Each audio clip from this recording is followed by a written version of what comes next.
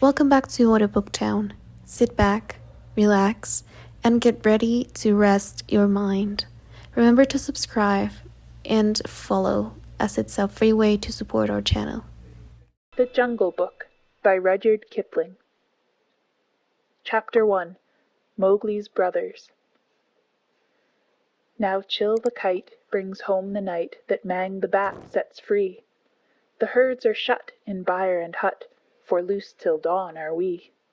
This is the hour of pride and power, talon and tush and claw. Oh, hear the call, good hunting all that keep the jungle law.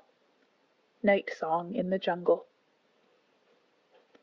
It was 7 o'clock of a very warm evening in the Seeonee Hills, when Father Wolf woke up from his day's rest, scratched himself, yawned, and spread out his paws one after the other to get rid of the sleepy feeling in their tips.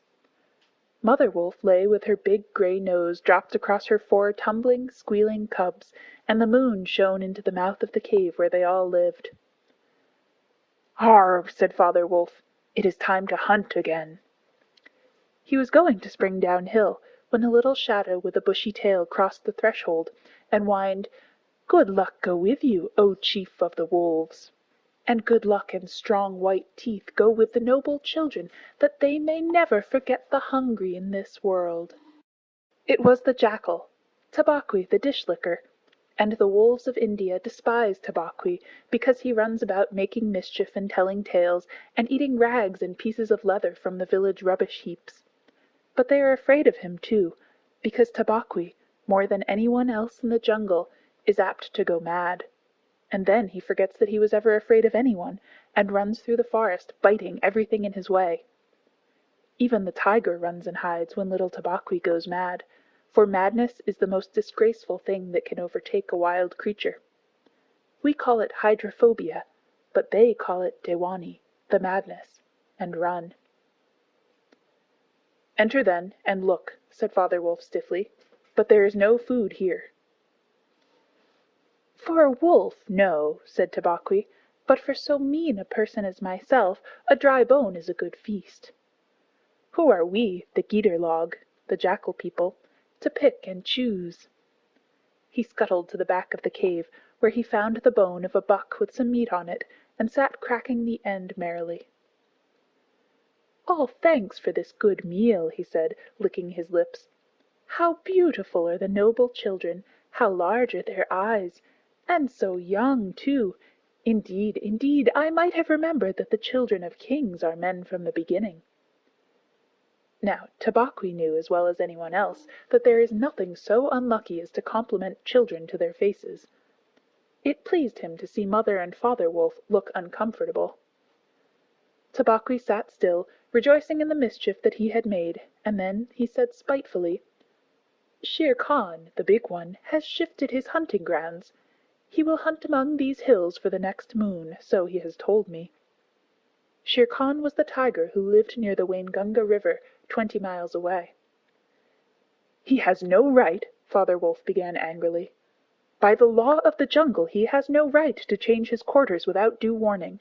He will frighten every head of game within 10 miles, and I have to kill for 2 these days." "His mother did not call him Lungri, the lame one, for nothing," said Mother Wolf quietly. "He has been lame in one foot from his birth. That is why he has only killed cattle. Now the villagers of the Waingunga are angry with him, and he has come here to make our villagers angry. They will scour the jungle for him when he is far away, and we and our children must run when the grass is set alight. Indeed, we are very grateful to Shere Khan." "Shall I tell him of your gratitude?" said Tabaqui. "Out!" snapped Father Wolf. "Out and hunt with thy master. Thou hast done harm enough for one night." "I go," said Tabaqui quietly. "He can hear Shere Khan below in the thickets. I might have saved myself the message." Father Wolf listened, and below in the valley that ran down to a little river he heard the dry, angry, snarly, sing-song whine of a tiger who has caught nothing and does not care if all the jungle knows it. "The fool," said Father Wolf, "to begin a night's work with that noise! Does he think that our buck are like his fat Waingunga bullocks?" "Hush!" "It is neither bullock nor buck he hunts tonight," said Mother Wolf. "It is man." The whine had changed to a sort of humming purr that seemed to come from every quarter of the compass. It was the noise that bewilders woodcutters and gypsies sleeping in the open, and makes them run sometimes into the very mouth of the tiger. "Man," said Father Wolf, showing all his white teeth. "Faugh! Are there not enough beetles and frogs in the tanks that he must eat man, and on our ground too?" The law of the jungle, which never orders anything without a reason, forbids every beast to eat man, except when he is killing to show his children how to kill, and then he must hunt outside the hunting grounds of his pack or tribe. The real reason for this is that man-killing means, sooner or later, the arrival of white men on elephants, with guns, and hundreds of brown men with gongs and rockets and torches. Then everybody in the jungle suffers. The reason the beasts give among themselves is that man is the weakest and most defenseless of all living things, and it is unsportsmanlike to touch him. They say, too, and it is true, that man-eaters become mangy and lose their teeth. The purr grew louder, and ended in the full-throated "Arr!" of the tiger's charge. Then there was a howl, an untigerish howl, from Shere Khan. "He has missed," said Mother Wolf. "What is it?" Father Wolf ran out a few paces, and heard Shere Khan muttering and mumbling savagely as he tumbled about in the scrub. "The fool has had no more sense than to jump at a woodcutter's campfire, and has burned his feet," said Father Wolf with a grunt. "Tabaqui is with him." "Something is coming uphill," said Mother Wolf, twitching one ear. "Get ready." The bushes rustled a little in the thicket, and Father Wolf dropped with his haunches under him, ready for his leap. Then, if you had been watching, you would have seen the most wonderful thing in the world. The wolf checked in mid-spring. He made his bound before he saw what he was jumping at, and then he tried to stop himself. The result was that he shot up straight into the air for 4 or 5 feet, landing almost where he left the ground. "Man!" he snapped. "A man's cub! Look!" Directly in front of him, holding on by a low branch, stood a naked brown baby who could just walk, as soft and as dimpled a little atom as ever came to a wolf's cave at night. He looked up into Father Wolf's face and laughed. "Is that a man's cub?" said Mother Wolf. "I have never seen one. Bring it here." A wolf accustomed to moving his own cubs can, if necessary, mouth an egg without breaking it, and though Father Wolf's jaws closed right on the child's back, not a tooth even scratched the skin as he laid it down among the cubs. "How little, how naked, and how bold," said Mother Wolf softly. The baby was pushing his way between the cubs to get closer to the warm hide. "Ahai! He is taking his meal with the others. And so this is a man's cub. Now, was there ever a wolf that could boast of a man's cub among her children?" "I have heard now and again of such a thing, but never in our pack or in my time," said Father Wolf. "He is altogether without hair, and I could kill him with a touch of my foot. But see, he looks up and is not afraid." The moonlight was blocked out of the mouth of the cave, for Shere Khan's great head and shoulders were thrust into the entrance. Tabaqui, behind him, was squeaking, my lord, it went in here." "Shere Khan does us great honor," said Father Wolf, but his eyes were very angry. "What does Shere Khan need?" "My quarry. A man's cub went this way," said Shere Khan. "Its parents have run off. Give it to me." Shere Khan had jumped at a woodcutter's campfire, as Father Wolf had said, and was furious from the pain of his burned feet. But Father Wolf knew that the mouth of the cave was too narrow for a tiger to come in by. Even where he was, Shere Khan's shoulders and forepaws were cramped for want of room, as a man's would be if he tried to fight in a barrel. "The wolves are a free people," said Father Wolf. "They take orders from the head of the pack, and not from any striped cattle-killer. The man's cub is ours, to kill if we choose." "Ye choose and ye do not choose. What talk is this of choosing? By the bull that I killed, am I to stand nosing in your dog's den for my fair dues? It is I, Shere Khan, who speak." The tiger's roar filled the cave with thunder. Mother Wolf shook herself free of the cubs and sprang forward, her eyes like two green moons in the darkness, facing the blazing eyes of Shere Khan. "And it is I, Raksha, the demon, who answers. The man's cub is mine, Lungri, mine to me. He shall not be killed. He shall live to run with the pack and to hunt with the pack, and in the end, look you, hunter of little naked cubs, frog-eater, fish-killer, he shall hunt thee. Now get hence, or by Sambur that I killed, I eat no starved cattle. Back thou goest to thy mother, burned beast of the jungle, lamer than ever thou camest into the world. Go!" Father Wolf looked on amazed. He had almost forgotten the days when he won Mother Wolf in fair fight from 5 other wolves, when she ran in the pack and was not called the demon for compliment's sake. Shere Khan might have faced Father Wolf, but he could not stand up against Mother Wolf, for he knew that where he was she had all the advantage of the ground, and would fight to the death.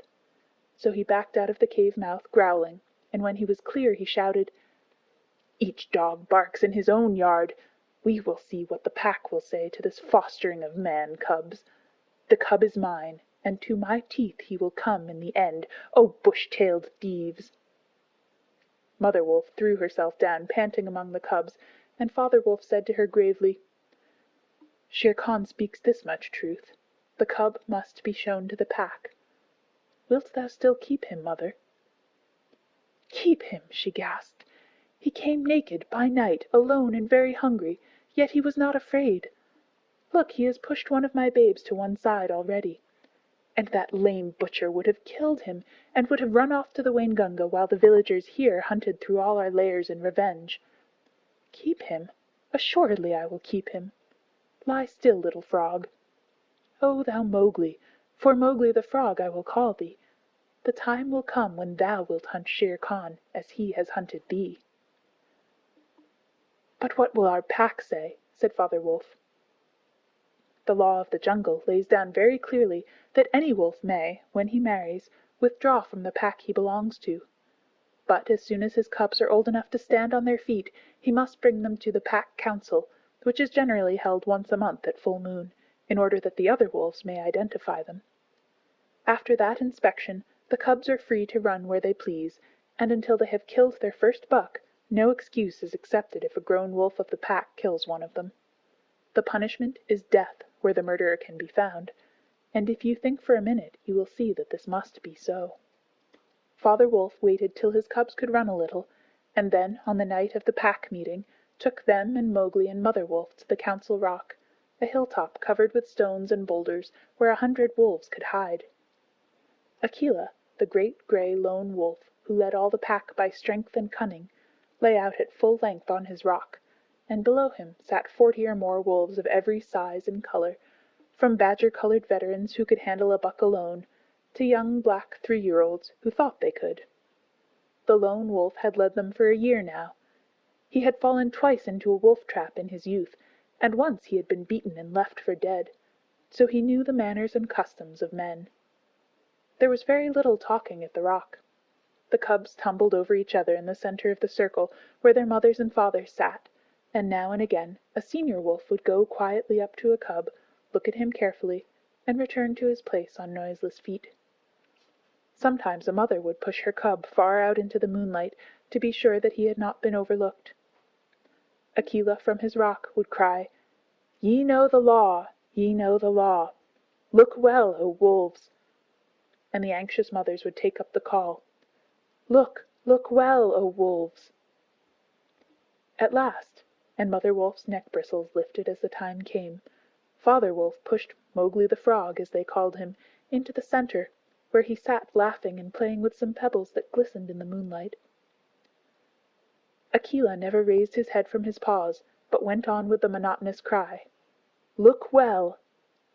A muffled roar came up from behind the rocks, the voice of Shere Khan crying, "The cub is mine! Give him to me! What have the free people to do with a man's cub?" Akela never even twitched his ears. All he said was, "Look well, O wolves! What have the free people to do with the orders of any save the free people? Look well!" There was a chorus of deep growls, and a young wolf in his 4th year flung back Shere Khan's question to Akela. "What have the Free People to do with a man's cub?" Now, the law of the jungle lays down that if there is any dispute as to the right of a cub to be accepted by the pack, he must be spoken for by at least 2 members of the pack who are not his father and mother. "Who speaks for this cub?" said Akela. "Among the Free People, who speaks?" There was no answer, and Mother Wolf got ready for what she knew would be her last fight, if things came to fighting. Then the only other creature who is allowed at the pack council, Baloo, the sleepy brown bear who teaches the wolf cubs the law of the jungle, old Baloo, who can come and go where he pleases because he eats only nuts and roots and honey, rose upon his hind quarters and grunted. "The man's cub? The man's cub?" he said. "I speak for the man's cub. There is no harm in a man's cub. I have no gift of words, but I speak the truth. Let him run with the pack and be entered with the others. I myself will teach him." "We need yet another," said Akela. "Baloo has spoken, and he is our teacher for the young cubs. Who speaks besides Baloo?" A black shadow dropped down into the circle. It was Bagheera, the Black Panther, inky black all over, but with the panther markings showing up in certain lights like the pattern of watered silk. Everybody knew Bagheera, and nobody cared to cross his path, for he was as cunning as Tabaqui, as bold as the wild buffalo, and as reckless as the wounded elephant.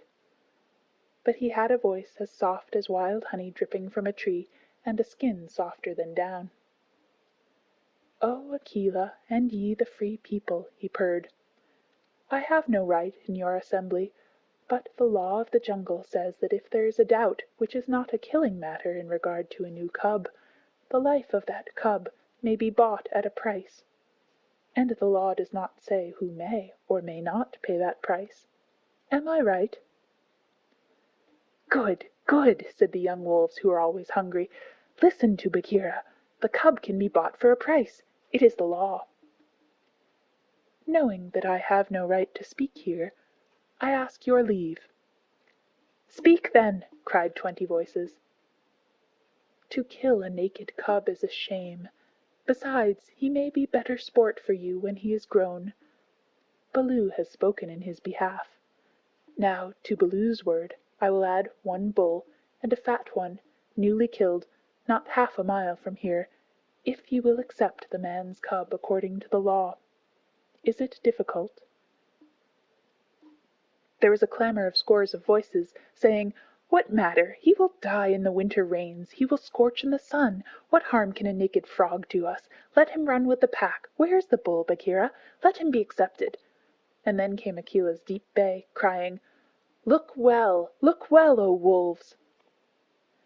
Mowgli was still deeply interested in the pebbles, and he did not notice when the wolves came and looked at him one by one. At last they all went down the hill for the dead bull, and only Akela, Bagheera, Baloo, and Mowgli's own wolves were left. Shere Khan roared still in the night, for he was very angry that Mowgli had not been handed over to him. "Ay, roar well," said Bagheera under his whiskers. "For the time will come when this naked thing will make thee roar to another tune, or I know nothing of man." "It was well done," said Akela. "Men and their cubs are very wise. He may be a help in time." "Truly a help in time of need, for none can hope to lead the pack forever," said Bagheera. Akela said nothing. He was thinking of the time that comes to every leader of every pack, when his strength goes from him, and he gets feebler and feebler, till at last he is killed by the wolves, and a new leader comes up, to be killed in his turn. "Take him away," he said to Father Wolf, "and train him as befits one of the Free People." And that is how Mowgli was entered into the Seeonee wolf pack, for the price of a bull and on Baloo's good word. End of Chapter 1, Part 1. Chapter 1, Part 2. Now you must be content to skip 10 or 11 whole years, and only guess at all the wonderful life that Mowgli led among the wolves, because if it were written out it would fill ever so many books. He grew up with the cubs, though they, of course, were grown wolves almost before he was a child. And Father Wolf taught him his business and the meaning of things in the jungle, till every rustle in the grass, every breath of the warm night air, every note of the owls above his head, every scratch of a bat's claws as it roosted for a while in a tree, and every splash of every little fish jumping in a pool meant just as much to him as the work of his office means to a business man. When he was not learning, he sat out in the sun and slept and ate and went to sleep again. When he felt dirty or hot, he swam in the forest pools, and when he wanted honey, Baloo told him that honey and nuts were just as pleasant to eat as raw meat, he climbed up for it, and that Bagheera showed him how to do. Bagheera would lie out on a branch and call, "Come along, little brother," and at first Mowgli would cling like the sloth, but afterward he would fling himself up through the branches almost as boldly as the grey ape. He took his place at the Council Rock, too, when the pack met, and there he discovered that if he stared hard at any wolf, the wolf would be forced to drop his eyes, and so he used to stare for fun. At other times he would pick the long thorns out of the pads of his friends, for wolves suffer terribly from thorns and burrs in their coats. He would go down the hillside into the cultivated lands by night, and look very curiously at the villagers in their huts. But he had a mistrust of men, because Bagheera showed him a square box with a drop gate so cunningly hidden in the jungle that he nearly walked into it, and told him that it was a trap. He loved better than anything else to go with Bagheera into the dark, warm heart of the forest, to sleep all through the drowsy day, and at night see how Bagheera did his killing. Bagheera killed right and left as he felt hungry, and so did Mowgli, with one exception. As soon as he was old enough to understand things, Bagheera told him that he must never touch cattle, because he had been bought into the pack at the price of a bull's life. "All the jungle is thine," said Bagheera, "and thou canst kill everything that thou art strong enough to kill. But for the sake of the bull that bought thee, thou must never kill or eat any cattle, young or old. That is the law of the jungle." Mowgli obeyed faithfully. And he grew and grew strong, as a boy must grow who does not know that he is learning any lessons, and who has nothing in the world to think of except things to eat. Mother Wolf told him once or twice that Shere Khan was not a creature to be trusted, and that some day he must kill Shere Khan. But though a young wolf would have remembered that advice every hour, Mowgli forgot it because he was only a boy, though he would have called himself a wolf if he had been able to speak in any human tongue. Shere Khan was always crossing his path in the jungle, for as Akela grew older and feebler, the lame tiger had come to be great friends with the young wolves of the pack, who followed him for scraps, a thing Akela would never have allowed if he had dared to push his authority to the proper bounds. Then Shere Khan would flatter them, and wonder that such fine young hunters were content to be led by a dying wolf and a man's cub. "They tell me," Shere Khan would say, "that at council ye dare not look him between the eyes." And the young wolves would growl and bristle. Bagheera, who had eyes and ears everywhere, knew something of this, and once or twice he told Mowgli in so many words that Shere Khan would kill him some day. Mowgli would laugh and answer, "I have the pack, and I have thee. And Baloo, though he is so lazy, might strike a blow or two for my sake. Why should I be afraid?" It was one very warm day that a new notion came to Bagheera, born of something that he had heard. Perhaps Sahi the Porcupine had told him, but he said to Mowgli when they were deep in the jungle, as the boy lay with his head on Bagheera's beautiful black skin, "Little brother, how often have I told thee that Shere Khan is thy enemy?" "As many times as there are nuts on that palm," said Mowgli, who naturally could not count. "What of it? I am sleepy, Bagheera, and Shere Khan is all long tail and loud talk, like More the Peacock. But this is no time for sleeping. Baloo knows it. I know it. The pack know it. And even the foolish, foolish deer know it. Tabaqui has told thee too." "Ho, ho!" said Mowgli. "Tabaqui came to me not long ago with some rude talk that I was a naked man's cub and not fit to dig pig nuts. But I caught Tabaqui by the tail and swung him twice against a palm tree to teach him better manners." "That was foolish, for though Tabaqui is a mischief maker, he would have told thee something that concerned thee closely. Open those eyes, little brother. Shere Khan dare not kill thee in the jungle. But remember, Akela is very old, and soon the day comes when he cannot kill his buck, and then he will be a leader no more. Many of the wolves that looked thee over when thou wast brought to the council first are old too, and the young wolves believe, as Shere Khan has taught them, that a man-cub has no place with the pack. In a little time thou wilt be a man." "And what is a man that he should not run with his brothers?" said Mowgli. "I was born in the jungle. I have obeyed the law of the jungle, and there is no wolf of ours from whose paws I have not pulled a thorn. Surely they are my brothers." Bagheera stretched himself at full length and half shut his eyes. "Little brother," said he, "feel under my jaw." Mowgli put up his strong brown hand, and just under Bagheera's silky chin, where the giant rolling muscles were all hid by the glossy hair, he came upon a little bald spot. "There is no one in the jungle that knows that I, Bagheera, carry that mark, the mark of the collar. And yet, little brother, I was born among men, and it was among men that my mother died, in the cages of the king's palace at Odaipur. It was because of this that I paid the price for thee at the council when thou wast a little naked cub. Yes, I too was born among men. I had never seen the jungle.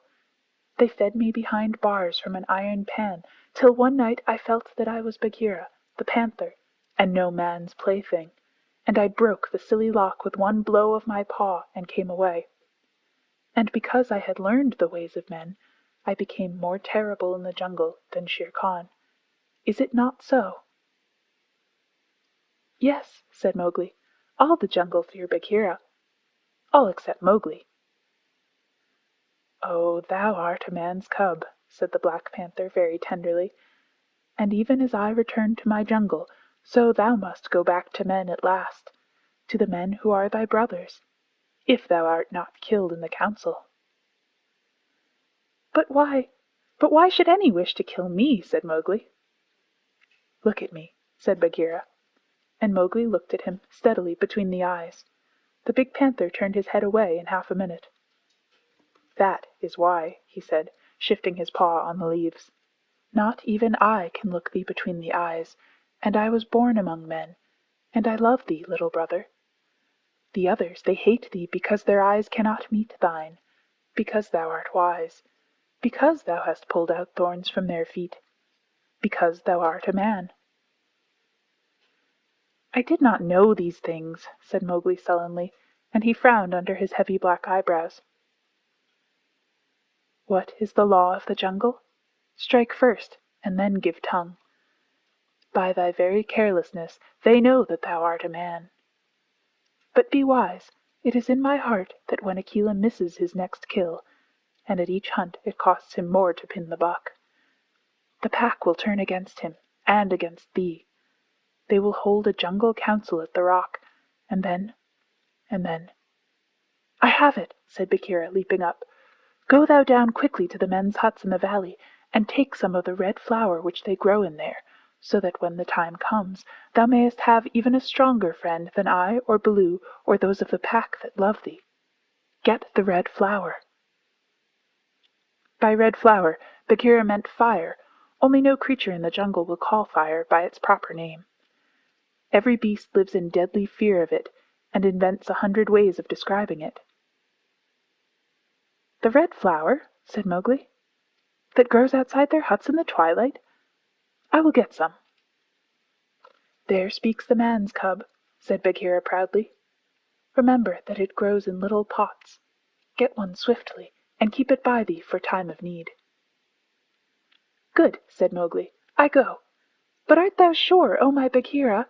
He slipped his arm around the splendid neck and looked deep into the big eyes. "Art thou sure that all this is Shere Khan's doing?"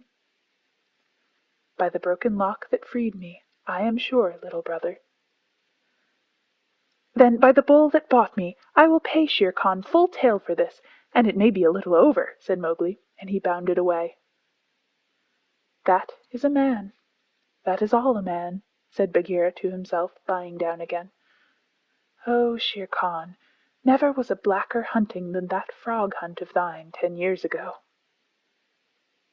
Mowgli was far and far through the forest, running hard, and his heart was hot in him.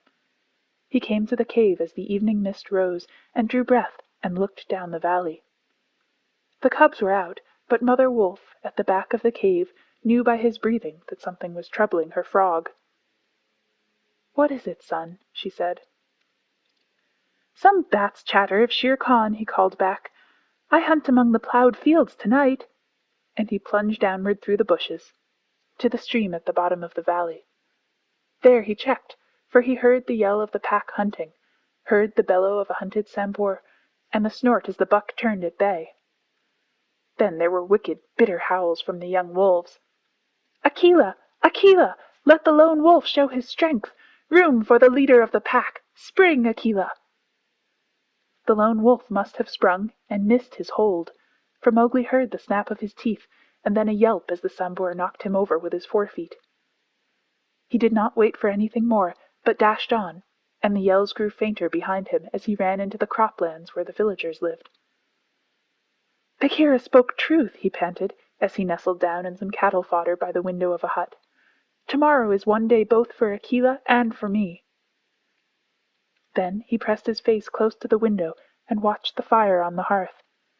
He saw the husbandman's wife get up and feed it in the night with black lumps, and when the morning came and the mists were all white and cold, he saw the man's child pick up a wicker pot plastered inside with earth, fill it with lumps of red-hot charcoal, put it under his blanket, and go out to tend the cows in the byre.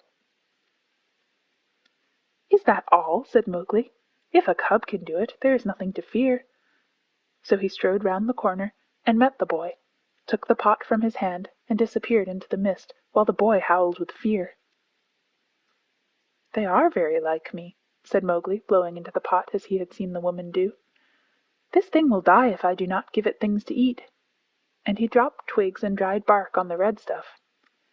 Halfway up the hill he met Bagheera, with the morning dew shining like moonstones on his coat. "Akela has missed," said the panther. "They would have killed him last night, but they needed thee also. They were looking for thee on the hill." "I was among the ploughed lands. I am ready. See!" Mowgli held up the fire-pot. "Good. Now I have seen men thrust a dry branch into that stuff, and presently the red flower blossomed at the end of it. Art thou not afraid?" "No. Why should I fear? I remember now, if it is not a dream, how before I was a wolf I lay beside the red flower, and it was warm and pleasant." All that day Mowgli sat in the cave tending his fire-pot and dipping dry branches into it to see how they looked. He found a branch that satisfied him, and in the evening when Tabaqui came to the cave and told him, rudely enough, that he was wanted at the Council Rock, he laughed till Tabaqui ran away. Then Mowgli went to the council, still laughing. Akela the lone wolf lay by the side of his rock as a sign that the leadership of the pack was open, and Shere Khan, with his following of scrap-fed wolves, walked to and fro, openly being flattered. Bagheera lay close to Mowgli, and the fire-pot was between Mowgli's knees. When they were all gathered together, Shere Khan began to speak, a thing he would never have dared to do when Akela was in his prime. "He has no right," whispered Bagheera. "Say so. He is a dog's son. He will be frightened." Mowgli sprang to his feet. "Free People!" he cried. "Does Shere Khan lead the pack? What has a tiger to do with our leadership?" "Seeing that the leadership is yet open, and being asked to speak," Shere Khan began. "By whom?" said Mowgli. "Are we all jackals, to fawn on this cattle butcher? The leadership of the pack is with the pack alone." There were yells of, "Silence, thou man's cub! Let him speak. He has kept our law." And at last the seniors of the pack thundered, "Let the dead wolf speak."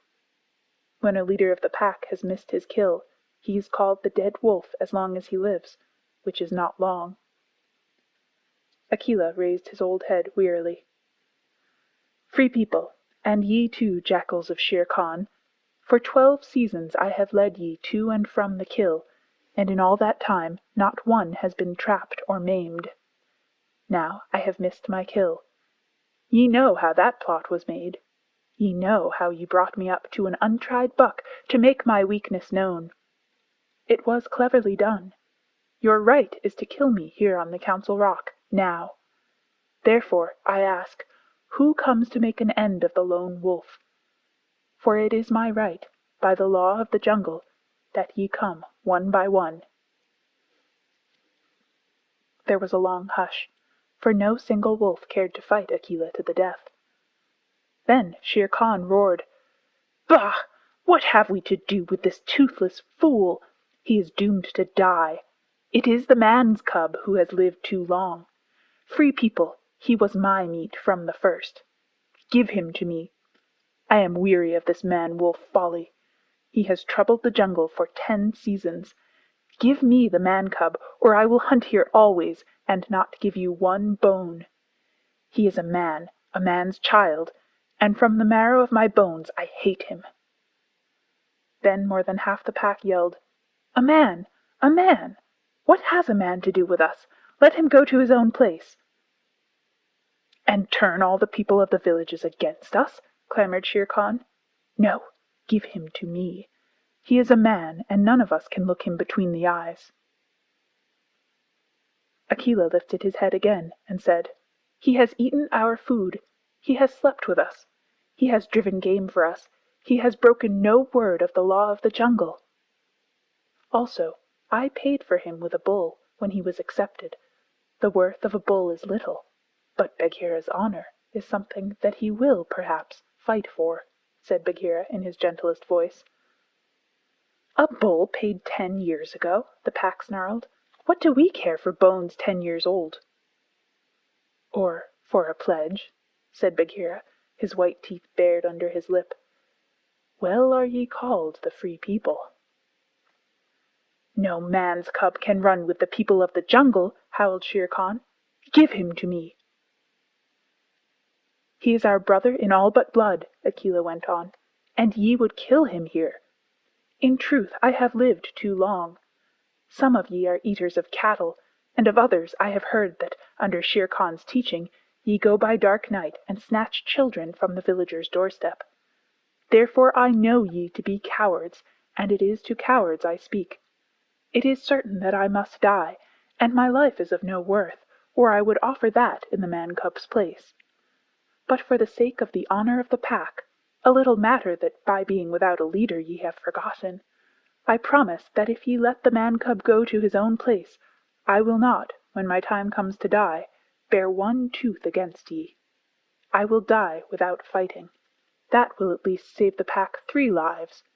More I cannot do, but if ye will, I can save ye the shame that comes of killing a brother against whom there is no fault, a brother spoken for and bought into the pack according to the law of the jungle." "He's a man, a man, a man!" snarled the pack, and most of the wolves began to gather round Shere Khan, whose tail was beginning to switch. "Now the business is in thy hands," said Bagheera to Mowgli. "We can do no more except fight." Mowgli stood upright, the fire-pot in his hands. Then he stretched out his arms and yawned in the face of the council, but he was furious with rage and sorrow, for, wolf-like, the wolves had never told him how they hated him. "Listen, you!" he cried. "There is no need for this dog's jabber. Ye have told me so often tonight that I am a man, and indeed I would have been a wolf with you to my life's end, that I feel your words are true. So I do not call ye my brothers any more, but sag, dogs, as a man should. What ye will do, and what ye will not do, is not yours to say. The matter is with me, and that we may see the matter more plainly, I, the man, have brought here a little of the red flower which ye dogs fear." He flung the fire-pot on the ground, and some of the red coals lit a tuft of dried moss that flared up as all the council drew back in terror before the leaping flames.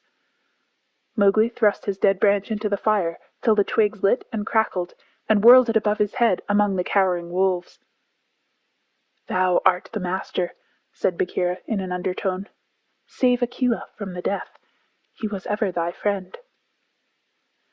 Akela, the grim old wolf who had never asked for mercy in his life, gave one piteous look at Mowgli as the boy stood all naked, his long black hair tossing over his shoulders in the light of the blazing branch that made the shadows jump and quiver.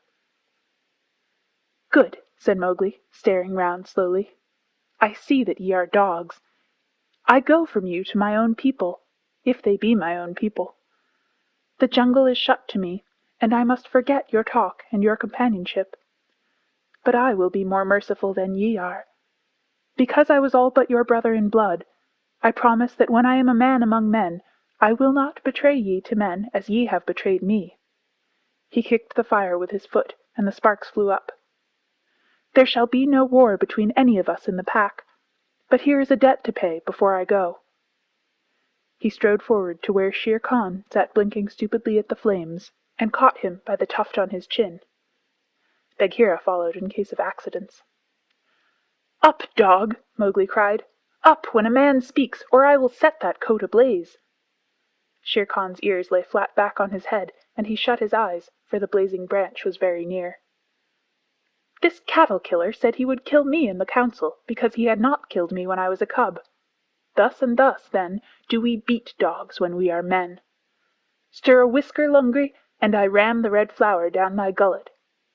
He beat Shere Khan over the head with the branch, and the tiger whimpered and whined in an agony of fear.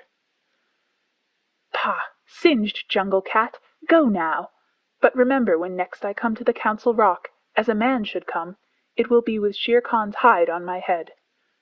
For the rest, Akela goes free to live as he pleases. Ye will not kill him, because that is not my will. Nor do I think that ye will sit here any longer, lolling out your tongues as though ye were somebodies instead of dogs whom I drive out, thus. Go!" The fire was burning furiously at the end of the branch, and Mowgli struck right and left round the circle, and the wolves ran howling with the sparks burning their fur. At last there were only Akela, Bagheera, and perhaps 10 wolves that had taken Mowgli's part. Then something began to hurt Mowgli inside him, as he had never been hurt in his life before, and he caught his breath and sobbed, and the tears ran down his face. "What is it? What is it?" he said. "I do not wish to leave the jungle, and I do not know what this is. Am I dying, Bagheera?" "No, little brother. That is only tears, such as men use," said Bagheera. "Now I know thou art a man, and a man's cub no longer. The jungle is shut indeed to thee henceforward. Let them fall, Mowgli. They are only tears."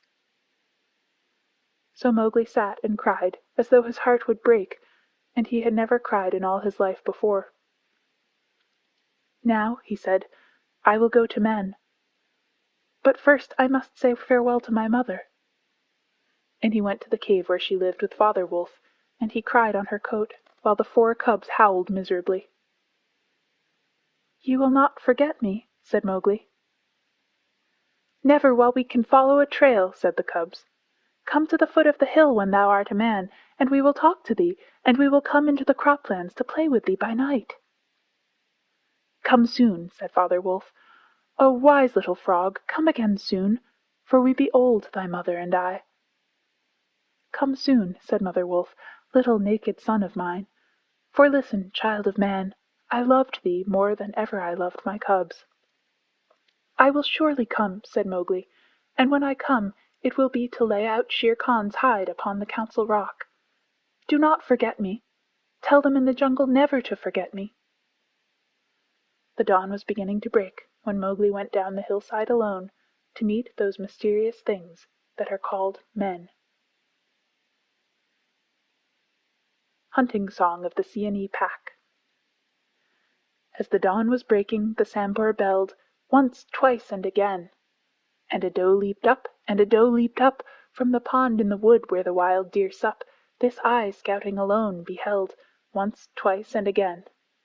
As the dawn was breaking, the Sambhur belled, once, twice, and again.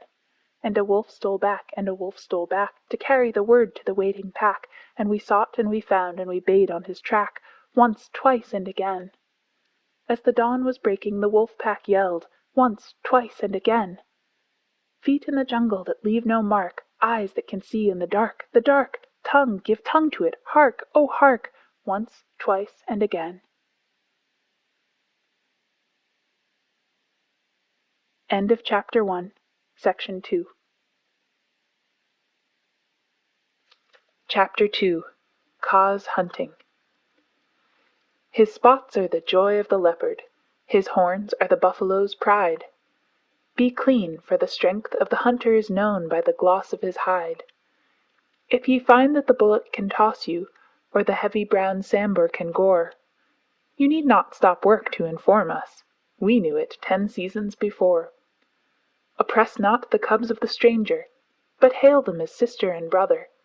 For though they are little and fubsy, it may be the bear is their mother. There is none like me, says the cub in the pride of his earliest kill. But the jungle is large, and the cub he is small. Let him think and be still. Maxims of Baloo. All that is told here happened some time before Mowgli was turned out of the Seeonee wolf pack, or revenged himself on Shere Khan the tiger. It was in the days when Baloo was teaching him the law of the jungle. The big, serious old brown bear was delighted to have so quick a pupil, for the young wolves will only learn as much of the law of the jungle as applies to their own pack and tribe, and run away as soon as they can repeat the hunting verse, "Feet that make no noise, eyes that can see in the dark, ears that can hear the winds in their lairs, and sharp white teeth. All these things are the marks of our brothers, except Tabaqui the jackal and the hyena, whom we hate." But Mowgli, as a man-cub, had to learn a great deal more than this.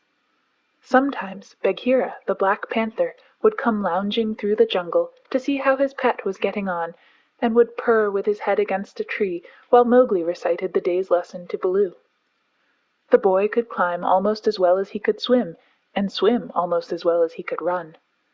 So Baloo, the teacher of the law, taught him the wood and water laws, how to tell a rotten branch from a sound one, how to speak politely to the wild bees when he came upon a hive of them 50 feet above the ground, what to say to Mang the bat when he disturbed him in the branches at midday, and how to warn the water snakes in the pools before he splashed down among them. None of the jungle people like being disturbed, and all are very ready to fly at an intruder.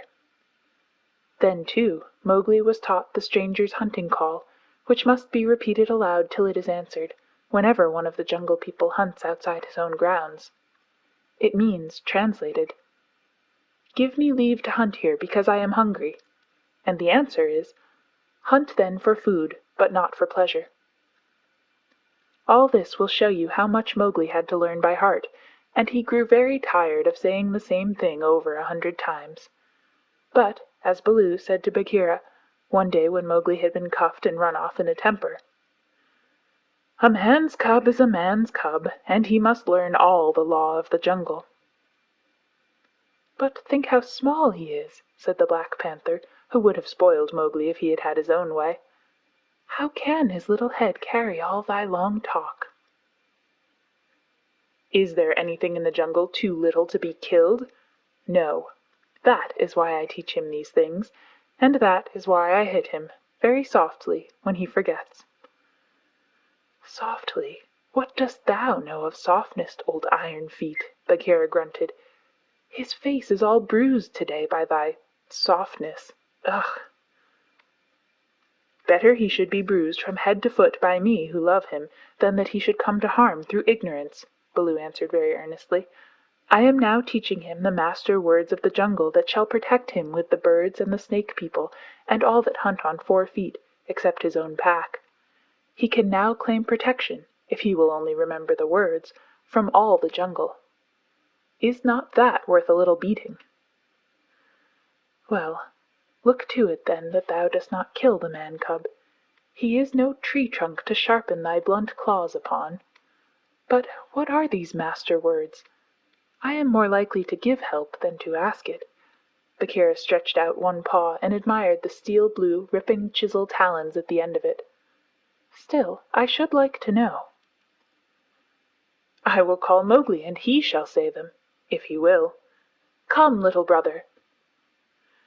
"My head is ringing like a bee-tree," said a sullen little voice over their heads, and Mowgli slid down a tree-trunk, very angry and indignant, adding as he reached the ground, I come for Bagheera, and not for thee, fat old Baloo." "That is all one to me," said Baloo, though he was hurt and grieved. "Tell Bagheera, then, the master words of the jungle that I have taught thee this day." "Master words for which people?" said Mowgli, delighted to show off. "The jungle has many tongues. I know them all." "A little thou knowest, but not much. See, O Bagheera, they never thank their teacher. Not one small wolfling has ever come back to thank old Baloo for his teachings. Say the word for the hunting people, then, great scholar." "We be of one blood, ye and I," said Mowgli, giving the words the Bear accent which all the hunting people use. "Good. Now for the birds," Mowgli repeated, with the kite's whistle at the end of the sentence. "Now for the Snake people," said Bagheera. The answer was a perfectly indescribable hiss, and Mowgli kicked up his feet behind, clapped his hands together to applaud himself, and jumped on to Bagheera's back, where he sat sideways, drumming with his heels on the glossy skin, and making the worst faces he could think of at Baloo. "There, there! That was worth a little bruise," said the brown bear tenderly. "Some day thou wilt remember me." Then he turned aside to tell Bagheera how he had begged the master words from Hathi the wild elephant, who knows all about these things, and how Hathi had taken Mowgli down to a pool to get the snake word from a water snake, because Baloo could not pronounce it, and how Mowgli was now reasonably safe against all accidents in the jungle, because neither snake, bird, nor beast would hurt him. "No one, then, is to be feared," Baloo wound up, patting his big furry stomach with pride. "Except his own tribe," said Bagheera under his breath, and then aloud to Mowgli, "Have a care for my ribs, little brother. What is all this dancing up and down?" Mowgli had been trying to make himself heard by pulling at Bagheera's shoulder fur and kicking hard. When the two listened to him, he was shouting at the top of his voice, "And so I shall have a tribe of my own, and lead them through the branches all day long." "What is this new folly, little dreamer of dreams?" said Bagheera. "Yes, and throw branches and dirt at old Baloo," Mowgli went on. "They have promised me this. Ah!" Woof! Baloo's big paw scooped Mowgli off Bagheera's back, and as the boy lay between the big forepaws, he could see the bear was angry. "Mowgli," said Baloo, "thou hast been talking with the Bandar log, the Monkey People." Mowgli looked at Bagheera to see if the panther was angry too, and Bagheera's eyes were as hard as jadestones. "Thou hast been with the Monkey People, the grey apes, the people without a law, the eaters of everything. That is great shame." "When Baloo hurt my head," said Mowgli, he was still on his back, "I went away, and the grey apes came down from the trees and had pity on me. No one else cared." He snuffled a little. "The pity of the Monkey People," Baloo snorted. "The stillness of the mountain stream, the cool of the summer sun. And then, man cub?" And then they gave me nuts and pleasant things to eat, and they carried me in their arms up to the top of the trees and said I was their blood brother, except that I had no tail, and should be their leader some day." "They have no leader," said Bagheera. "They lie. They have always lied." "They were very kind and bade me come again. Why have I never been taken among the Monkey People? They stand on their feet as I do. They do not hit me with hard paws. They play all day. Let me get up. Bad Baloo, let me up. I will play with them again." "Listen, man cub," said the bear, and his voice rumbled like thunder on a hot night. "I have taught thee all the law of the jungle for all the peoples of the jungle, except the monkey folk who live in the trees. They have no law. They are outcast. They have no speech of their own, but use the stolen words which they overhear when they listen and peep and wait up above in the branches. Their way is not our way. They are without leaders. They have no remembrance. They boast and chatter and pretend that they are a great people about to do great affairs in the jungle, but the falling of a nut turns their minds to laughter and all is forgotten. We of the jungle have no dealings with them. We do not drink where the monkeys drink. We do not go where the monkeys go. We do not hunt where they hunt. We do not die where they die. Hast thou ever heard me speak of the Bandar log till today?" "No," said Mowgli in a whisper, for the forest was very still now Baloo had finished. "The Jungle People put them out of their mouths and out of their mind. They are very many, evil, dirty, shameless, and they desire, if they have any fixed desire, to be noticed by the Jungle People. But we do not notice them, even when they throw nuts and filth on our heads." He had hardly spoken when a shower of nuts and twigs spattered down through the branches, and they could hear coughings and howlings and angry jumpings high up in the air among the thin branches. "The Monkey People are forbidden," said Baloo. "Forbidden to the Jungle People. Remember." "Forbidden," said Bagheera, "but I still think Baloo should have warned thee against them." "I? I? How was I to guess he would play with such dirt? The Monkey People! Faugh!" A fresh shower came down on their heads, and the two trotted away, taking Mowgli with them. What Baloo had said about the monkeys was perfectly true. They belonged to the tree tops, and as beasts very seldom look up, there was no occasion for the monkeys and the Jungle People to cross each other's path. But whenever they found a sick wolf or a wounded tiger or bear, the monkeys would torment him, and would throw sticks and nuts at any beast for fun and in the hope of being noticed. Then they would howl and shriek senseless songs, and invite the Jungle People to climb up their trees and fight them, or would start furious battles over nothing among themselves, and leave the dead monkeys where the Jungle People could see them.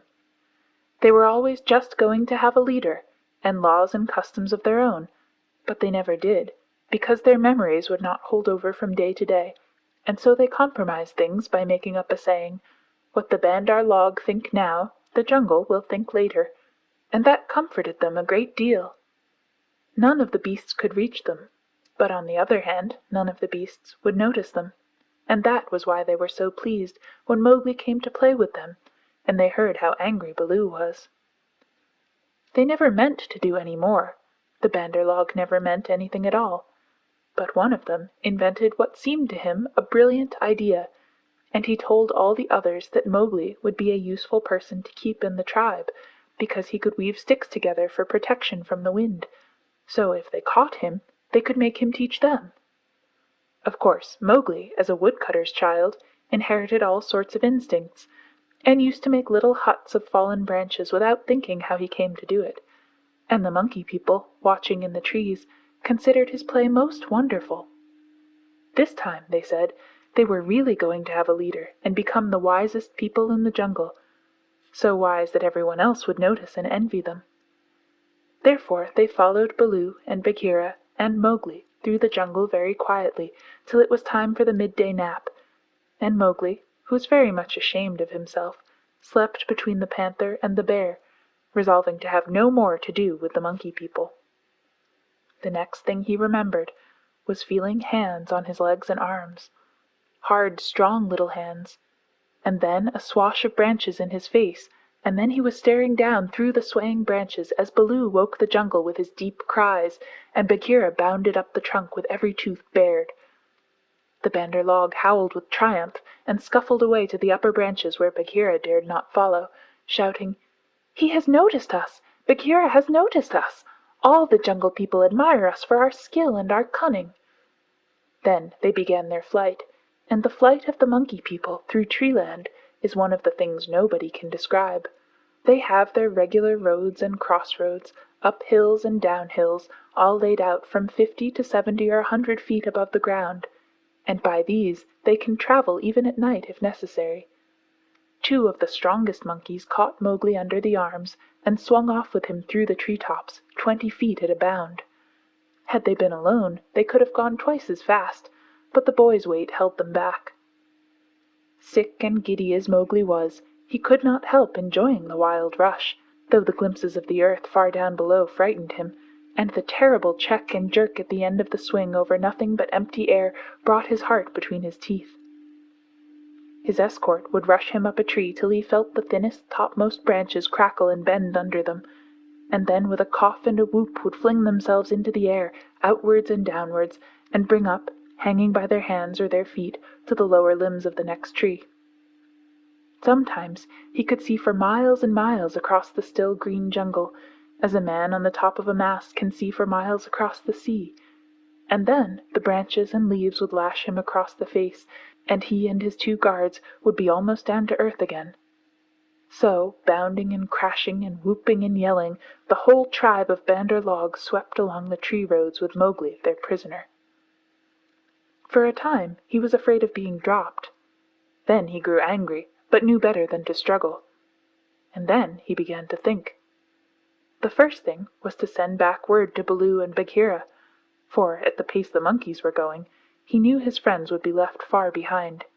It was useless to look down, for he could only see the top sides of the branches, so he stared upwards and saw, far away in the blue, Chil the kite balancing and wheeling as he kept watch over the jungle, waiting for things to die.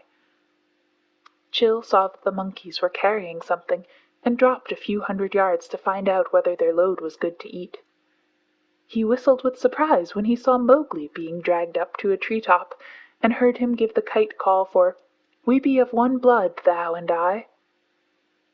The waves of the branches closed over the boy, but Chil balanced away to the next tree in time to see the little brown face come back up again.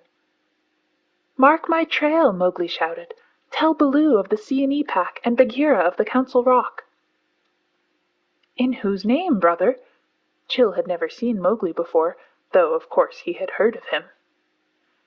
"Mowgli the Frog, Man Cub they call me. Mark my trail!" The last words were shrieked as he was being swung through the air, but Chil nodded and rose up till he looked no bigger than a speck of dust, and there he hung, watching with his telescope eyes the swaying of the tree-tops as Mowgli's escort whirled along. "They never go far," he said with a chuckle. "They never do what they set out to do. Always pecking at new things are the Bandar Log.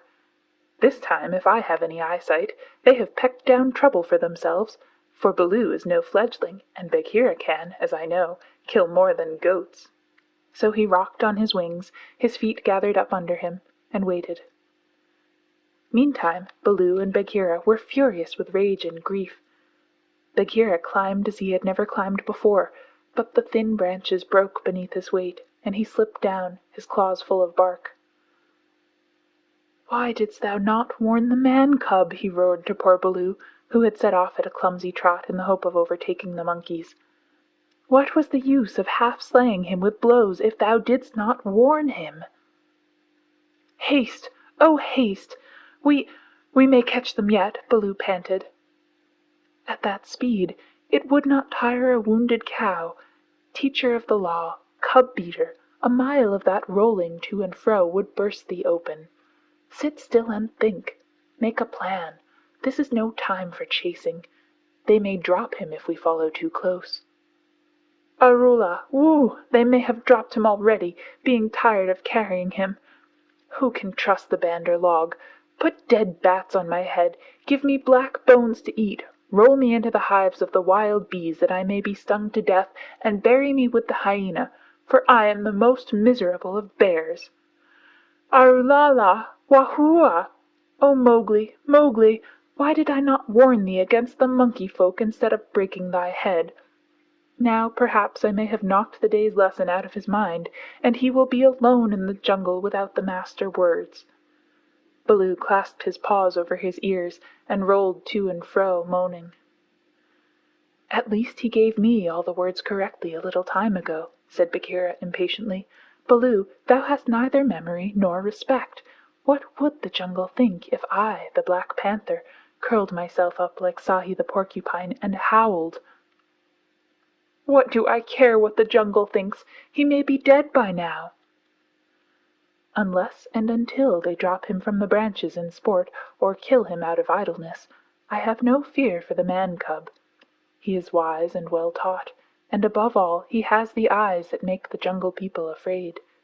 But, and it is a great evil, he is in the power of the Bandar Log, and they, because they live in trees, have no fear of any of our people." Bagheera licked one forepaw thoughtfully. "Fool that I am! Oh, fat, brown, root-digging fool that I am!" said Baloo, uncoiling himself with a jerk. "It is true what Hathi the Wild Elephant says. To each his own fear.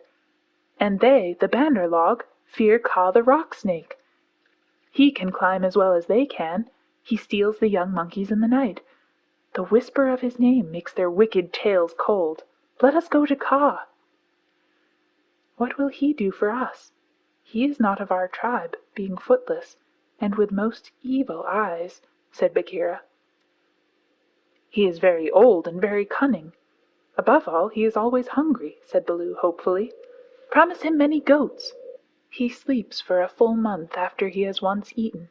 He may be asleep now, and even were he awake, what if he would rather kill his own goats?" Bagheera, who did not know much about Kaa, was naturally suspicious.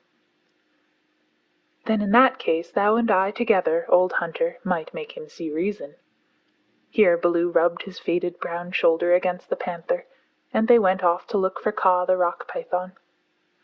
They found him stretched out on a warm ledge in the afternoon sun, admiring his beautiful new coat, for he had been in retirement for the last 10 days, changing his skin, and now he was very splendid, darting his big blunt-nosed head along the ground, and twisting the 30 feet of his body into fantastic knots and curves, and licking his lips as he thought of his dinner to come.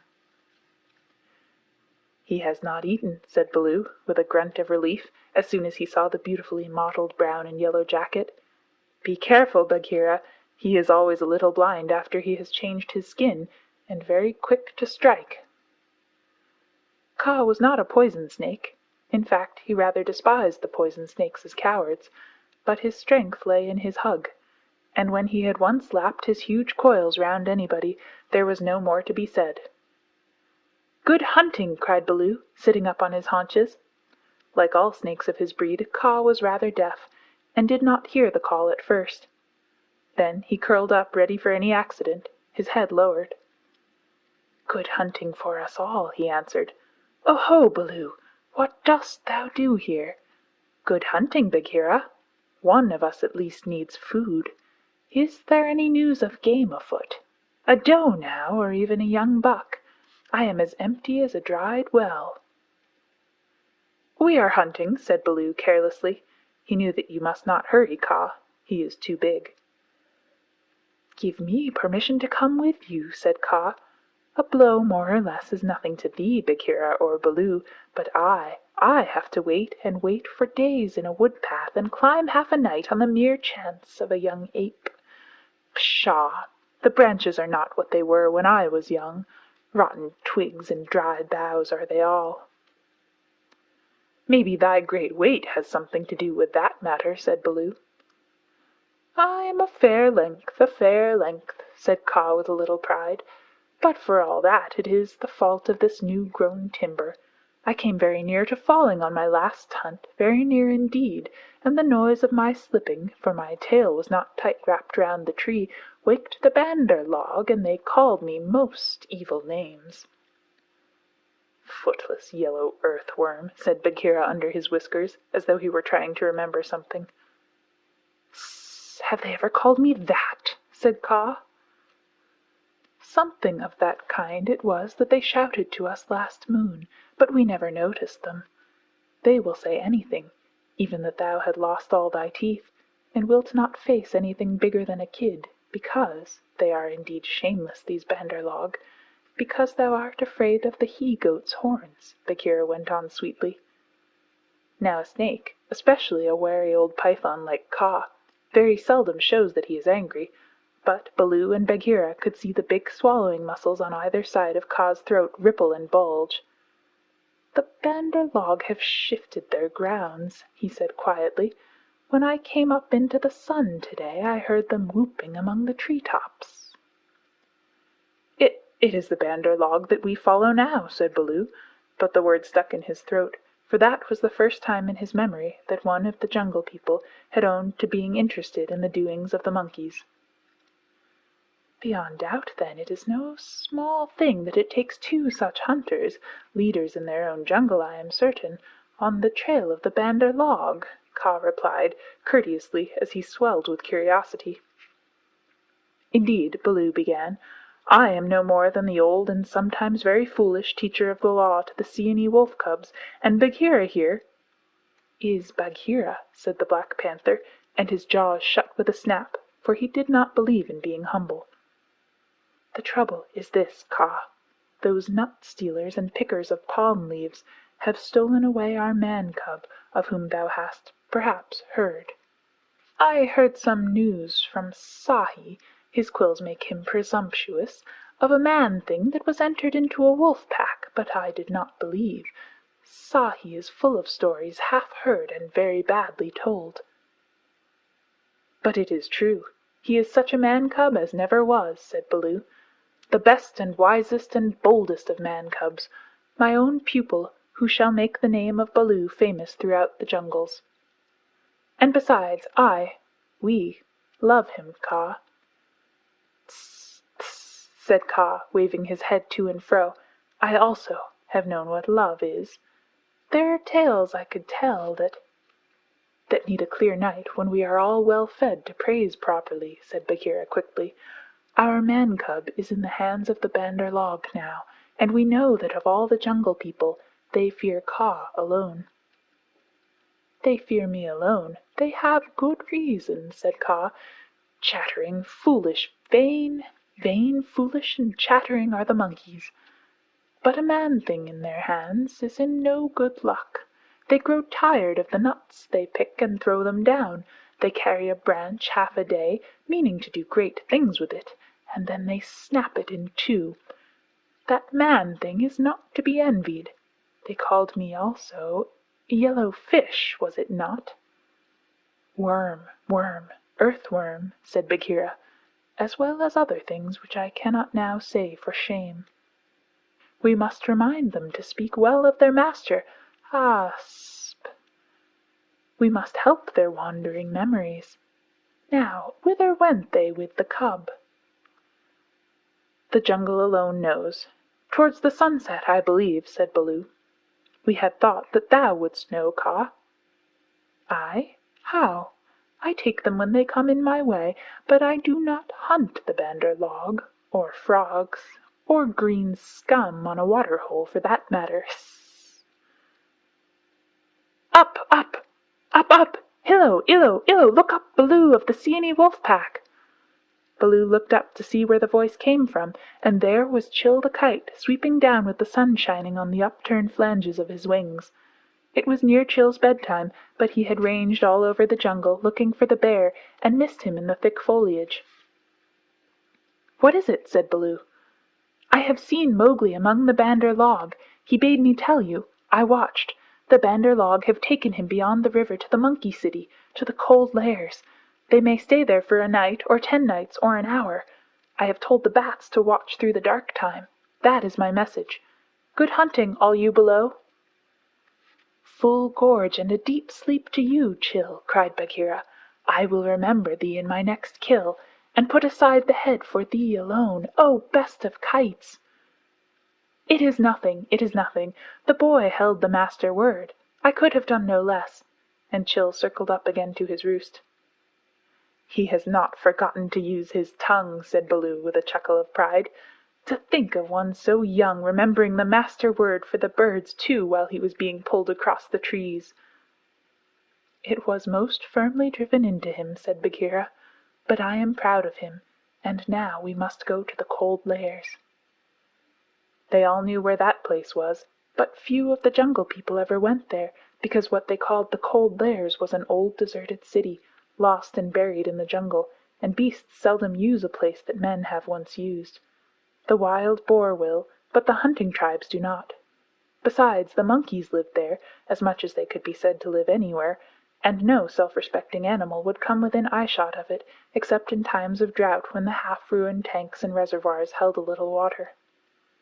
"It is half a night's journey, at full speed," said Bagheera, and Baloo looked very serious.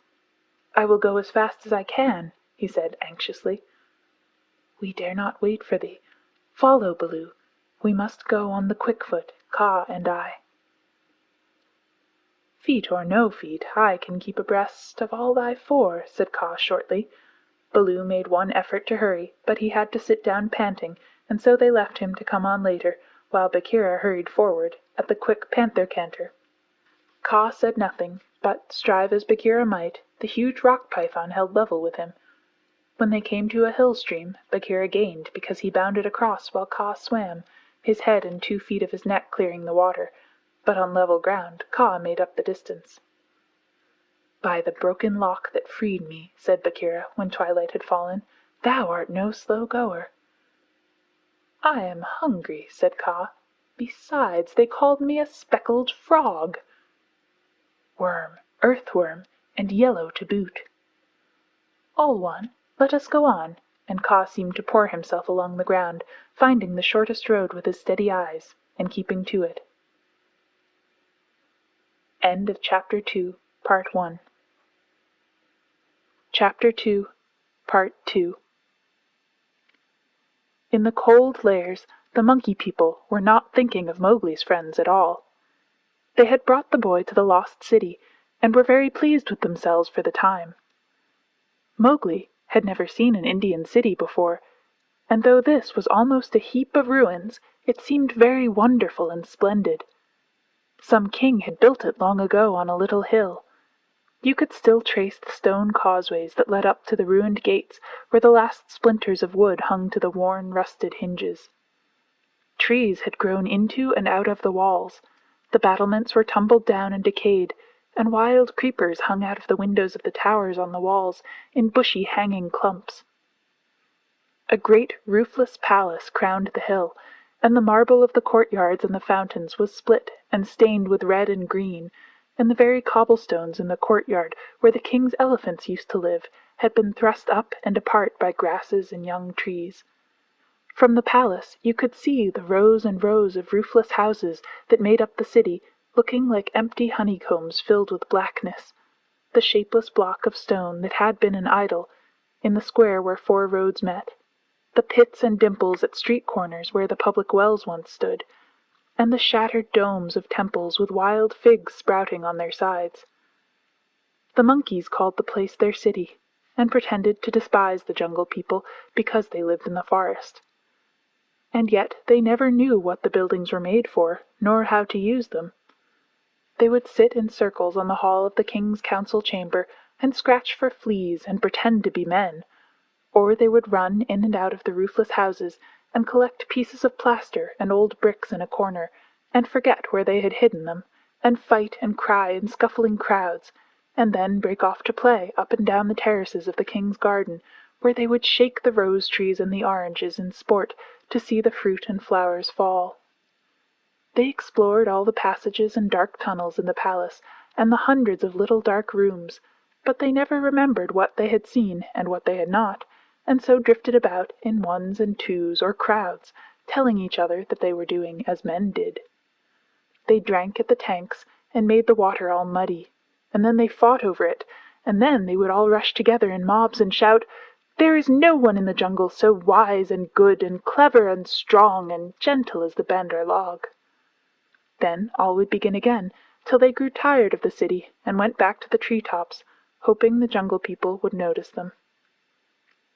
Mowgli, who had been trained under the law of the jungle, did not like or understand this kind of life.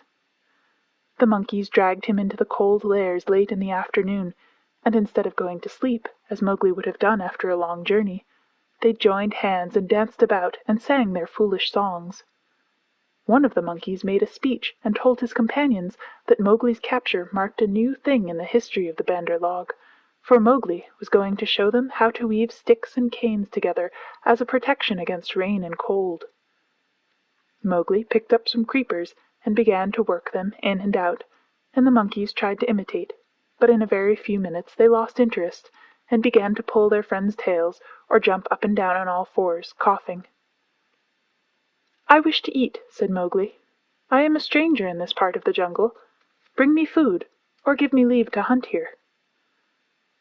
20 or 30 monkeys bounded away to bring him nuts and wild pawpaws, but they fell to fighting on the road, and it was too much trouble to go back with what was left of the fruit. Mowgli was sore and angry, as well as hungry, and he roamed through the empty city, giving the stranger's hunting call from time to time, but no one answered him, and Mowgli felt that he had reached a very bad place indeed. "All that Baloo has said about the Bandar log is true," he thought to himself. "They have no law, no hunting call, and no leaders, nothing but foolish words and little picking thievish hands. So if I am starved or killed here, it will be all my own fault. But I must try to return to my own jungle. Baloo will surely beat me, but that is better than chasing silly rose-leaves with the Bandar log." No sooner had he walked to the city wall than the monkeys pulled him back, telling him that he did not know how happy he was, and pinching him to make him grateful. He set his teeth and said nothing, but went with the shouting monkeys to a terrace above the red sandstone reservoirs that were half full of rain-water. There was a ruined summer-house of white marble in the centre of the terrace, built for queens dead 100 years ago. The domed roof had half fallen in and blocked up the underground passage from the palace by which the queens used to enter. But the walls were made of screens of marble tracery, beautiful milk-white fretwork, set with agates and cornelians and jasper and lapis lazuli, and as the moon came up behind the hill, it shone through the open work, casting shadows on the ground like black velvet embroidery. Sore, sleepy, and hungry as he was, Mowgli could not help laughing when the Bandar log began, 20 at a time, to tell him how great and wise and strong and gentle they were, and how foolish he was to wish to leave them. "We are great, we are free, we are wonderful, we are the most wonderful people in all the jungle. We all say so, and so it must be true," they shouted. "Now, as you are a new listener and can carry our words back to the jungle people so that they may notice us in the future, we will tell you all about our most excellent selves." Mowgli made no objection, and the monkeys gathered by hundreds and hundreds on the terrace to listen to their own speakers singing the praises of the Bandar log. And whenever a speaker stopped for want of breath, they would all shout together, "This is true! We all say so!" Mowgli nodded and blinked, and said yes when they asked him a question, and his head spun with all the noise. "Tabaqui the jackal must have bitten all these people," he said to himself, "and now they have the madness. Certainly this is Dewani, the madness. Do they never go to sleep? Now there is a cloud coming to cover the moon. If it were only a big enough cloud, I might try to run away in the darkness. But I am tired." That same cloud was being watched by two good friends in the ruined ditch below the city wall, for Bagheera and Kaa, knowing well how dangerous the monkey people were in large numbers, did not wish to run any risks. The monkeys never fight unless they are 100 to 1, and few in the jungle care for those odds. "I will go to the west wall," Kaa whispered, "and come swiftly down the slope of the ground in my favor. They will not throw themselves upon my back in their hundreds, but—" "I know it," said Bagheera. "Would that Baloo were here, but we must do what we can. When that cloud covers the moon, I shall go by the terrace. They hold some sort of council there over the boy." "Good hunting," said Kaa grimly, and glided away to the west wall. That happened to be the least ruined of any, and the big snake was delayed a while before he could find a way up the stones. The cloud hid the moon, and as Mowgli wondered what would come next, he heard Bagheera's light feet on the terrace. The Black Panther had raced up the slope almost without a sound, and was striking — he knew better than to waste time in biting — right and left among the monkeys, who were seated round Mowgli in circles 50 and 60 deep. There was a howl of fright and rage, and then, as Bagheera tripped on the rolling, kicking bodies beneath him, a monkey shouted, "There's only one here! Kill him! Kill!" A scuffling mass of monkeys, biting, scratching, tearing, and pulling, closed over Bagheera, while 5 or 6 laid hold of Mowgli, dragged him up the wall of the summer-house, and pushed him through the hole of the broken dome. A man-trained boy would have been badly bruised, for the fall was a good 15 feet, but Mowgli fell as Baloo had taught him to fall, and landed on his feet. "Stay there," shouted the monkeys, "till we have killed thy friends, and later we will play with thee, if the poison people leave thee alive." "We be of one blood, ye and I," said Mowgli, quickly giving the snake's call.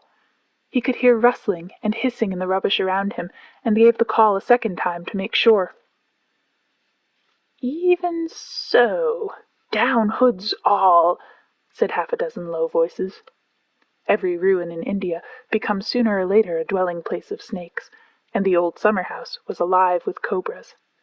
"Stand still, little brother, for thy feet may do us harm." Mowgli stood as quietly as he could, peering through the open work and listening to the furious din of the fight round the Black Panther, the yells and chatterings and scufflings, and Bagheera's deep, hoarse cough as he backed and bucked and twisted and plunged under the heaps of the enemies. For the first time since he was born, Bagheera was fighting for his life. Baloo must be at hand. Bagheera would not have come alone, Mowgli thought. And then he called aloud, "To the tank, Bagheera! Roll to the water tanks! Roll and plunge! Get to the water!" Bagheera heard, and the cry that told him Mowgli was safe gave him new courage. He worked his way desperately, inch by inch, straight for the reservoirs, halting in silence. Then, from the ruined wall nearest the jungle, rose up the rumbling war shout of Baloo. The old bear had done his best, but he could not come before. "Bagheera!" he shouted. "I am here! I climb! I haste! Ahuwora! The stones slip under my feet! Wait my coming, O most infamous Bandar log!" He panted up the terrace, only to disappear to the head in a wave of monkeys, but he threw himself squarely on his haunches, and spreading out his forepaws, hugged as many as he could hold, and then began to hit with a regular bat, bat, bat, like the flipping strokes of a paddle wheel. A crash and a splash told Mowgli that Bagheera had fought his way to the tank where the monkeys could not follow. The panther lay gasping for breath, his head just out of water, while the monkeys stood 3 deep on the red steps, dancing up and down with rage, ready to spring upon him from all sides if he came out to help Baloo. It was then that Bagheera lifted up his dripping chin, and in despair gave the snake's call for protection. "We be of one blood, ye and I," for he believed that Kaa had turned tail at the last minute. Even Baloo, half smothered under the monkeys on the edge of the terrace, could not help chuckling as he heard the Black Panther asking for help. Kaa had only just worked his way over the west wall, landing with a wrench that dislodged a coping stone into the ditch.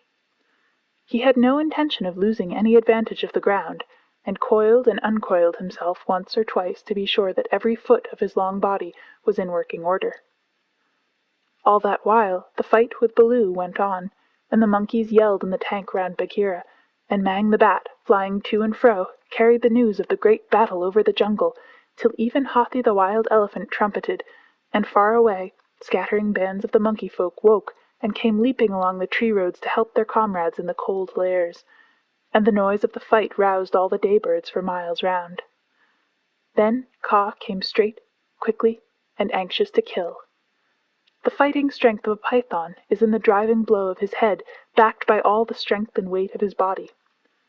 If you can imagine a lance, or a battering ram, or a hammer, weighing nearly half a ton, driven by a cool, quiet mind living in the handle of it, you can roughly imagine what Kaa was like when he fought.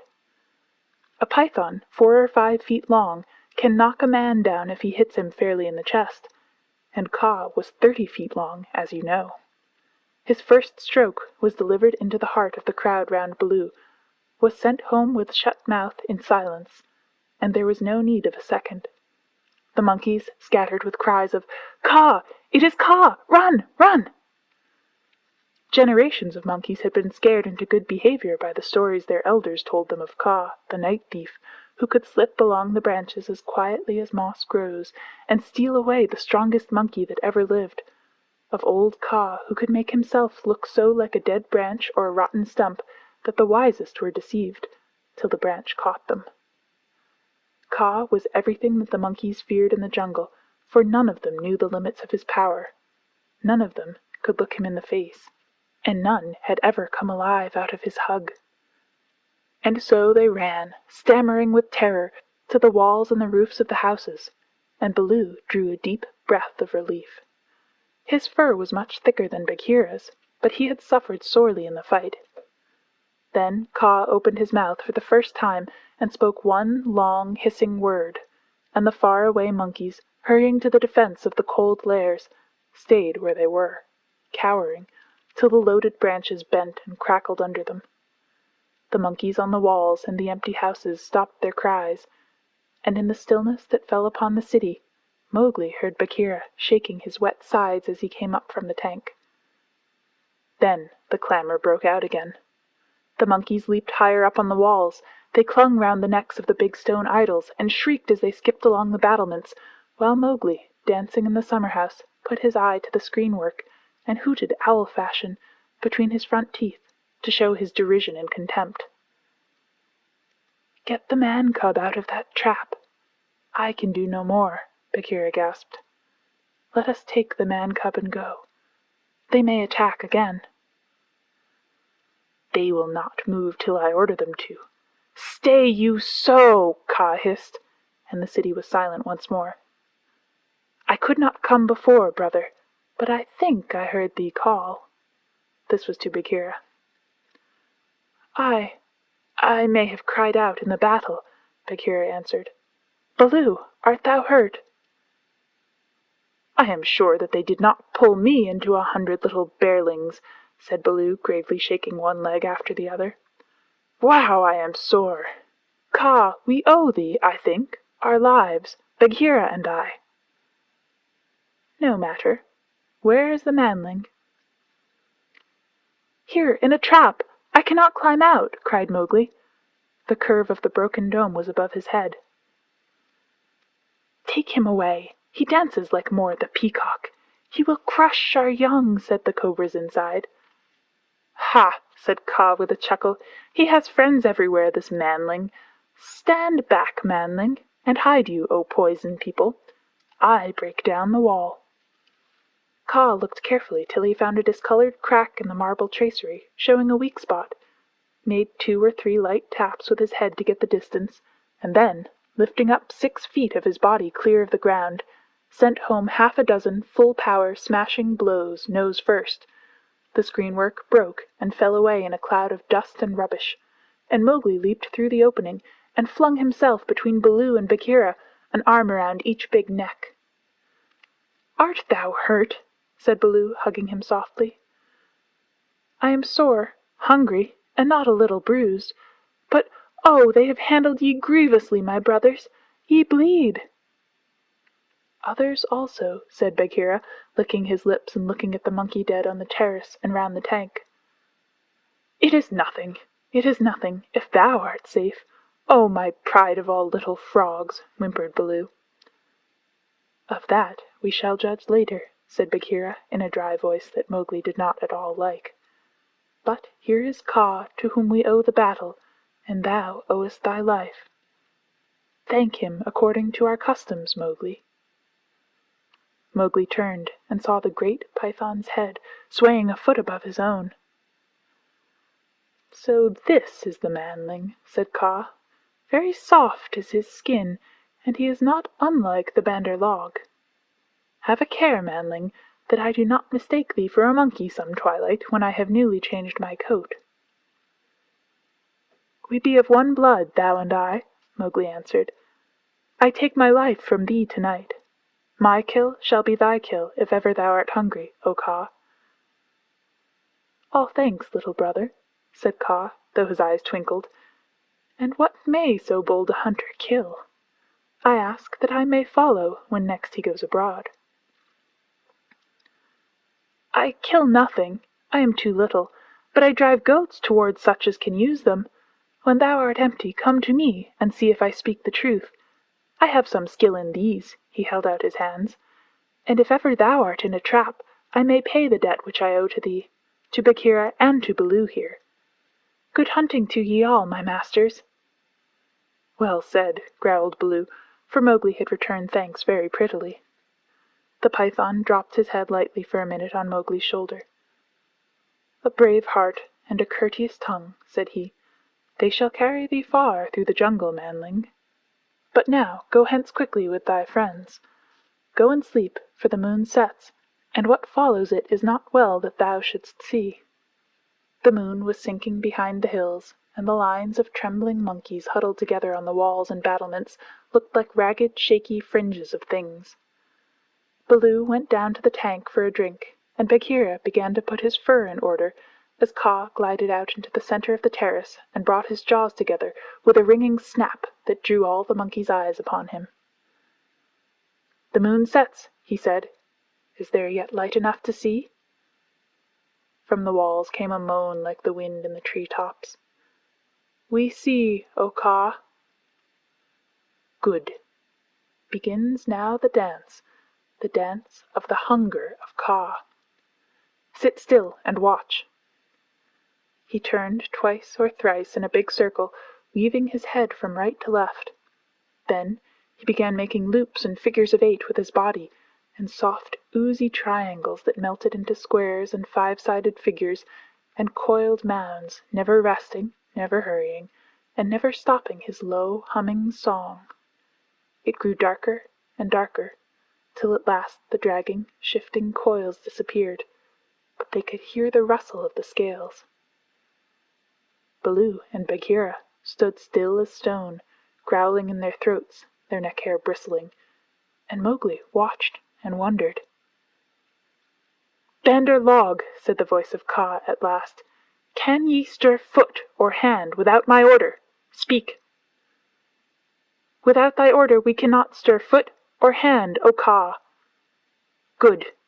Come all one pace nearer to me." The lines of the monkeys swayed forward helplessly, and Baloo and Bagheera took one stiff step forward with them. "Nearer!" hissed Kaa, and they all moved again. Mowgli laid his hands on Baloo and Bagheera to get them away, and the two great beasts started as though they had been waked from a dream. "Keep thy hand on my shoulder," Bagheera whispered. "Keep it there, or I must go back to Kaa. Ah!" "It is only old Kaa making circles on the dust," said Mowgli. "Let us go." And the three slipped off through a gap in the walls to the jungle. "Woof!" said Baloo, when he stood under the still trees again. "Never more will I make an ally of Kaa," and he shook himself all over. "He knows more than we," said Bagheera, trembling. "In a little time, had I stayed, I should have walked down his throat." "Many will walk by that road before the moon rises again," said Baloo. "He will have good hunting, after his own fashion." "But what was the meaning of it all?" said Mowgli, who did not know anything of a python's powers of fascination. "I saw no more than a big snake making foolish circles till the dark came, and his nose was all sore. Ho! Ho!" "Mowgli," said Bagheera angrily, "his nose was sore on thy account, as my ears and sides and paws and Baloo's neck and shoulders are bitten on thy account. Neither Baloo nor Bagheera will be able to hunt with pleasure for many days." "It is nothing," said Baloo. "We have the man cub again." "True, but he has cost us heavily in time which might have been spent in good hunting, in wounds, in hair. I am half plucked along my back, and last of all, in honor. For remember, Mowgli, I, who am the Black Panther, was forced to call upon Kaa for protection, and Baloo and I were both made stupid as little birds by the hunger dance. All this, man cub, came of thy playing with the Bandar log." "True, it is true," said Mowgli sorrowfully. "I am an evil man cub, and my stomach is sad in me." "Humph! What says the law of the jungle, Baloo?" Baloo did not wish to bring Mowgli into any more trouble, but he could not tamper with the law, so he mumbled, "Sorrow never stays punishment. But remember, Bagheera, he is very little." "I will remember, but he has done mischief, and blows must be dealt now. Mowgli, hast thou anything to say?" "Nothing. I did wrong. Baloo and thou art wounded. It is just." Bagheera gave him 6 love taps from a panther's point of view. They would hardly have waked one of his own cubs, but for a 7-year-old boy they amounted to as severe a beating as you could wish to avoid. When it was all over, Mowgli sneezed, and picked himself up without a word. "Now," said Bagheera, "jump on my back, little brother, and we will go home. One of the beauties of the jungle law is that punishment settles all scores. There is no nagging afterwards." Mowgli laid his head down on Bagheera's back, and slept so deeply that he never waked when he was put down in the home cave. Road Song of the Bandar Log. Here we go in a flung festoon, halfway up to the jealous moon. Don't you envy our pranceful bands? Don't you wish you had extra hands? Wouldn't you like it if your tails were so, curved in the shape of a Cupid's bow? Now you're angry, but never mind, brother, thy tail hangs down behind. Here we sit in a branchy row, thinking of beautiful things we know, dreaming of deeds that we mean to do, all complete in a minute or two. Something noble and wise and good, done by merely wishing we could. We've forgotten, but never mind, brother, thy tail hangs down behind. All the talk we ever have heard, uttered by bat or beast or bird, hide or fin or scale or feather, jabber it quickly and all together. Excellent, wonderful, once again. Now we are talking just like men. Let's pretend we are. Never mind, brother, thy tail hangs down behind. This is the way of the monkey kind. Then join our leaping lines that scumfish through the pines, that rocket by where, light and high, the wild grape swings. By the rubbish in our wake and the noble noise we make, be sure, we're going to do some splendid things. End of Chapter 2, Part 2. Chapter 3. Tiger, Tiger. What of the hunting, hunter bold? Brother, the watch was long and cold. What of the quarry ye went to kill? Brother, he crops in the jungle still. Where is the power that made your pride? Brother, it ebbs from my flank and side. Where is the haste that ye hurry by? Brother, I go to my lair to die. When Mowgli left the wolf's cave after the fight with the pack at the Council Rock, he went down to the ploughed lands where the villagers lived, but he would not stop there because it was too near to the jungle, and he knew that he had made at least one bad enemy at the council. So he hurried on, keeping to the rough road that ran down the valley, and followed it at a steady jog-trot for nearly 20 miles, till he came to a country that he did not know. The valley opened out into a great plain dotted over with rocks and cut up with ravines. At one end stood a little village, and at the other the thick jungle came down in a sweep to the grazing grounds, and stopped there as though it had been cut off with a hoe. All over the plain cattle and buffaloes were grazing, and when the little boys in charge of the herds saw Mowgli, they shouted and ran away, and the yellow pariah dogs that hang about every Indian village barked. Mowgli walked on, for he was feeling hungry, and when he came to the village gate, he saw the big thorn bush that was drawn up before the gate at twilight pushed to one side. "Humph!" he said, for he had come across more than one such barricade in his night rambles after things to eat. "So men are afraid of the people of the jungle here also." He sat down by the gate, and when a man came out, he stood up, opened his mouth, and pointed down it to show that he wanted food. The man stared, and ran back up the one street of the village, shouting for the priest, who was a big, fat man dressed in white, with a red and yellow mark on his forehead. The priest came to the gate, and with him at least 100 people, who stared and talked and shouted and pointed at Mowgli. "They have no manners, these men-folk," said Mowgli to himself. "Only the gray ape would behave as they do." So he threw back his long hair and frowned at the crowd. "What is there to be afraid of?" said the priest. "Look at the marks on his arms and legs. They are the bites of wolves. He is but a wolf-child run away from the jungle." Of course, in playing together, the cubs had often nipped Mowgli harder than they intended, and there were white scars all over his arms and legs. But he would have been the last person in the world to call these bites, for he knew what real biting meant. "Arre! Arre!" said 2 or 3 women together. "To be bitten by wolves, poor child! He is a handsome boy. He has eyes like red fire. By my honor, Messua, he is not unlike thy boy that was taken by the tiger." "Let me look," said a woman with heavy copper rings on her wrists and ankles, and she peered at Mowgli under the palm of her hand. "Indeed, he is not. He is thinner, but he has the very look of my boy." The priest was a clever man, and he knew that Messua was wife to the richest villager in the place. So he looked up at the sky for a minute and said solemnly, "What the jungle has taken, the jungle has restored. Take the boy into thy house, my sister, and forget not to honor the priest who sees so far into the lives of men." "By the bull that bought me," said Mowgli to himself, "but all this talking is like another looking over by the pack. Well, if I am a man I must be." The crowd parted as the woman beckoned Mowgli to her hut, where there was a red lacquered bedstead, a great earthen grain chest with funny raised patterns on it, half a dozen copper cooking pots, an image of a Hindu god in a little alcove, and on the wall a real looking-glass such as they sell at the country fairs for 8 cents.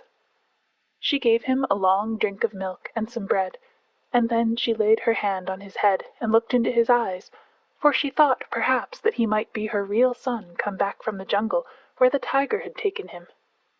So she said, "Natu, oh Natu." Mowgli did not show that he knew the name. "Dost thou not remember the day when I gave thee thy new shoes?" She touched his foot, and it was almost as hard as horn. "No," she said sorrowfully, "these feet have never worn shoes. But thou art very like my Natu, and thou shalt be my son." Mowgli was uneasy, because he had never been under a roof before, but as he looked at the thatch he saw that he could tear it out at any time if he wanted to get away, and that the window had no fastenings.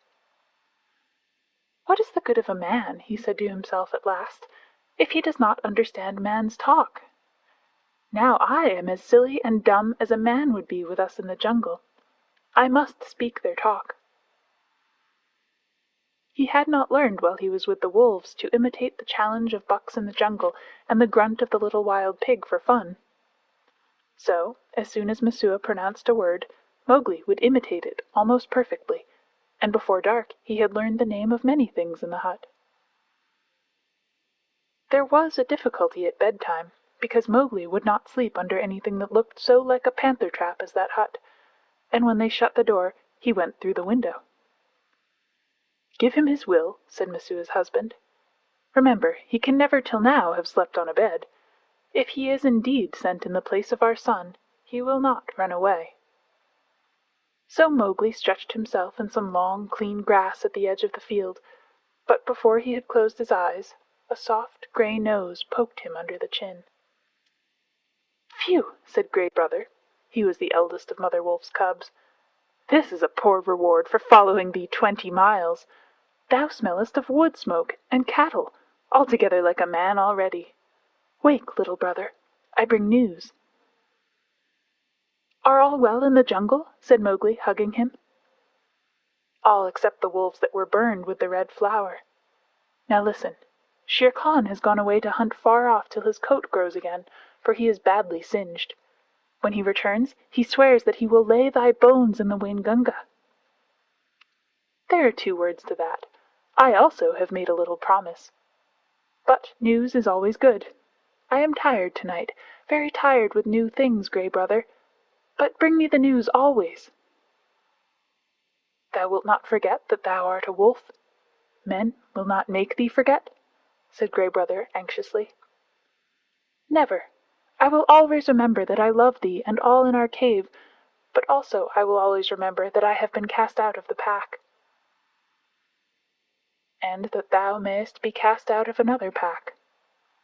Men are only men, little brother, and their talk is like the talk of frogs in a pond. When I come down here again, I will wait for thee in the bamboos at the edge of the grazing ground." For 3 months after that night Mowgli hardly ever left the village gate, he was so busy learning the ways and customs of men. First he had to wear a cloth round him, which annoyed him horribly, and then he had to learn about money, which he did not in the least understand, and about ploughing, of which he did not see the use. Then the little children in the village made him very angry. Luckily the law of the jungle had taught him to keep his temper, for in the jungle life and food depend on keeping your temper.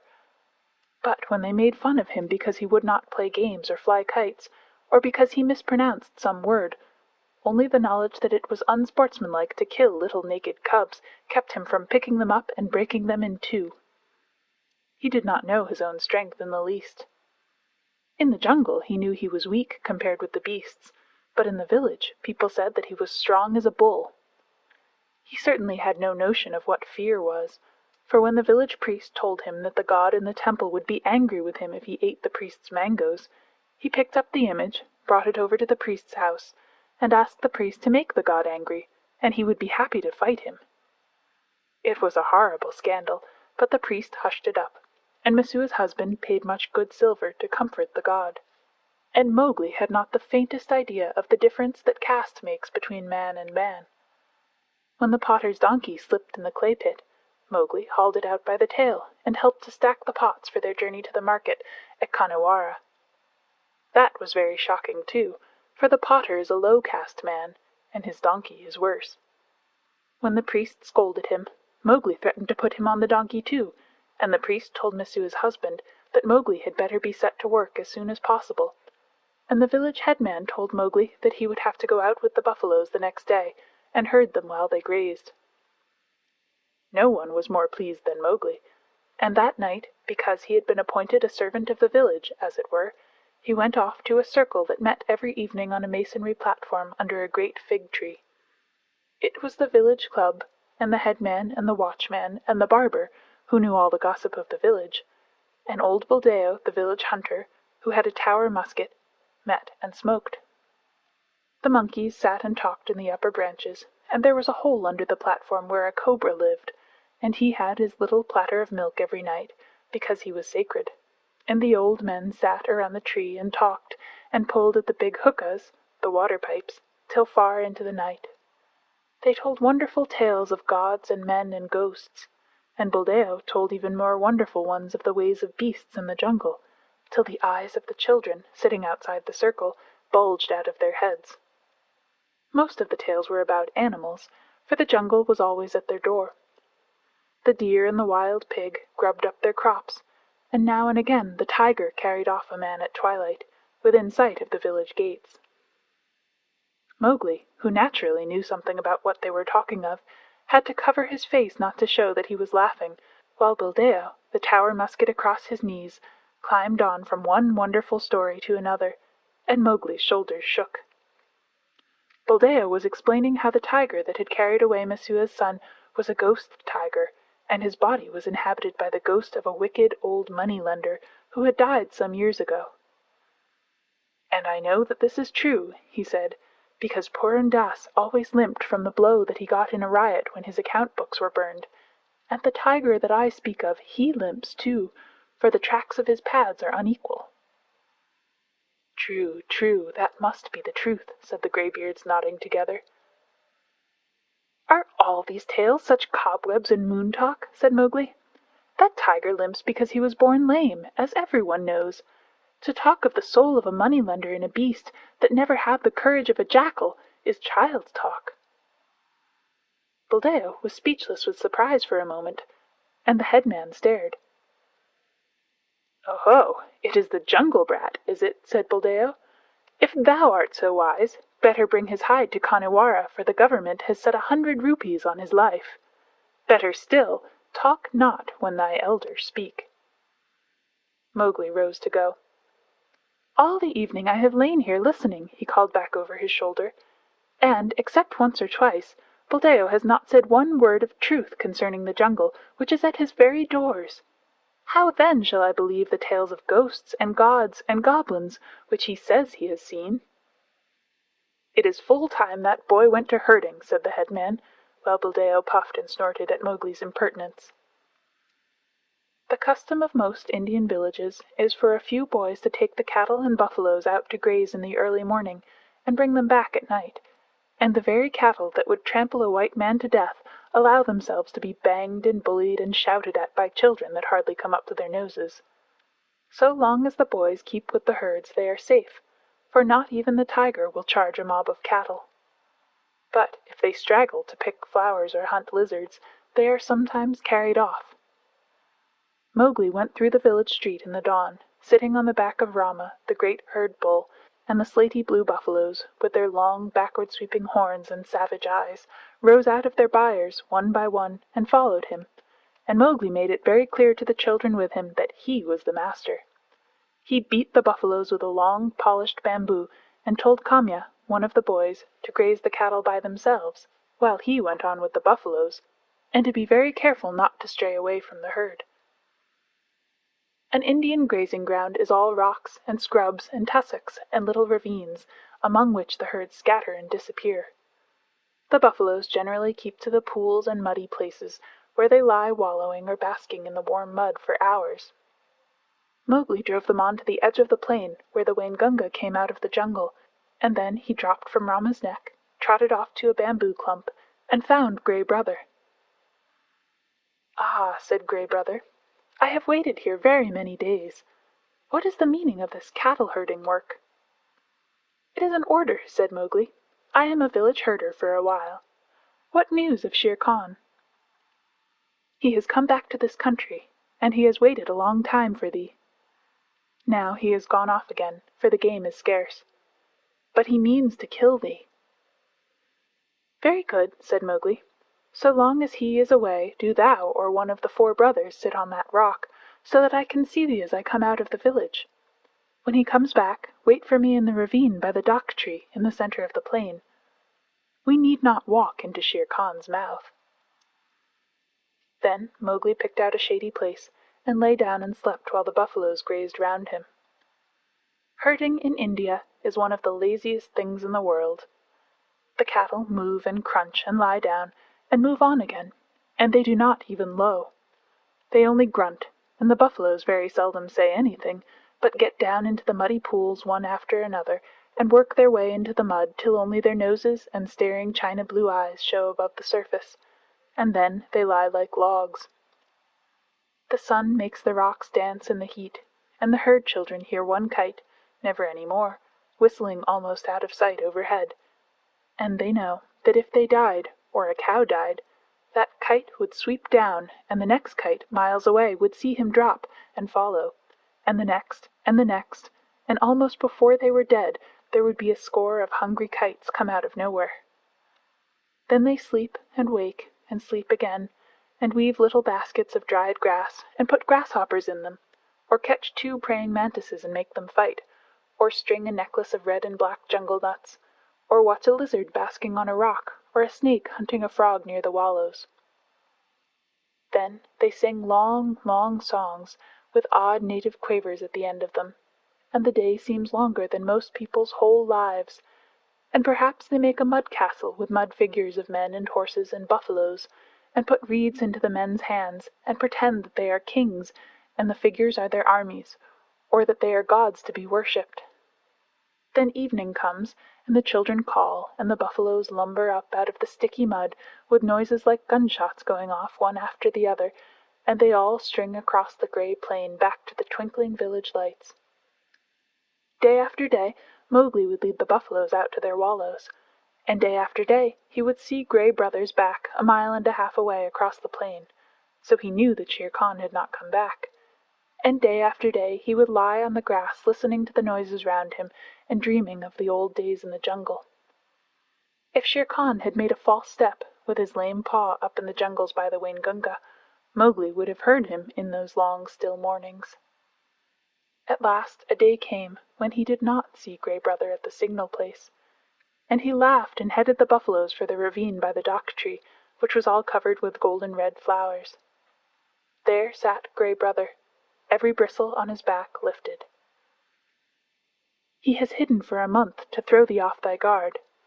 He crossed the ranges last night with Tabaqui, hot foot on thy trail," said the wolf, panting. Mowgli frowned. "I am not afraid of Shere Khan, but Tabaqui is very cunning." "Have no fear," said Gray Brother, licking his lips a little. "I met Tabaqui in the dawn. Now he is telling all his wisdom to the kites, but he told me everything before I broke his back. Shere Khan's plan is to wait for thee at the village gate this evening, for thee and for no one else. He is lying up now in the big dry ravine of the Waingunga." "Has he eaten today, or does he hunt empty?" said Mowgli, for the answer meant life and death to him. "He killed at dawn a pig, and he has drunk too." Remember, Shere Khan could never fast, even for the sake of revenge. Oh, fool, fool! What a cub's cub it is! Eaten and drunk too, and he thinks that I shall wait till he has slept? Now, where does he lie up? If there were but 10 of us, we might pull him down as he lies. These buffaloes will not charge unless they wind him, and I cannot speak their language. Can we get behind his track so that they may smell it? He swam far down the Waingunga to cut that off, said Grey Brother. Tabaqui told him that, I know. He would never have thought of it alone. Mowgli stood with his finger in his mouth, thinking. The big ravine of the Waingunga. That opens out on the plain not half a mile from here. I can take the herd round through the jungle to the head of the ravine, and then sweep down. But he would slink out at the foot. We must block that end. Grey Brother, canst thou cut the herd in 2 for me? Not I, perhaps, but I have brought a wise helper. Grey Brother trotted off and dropped into a hole. Then there lifted up a huge grey head that Mowgli knew well, and the hot air was filled with the most desolate cry of all the jungle, the hunting howl of a wolf at midday. Akela! Akela! Said Mowgli, clapping his hands. I might have known that thou wouldst not forget me. We have a big work in hand. Cut the herd in 2, Akela. Keep the cows and calves together, and the bulls and the plough buffaloes by themselves. The 2 wolves ran, ladies' chain fashion, in and out of the herd, which snorted and threw up its head and separated into 2 clumps. In one, the cow buffaloes stood with their calves in the center and glared and pawed, ready, if a wolf would only stay still, to charge down and trample the life out of him. In the other, the bulls and the young bulls snorted and stamped, but though they looked more imposing, they were much less dangerous, for they had no calves to protect. No 6 men could have divided the herd so neatly. What orders? Panted Akela. They are trying to join again. Mowgli slipped onto Rama's back. Drive the bulls away to the left, Akela. Grey Brother, when we are gone, hold the cows together and drive them into the foot of the ravine. How far? Said Grey Brother, panting and snapping. Till the sides are higher than Shere Khan can jump, shouted Mowgli. Keep them there till we come down. The bulls swept off as Akela bade, and Grey Brother stopped in front of the cows. They charged down on him, and he ran just before them to the foot of the ravine, as Akela drove the bulls far to the left. Well done. Another charge, and they are fairly started. Careful now. Careful, Akela. A snap too much, and the bulls will charge. Hujah! This is wilder work than driving black buck. Didst thou think these creatures could move so swiftly? Mowgli called. I have hunted these too in my time, gasped Akela in the dust. Shall I turn them into the jungle? Aye, turn. Swiftly turn them. Rama is mad with rage. Oh, if only I could tell him what I need of him today. The bulls were turned, to the right this time, and crashed into the standing thicket. The other herd children, watching with the cattle half a mile away, hurried to the village as fast as their legs could carry them, crying that the buffaloes had gone mad and run away.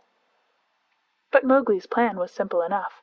All he wanted to do was to make a big circle uphill and get at the head of the ravine, and then take the bulls down it and catch Shere Khan between the bulls and the cows, for he knew that after a meal and a full drink Shere Khan would not be in any condition to fight or to clamber up the sides of the ravine. He was soothing the buffaloes now by voice, and Akela had dropped far to the rear, only whimpering once or twice to hurry the rear guard. It was a long, long circle, for they did not wish to get too near the ravine and give Shere Khan warning. At last Mowgli rounded up the bewildered herd at the head of the ravine on a grassy patch that sloped steeply down to the ravine itself. From that height you could see across the tops of the trees down to the plain below, but what Mowgli looked at was the sides of the ravine, and he saw with a great deal of satisfaction that they ran nearly straight up and down, while the vines and creepers that hung over them would give no foothold to a tiger who wanted to get out. Let them breathe, Akela, he said, holding up his hand. They have not winded him yet. Let them breathe. I must tell Shere Khan who comes. We have him in the trap. End of Chapter 3, Part 1. The Jungle Book by Rudyard Kipling. Chapter 3, Part 2. He put his hands to his mouth and shouted down the ravine. It was almost like shouting down a tunnel, and the echoes jumped from rock to rock. After a long time, there came back the drawling, sleepy snarl of a full-fed tiger just wakened. "Who calls?" said Shere Khan, and a splendid peacock fluttered up out of the ravine, screeching. "I, Mowgli! Cattle thief, it is time to come to the Council Rock. Down, hurry them down, Akela! Down, Rama, down!" The herd paused for an instant at the edge of the slope, but Akela gave tongue in the full hunting yell, and they pitched over one after the other just as steamers shoot rapids, the sand and stones spurting up round them. Once started, there was no chance of stopping, and before they were fairly in the bed of the ravine, Rama winded Shere Khan and bellowed. "Ha ha!" said Mowgli on his back. "Now thou knowest!" And the torrent of black horns, foaming muzzles, and staring eyes whirled down the ravine, just as boulders go down in flood time, the weaker buffaloes being shouldered out to the sides of the ravine where they tore through the creepers. They knew what the business was before them, the terrible charge of the buffalo herd against which no tiger can hope to stand. Shere Khan heard the thunder of their hoofs, picked himself up, and lumbered down the ravine, looking from side to side for some way of escape, but the walls of the ravine were straight, and he had to hold on, heavy with his dinner and his drink, willing to do anything rather than fight. The herd splashed through the pool he had just left, bellowing till the narrow cut rang. Mowgli heard an answering bellow from the foot of the ravine, saw Shere Khan turn. The tiger knew, if the worst came to the worst, it was better to meet the bulls than the cows with their calves. And then Rama tripped, stumbled, and went on again over something soft, and, with the bulls at his heels, crashed full into the other herd, while the weaker buffaloes were lifted clean off their feet by the shock of the meeting. That charge carried both herds out into the plain, goring and stamping and snorting. Mowgli watched his time, and slipped off Rama's neck, laying about him right and left with his stick. "Quick, Akela! Break them up! Scatter them, or they will be fighting one another! Drive them away, Akela! Hi, Rama! Hi, hi, hi, my children! Softly now, softly! It is all over." Akela and Gray Brother ran to and fro, nipping the buffalo's legs, and though the herd wheeled once to charge up the ravine again, Mowgli managed to turn Rama, and the others followed him to the wallows. Shere Khan needed no more trampling. He was dead, and the kites were coming for him already. "Brothers, that was a dog's death," said Mowgli, feeling for the knife he always carried in a sheath round his neck now that he lived with men. "But he would never have shown fight. Wallah, his hide will look well on the Council Rock. We must get to work, swiftly." A boy trained among men would never have dreamed of skinning a 10-foot tiger alone, but Mowgli knew better than anyone else how an animal's skin is fitted on, and how it can be taken off. But it was hard work, and Mowgli slashed and tore and grunted for an hour, while the wolves lolled out their tongues, or came forward and tugged as he ordered them. Presently a hand fell on his shoulder, and looking up he saw Buldeo with the tower musket. The children had told the village about the buffalo stampede, and Buldeo went out angrily, only too anxious to correct Mowgli for not taking better care of the herd. The wolves dropped out of sight as soon as they saw the man coming. "What is this folly?" said Buldeo angrily. "To think that thou canst skin a tiger! Where did the buffaloes kill him? It is the lame tiger, too, and there is 100 rupees on his head. Well, well, we will overlook thy letting the herd run off, and perhaps I will give thee 1 of the rupees of the reward when I have taken the skin to Kanahiwara." He fumbled in his waistcloth for flint and steel, and stooped down to singe Shere Khan's whiskers. Most native hunters always singe a tiger's whiskers to prevent his ghost from haunting them. Said Mowgli, half to himself as he ripped back the skin of a forepaw. "So thou wilt take the hide to Kanahiwara for the reward, and perhaps give me 1 rupee. Now, it is in my mind that I need the skin for my own use. Heh! Old man, take away that fire." "What talk is this to the chief hunter of the village? Thy luck and the stupidity of thy buffaloes have helped thee to this kill. The tiger has just fed, or he would have gone 20 miles by this time. Thou canst not even skin him properly, little beggar brat, and forsooth I, Buldeo, must be told not to singe his whiskers? Mowgli, I will not give thee 1 anna of the reward, but only a very big beating. Leave the carcass." "By the bull that bought me," said Mowgli, who was trying to get at the shoulder, "must I stay babbling to an old ape all noon? Here, Akela, this man plagues me." Buldeo, who was still stooping over Shere Khan's head, found himself sprawling on the grass, with a grey wolf standing over him, while Mowgli went on skinning as though he were alone in all India. "Yes," he said between his teeth, "thou art altogether right, Buldeo. Thou wilt never give me 1 anna of the reward. There is an old war between this lame tiger and myself, a very old war, and I have won." To do Buldeo justice, if he had been 10 years younger, he would have taken his chance with Akela had he met the wolf in the woods. But a wolf who obeyed the orders of this boy, who had private wars with man-eating tigers, was not a common animal. It was sorcery, magic of the worst kind, thought Buldeo, and he wondered whether the amulet round his neck would protect him. He lay as still, expecting every minute to see Mowgli turn into a tiger too. "Maharaj! Great King!" he said at last, in a husky whisper. "Yes?" said Mowgli, without turning his head, chuckling a little. "I am an old man. I did not know thou wast anything more than a herdsboy. May I rise up and go away, or will thy servant tear me to pieces?" "Go, and peace go with thee. Only, another time, do not meddle with my game. Let him go, Akela." Buldeo hobbled away to the village as fast as he could, looking back over his shoulder in case Mowgli should change into something terrible. When he got to the village, he told a tale of magic and enchantment and sorcery that made the priest look very grave. Mowgli went on with his work, but it was nearly twilight before he and the wolves had drawn the great gay skin clear of the body.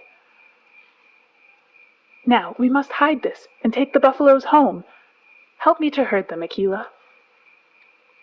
The herd rounded up in the misty twilight, and when they got near the village Mowgli saw lights, and heard the conches and bells in the temple blowing and banging. Half the village seemed to be waiting for him by the gate. "That is because I have killed Shere Khan," he said to himself. But a shower of stones whistled about his ears, and the villagers shouted, "Sorcerer! Wolf's brat! Jungle demon! Go away! Get hence quickly, or the priest will turn thee into a wolf again! Shoot, Buldeo, shoot!" The old tower musket went off with a bang, and a young buffalo bellowed in pain. "More sorcery!" shouted the villagers. "He can turn bullets! Buldeo, that was thy buffalo!" "Now what is this?" said Mowgli, bewildered, as the stones flew thicker. "They are not unlike the pack, these brothers of thine," said Akela, sitting down composedly. "It is in my head that, if bullets mean anything, they would cast thee out." "Wolf! Wolf's cub! Go away!" shouted the priest, waving a sprig of the sacred tulsi plant. "Again? Last time it was because I was a man. This time it is because I am a wolf. Let us go, Akela." A woman, it was Messua, ran across to the herd and cried, "Oh, my son! My son! They say thou art a sorcerer who can turn himself into a beast at will. I do not believe, but go away, or they will kill thee. Buldeo says thou art a wizard, but I know thou hast avenged Nathu's death." "Come back, Messua!" shouted the crowd. "Come back, or we will stone thee!" Mowgli laughed a little, short, ugly laugh, for a stone had hit him in the mouth. "Run back, Messua. This is one of the foolish tales that they tell under the big tree at dusk. I have at least paid for thy son's life. Farewell, and run quickly, for I shall send the herd in more swiftly than their brickbats. I am no wizard, Messua. Farewell!" "Now, once more, Akela," he cried. "Bring the herd in." The buffaloes were anxious enough to get to the village. They hardly needed Akela's yell, but charged through the gate like a whirlwind, scattering the crowd right and left. "Keep count!" shouted Mowgli scornfully. "It may be that I have stolen one of them. Keep count, for I will do your herding no more. Fare you well, children of men, and thank Messua that I do not come in with my wolves and hunt you up and down your street." He turned on his heel and walked away with the lone wolf, and as he looked up at the stars, he felt happy. "No more sleeping in traps for me, Akela. Let us get Shere Khan's skin and go away. No, we will not hurt the village, for Messua was kind to me." When the moon rose over the plain, making it look all milky, the horrified villagers saw Mowgli, with 2 wolves at his heels and a bundle on his head, trotting across at the steady wolf's trot that eats up the long miles like fire. Then they banged the temple's bells and blew the conches louder than ever. And Messua cried, and Buldeo embroidered the story of his adventures in the jungle, till he ended by saying that Akela stood up on his hind legs and talked like a man. The moon was just going down when Mowgli and the 2 wolves came to the hill of the Council Rock, and they stopped at Mother Wolf's cave. "They have cast me out from the Man Pack, Mother," shouted Mowgli, "but I come with the hide of Shere Khan to keep my word." Mother Wolf walked stiffly from the cave with the cubs behind her, and her eyes glowed as she saw the skin.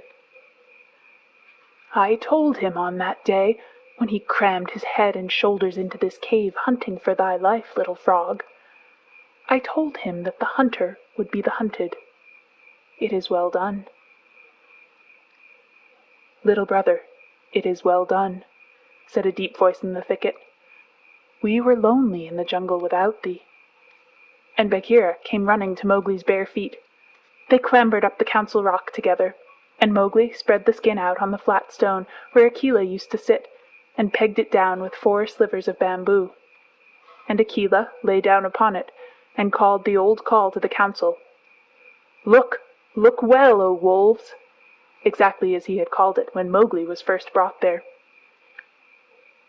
Ever since Akela had been deposed, the pack had been without a leader, hunting and fighting at their own pleasure. But they answered the call from habit, and some of them were lame from the traps they had fallen into, and some limped from shot wounds, and some were mangy from eating bad food, and many were missing. But they came to the Council Rock, all that was left of them, and saw Shere Khan's striped hide on the rock, and the huge claws dangling at the end of the empty, dangling feet. "Look well, O wolves! Have I kept my word?" said Mowgli. And the wolves bayed, "Yes!" and one tattered wolf howled, "Lead us again, O Akela! Lead us again, O man-cub, for we be sick of this lawlessness, and we would be the free people once more." "Nay," purred Bagheera, "that may not be. When ye are full fed, the madness may come upon you again. Not for nothing are ye called the free people. Ye fought for freedom, and it is yours. Eat it, O wolves." "Man Pack and Wolf Pack have cast me out," said Mowgli. "Now I will hunt alone in the jungle." "And we will hunt with thee," said the 4 cubs. So Mowgli went away and hunted with the 4 cubs in the jungle from that day on. But he was not always alone, because, years afterward, he became a man and married. But that is a story for grown-ups. Mowgli's song that he sang at the Council Rock when he danced on Shere Khan's hide. "The song of Mowgli, I, Mowgli, am singing. Let the jungle listen to the things I have done. Shere Khan said he would kill, at the gates in the twilight he would kill Mowgli the frog. He ate and drank.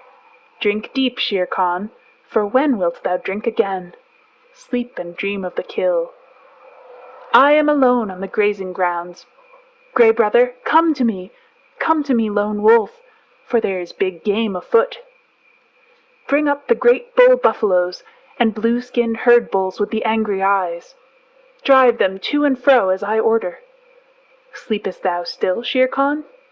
Wake, oh wake! Here come I, and the bulls are behind." Rama, the king of the buffaloes, stamped with his foot. "Waters of the Waingunga, whither went Shere Khan?" "He is not Sahi to dig holes, nor more the peacock that he should fly. He is not Mang the bat to hang in the branches. Little bamboos that creak together, tell me where he ran. Ow, he is there! Ahoo, he is there! Under the feet of Rama lies the lame one.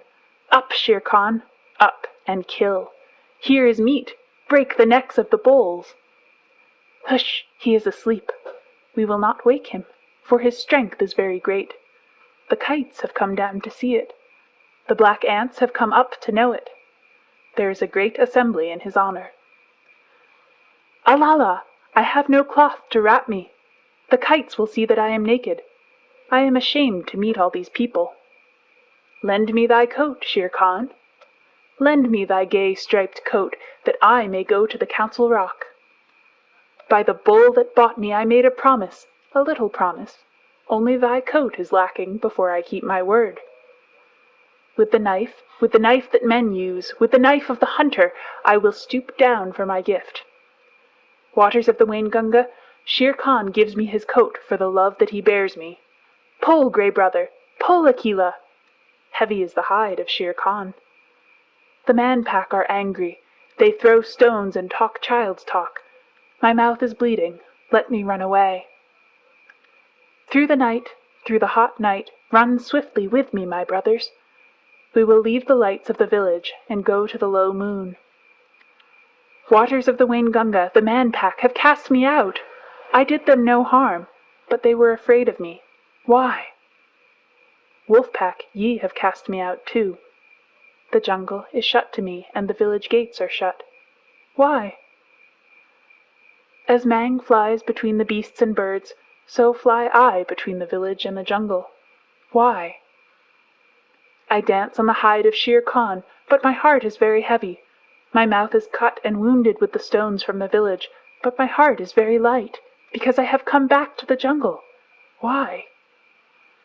These two things fight together in me, as the snakes fight in the spring. The water comes out of my eyes, yet I laugh while it falls. Why? I am two Mowglis, but the hide of Shere Khan is under my feet. All the jungle knows that I have killed Shere Khan. Look, look well, O wolves! Ahai, my heart is heavy with the things that I do not understand. End of Chapter 3, Part 2. The Jungle Book by Rudyard Kipling. Chapter 4, The White Seal, Part 1. Oh, hush thee, my baby, the night is behind us, and black are the waters that sparkled so green. The moon o'er the combers looks downward to find us, at rest in the hollows that rustle between. Where billow meets billow, then soft be thy pillow. O weary wee flipperling, curl at thy ease. The storm shall not wake thee, nor shark overtake thee, asleep in the arms of the slow-swinging seas. Seal Lullaby. All these things happened several years ago at a place called Novastoshnah, or Northeast Point, on the island of St. Paul, away and away in the Bering Sea. Limmershin, the winter wren, told me the tale when he was blown on to the rigging of a steamer going to Japan, and I took him down into my cabin and warmed him and fed him for a couple of days till he was fit to fly back to St. Paul again. Limmershin is a very quaint little bird, but he knows how to tell the truth. Nobody comes to Novastoshnah except on business, and the only people who have regular business there are the seals. They come in the summer months by hundreds and hundreds of thousands out of the cold grey sea, for Novastoshnah Beach has the finest accommodation for seals of any place in all the world. Sea Catch knew that, and every spring would swim from whatever place he happened to be in, would swim like a torpedo boat straight for Novastoshnah, and spend a month fighting with his companions for a good place on the rocks, as close to the sea as possible. Sea Catch was 15 years old, a huge grey fur seal with almost a mane on his shoulders, and long, wicked dog teeth. When he heaved himself up on his front flippers, he stood more than 4 feet clear of the ground, and his weight, if anyone had been bold enough to weigh him, was nearly 700 pounds. He was scarred all over with the marks of savage fights, but he was always ready for just one fight more. He would put his head on one side, as though he were afraid to look his enemy in the face, Then he would shoot it out like lightning, and when the big teeth were firmly fixed on the other seal's neck, the other seal might get away if he could, but Sea Catch would not help him. Yet Sea Catch never chased a beaten seal, for that was against the rules of the beach. He only wanted room by the sea for his nursery, but as there were 40 or 50,000 other seals hunting for the same thing each spring, the whistling, bellowing, roaring, and blowing on the beach was something frightful. From a little hill called Hutchinson's Hill, you could look over 3½ miles of ground covered with fighting seals, and the surf was dotted all over with the heads of seals hurrying to land and begin their share of fighting.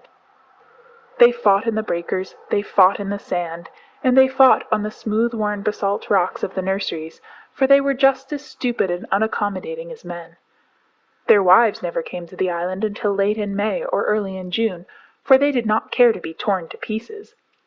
And the young 2-, 3-, and 4-year-old seals, who had not begun housekeeping, went inland about half a mile through the ranks of the fighters, and played about on the sand dunes in droves and legions, and rubbed off every single green thing that grew. They were called the holluschickie, the bachelors, and there were perhaps 200,000 or 300,000 of them at Novastoshnah alone. Sea Catch had just finished his 45th fight one spring, when Matka, his soft, sleek, gentle-eyed wife, came up out of the sea, and he caught her by the scruff of the neck and dumped her down on his reservation, saying gruffly, "Late as usual. Where have you been?" It was not the fashion for Sea Catch to eat anything during the 4 months he stayed on the beaches, and so his temper was generally bad. Matka knew better than to answer back. She looked round and cooed, "How thoughtful of you! You've taken the old place again." "I should think I had," said Sea Catch. "Look at me." He was scratched and bleeding in 20 places, one eye was almost out, and his sides were torn to ribbons. "Oh, you men," Matka said, fanning herself with her hind flipper. "Why can't you be sensible and settle your places quietly? You look as though you had been fighting with a killer whale." "I haven't been doing anything but fight since the middle of May. The beach is disgracefully crowded this season. I've met at least 100 seals from Lucannon Beach, house hunting. Why can't people stay where they belong?" "I've often thought we should be much happier if we hauled out at Otter Island instead of this crowded place," said Matka. "Bah! Only the holluschickie go to Otter Island. If we went there, they would say we were afraid. We must preserve appearances, my dear." Sea Catch sank his head proudly between his fat shoulders and pretended to go to sleep for a few minutes, but all the time he was keeping a sharp lookout for a fight. Now that all the seals and their wives were on the land, you could hear their clamor miles out to sea above the loudest gales. At the lowest counting, there were over 1,000,000 seals on the beach. Old seals, mother seals, tiny babies and holluschickie, fighting, scuffling, bleating, crawling, and playing together, going down to the sea and coming up from it in gangs and regiments, lying over every foot of ground as far as the eye could reach, and skirmishing about in brigades through the fog. It is nearly always foggy at Novastoshnah, except when the sun comes out and makes everything look all pearly and rainbow-colored for a little while. Kotick, Matka's baby, was born in the middle of that confusion, and he was all head and shoulders, with pale, watery blue eyes, as tiny seals must be, but there was something about his coat that made his mother look at him very closely. "Sea Catch," she said at last, "our baby's going to be white." "Empty clam-shells and dry seaweed," snorted Sea Catch. "There never has been such a thing in the world as a white seal." "I can't help that," said Matka. "There's going to be now." And she sang the low, crooning seal song that all the mother seals sing to their babies. "You mustn't swim till you're 6 weeks old, or your head will be sunk by your heels. And summer gales and killer whales are bad for baby seals. Are bad for baby seals, dear rat, as bad can be. But splash and grow strong, and you can't be wrong, child of the open sea." Of course, the little fellow did not understand the words at first. He paddled and scrambled about by his mother's side, and learned to scuffle out of the way when his father was fighting with another seal, and the two rolled and roared up and down the slippery rocks. Matka used to go to sea to get things to eat, and the baby was only fed once in 2 days, but then he ate all he could and throve upon it. The first thing he did was to crawl inland, and there he met tens of thousands of babies of his own age, and they played together like puppies, went to sleep on the clean sand, and played again. The old people in the nurseries took no notice of them, and the holluschickie kept to their own grounds, and the babies had a beautiful playtime. When Matka came back from her deep-sea fishing, she would go straight to their playground and call as a sheep calls for a lamb, and wait until she heard Kotick bleat. Then she would take the straightest of straight lines in his direction, striking out with her foreflippers and knocking the youngsters head over heels right and left. There were always a few hundred mothers hunting for their children through the playgrounds, and the babies were kept lively. But, as Matka told Kotick, so long as you don't lie in muddy water and get mange, or rub the hard sand into a cut or scratch, and so long as you never go swimming when there is a heavy sea, nothing will hurt you here. Little seals can no more swim than little children, but they are unhappy till they learn. The first time that Kotick went down to the sea, a wave carried him out beyond his depth, and his big head sank and his little hind flippers flew up exactly as his mother told him in the song, and if the next wave had not thrown him back again, he would have drowned.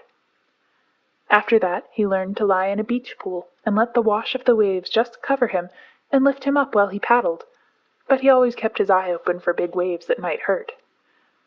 He was 2 weeks learning to use his flippers, and all that while he floundered in and out of the water, and coughed and grunted and crawled up the beach, and took cat-naps on the sand, and went back again, until at last he found that he truly belonged to the water. Then you can imagine the times that he had with his companions, ducking under the rollers, or coming in on top of a comber and landing with a swash and a splutter as the big wave went whirling far up the beach, or standing up on his tail and scratching his head as the old people did, or playing I'm the King of the Castle on slippery, weedy rocks that just stuck out of the wash. Now and then he would see a thin fin, like a big shark's fin, drifting along close to the shore, and he knew that this was the killer whale, the grampus, who eats young seals when he can get them, and Kotick would head for the beach like an arrow, and the fin would jig off slowly, as if it were looking for nothing at all. Late in October, the seals began to leave St. Paul for the deep sea, by families and tribes, and there was no more fighting over the nurseries, and the holluschickie played anywhere they liked. Next year, said Matka to Kotick, you will be a holluschickie, but this year you must learn how to catch fish. They set out together across the Pacific, and Matka showed Kotick how to sleep on his back with his flippers tucked down by his side and his little nose just out of the water. No cradle is so comfortable as the long, rocking swell of the Pacific. When Kotick felt his skin tingle all over, Matka told him he was learning the feel of the water, and that tingly, prickly feelings meant bad weather coming, and he must swim hard and get away. In a little time, she said, you'll know where to swim to. But just now we'll follow Sea Pig, for he is very wise. A school of porpoises was ducking and tearing through the water, and little Kotick followed them as fast as he could. How do you know where to go? He panted. The leader of the school rolled his white eye and ducked under. My tail tingles, youngster, he said. That means there's a gale behind me. Come along. When you're south of the sticky water, he meant the equator, and your tail tingles, that means there's a gale in front of you and you must head north. Come along. The water feels bad here.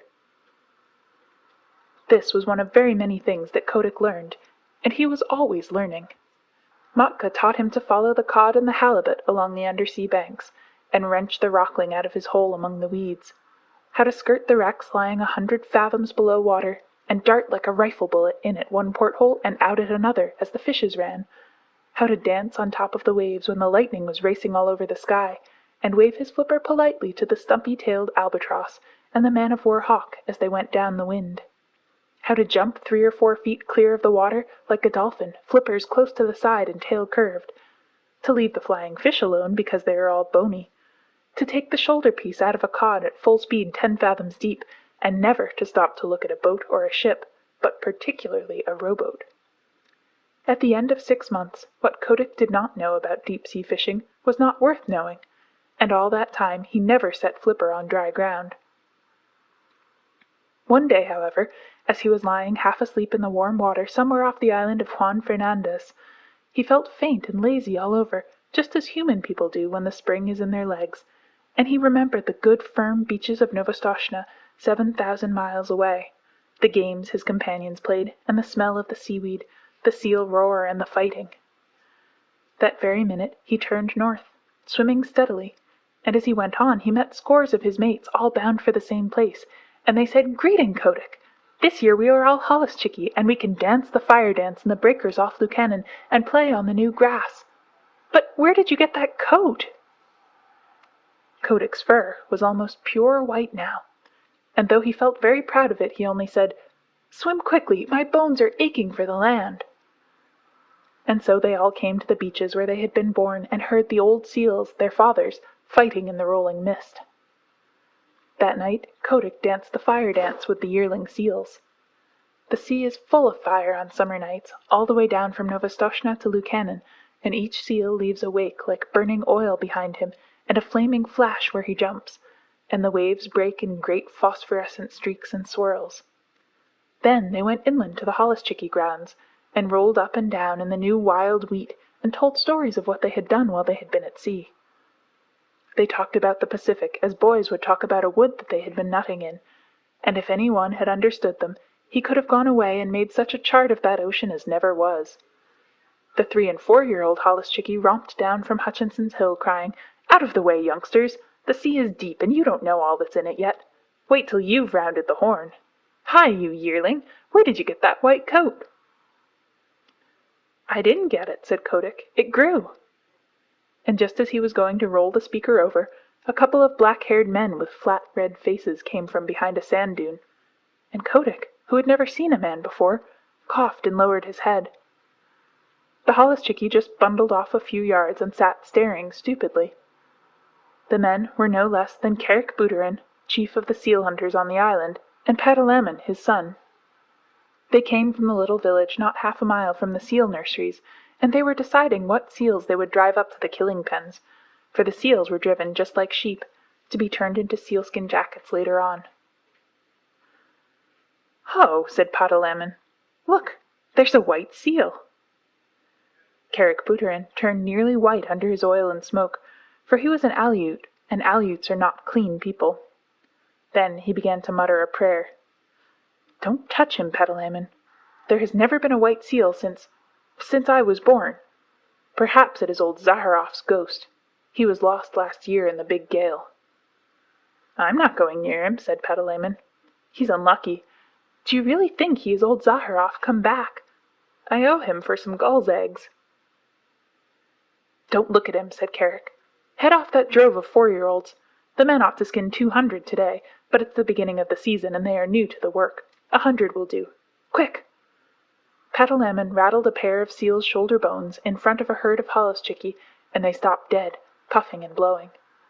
Then he stepped near, and the seals began to move, and Kerick headed them inland, and they never tried to get back to their companions. Hundreds and hundreds of thousands of seals watched them being driven, but they went on playing just the same. Kotick was the only one who asked questions, and none of his companions could tell him anything, except that the men always drove seals in that way for 6 weeks or 2 months of every year. "I am going to follow," he said, and his eyes nearly popped out of his head as he shuffled along in the wake of the herd. "The white seal is coming after us!" cried Patalamon. "That's the first time a seal has ever come to the killing grounds alone." "Hush! Don't look behind you," said Kerick. "It is Zaharof's ghost. I must speak to the priest about this." The distance to the killing ground was only half a mile, but it took an hour to cover, because if the seals went too fast, Kerick knew they would get heated and then their fur would come off in patches when they were skinned. So they went on very slowly, past Sea Lion's Neck, past Webster House, till they came to the salt house just beyond the sight of the seals on the beach.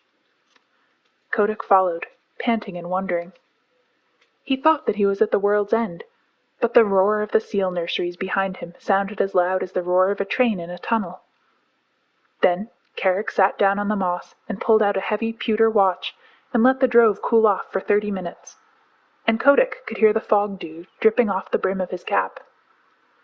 Then 10 or 12 men, each with an iron-bound club 3 or 4 feet long, came up, and Kerick pointed out 1 or 2 of the drove that were bitten by their companions or too hot, and the men kicked those aside with their heavy boots made of the skin of a walrus's throat. And then Kerick said, "Let go." And then the men clubbed the seals on the head as fast as they could.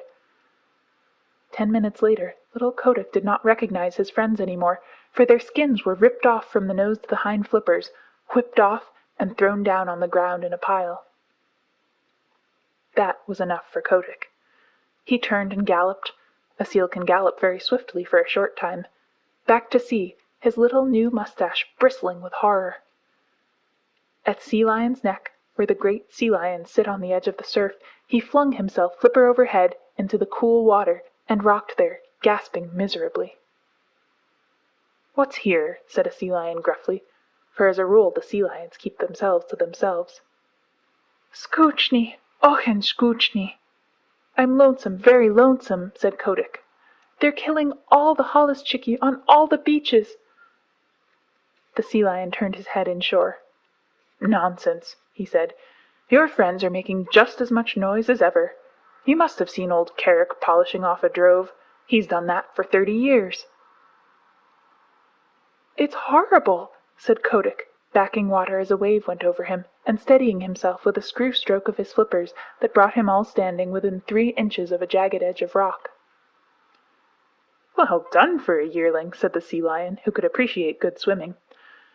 "I suppose it is rather awful from your way of looking at it, but if you seals will come here year after year, of course the men get to know of it, and unless you can find an island where no men ever come, you will always be driven."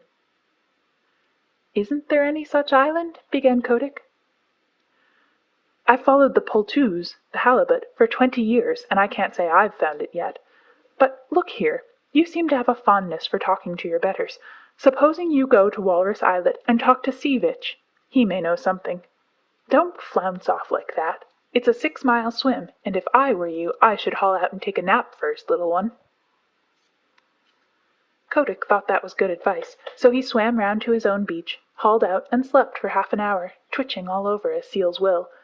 Then he headed straight for Walrus Islet, a little low sheet of rocky island almost due northeast from Novastoshnah, all ledges of rock and gulls' nests, where the walrus herded by themselves.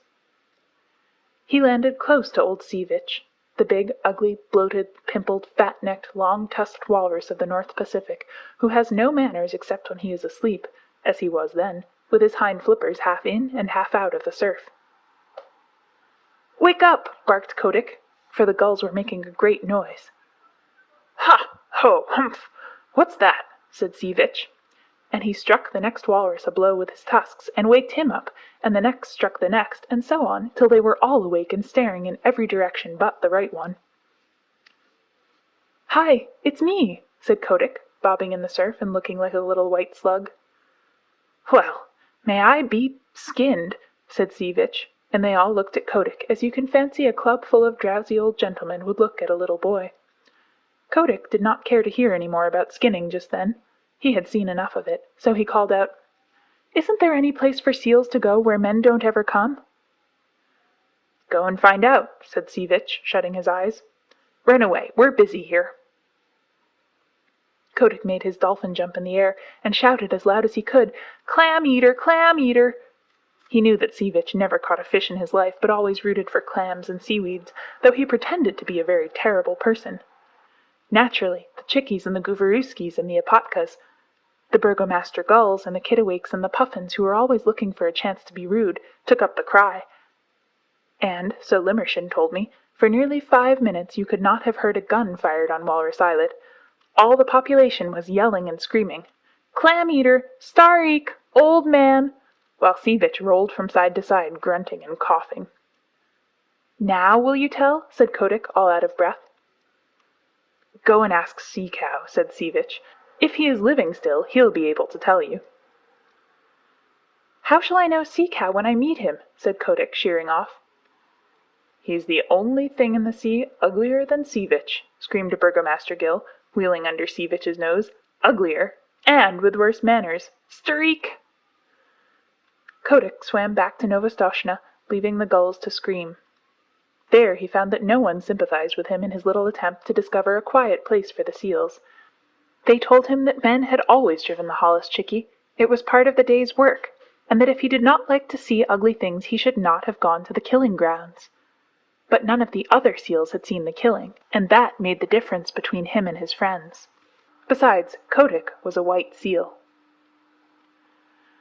"What you must do," said old Sea Catch after he had heard his son's adventures, "is to grow up and be a big seal like your father, and have a nursery on the beach, and then they will leave you alone. In another 5 years you ought to be able to fight for yourself." Even gentle Matka, his mother, said, "You will never be able to stop the killing. Go and play in the sea, Kotick." And Kotick went off and danced the fire dance with a very heavy little heart. End of Chapter 4, Part 1. The Jungle Book by Rudyard Kipling. Chapter 4, Part 2.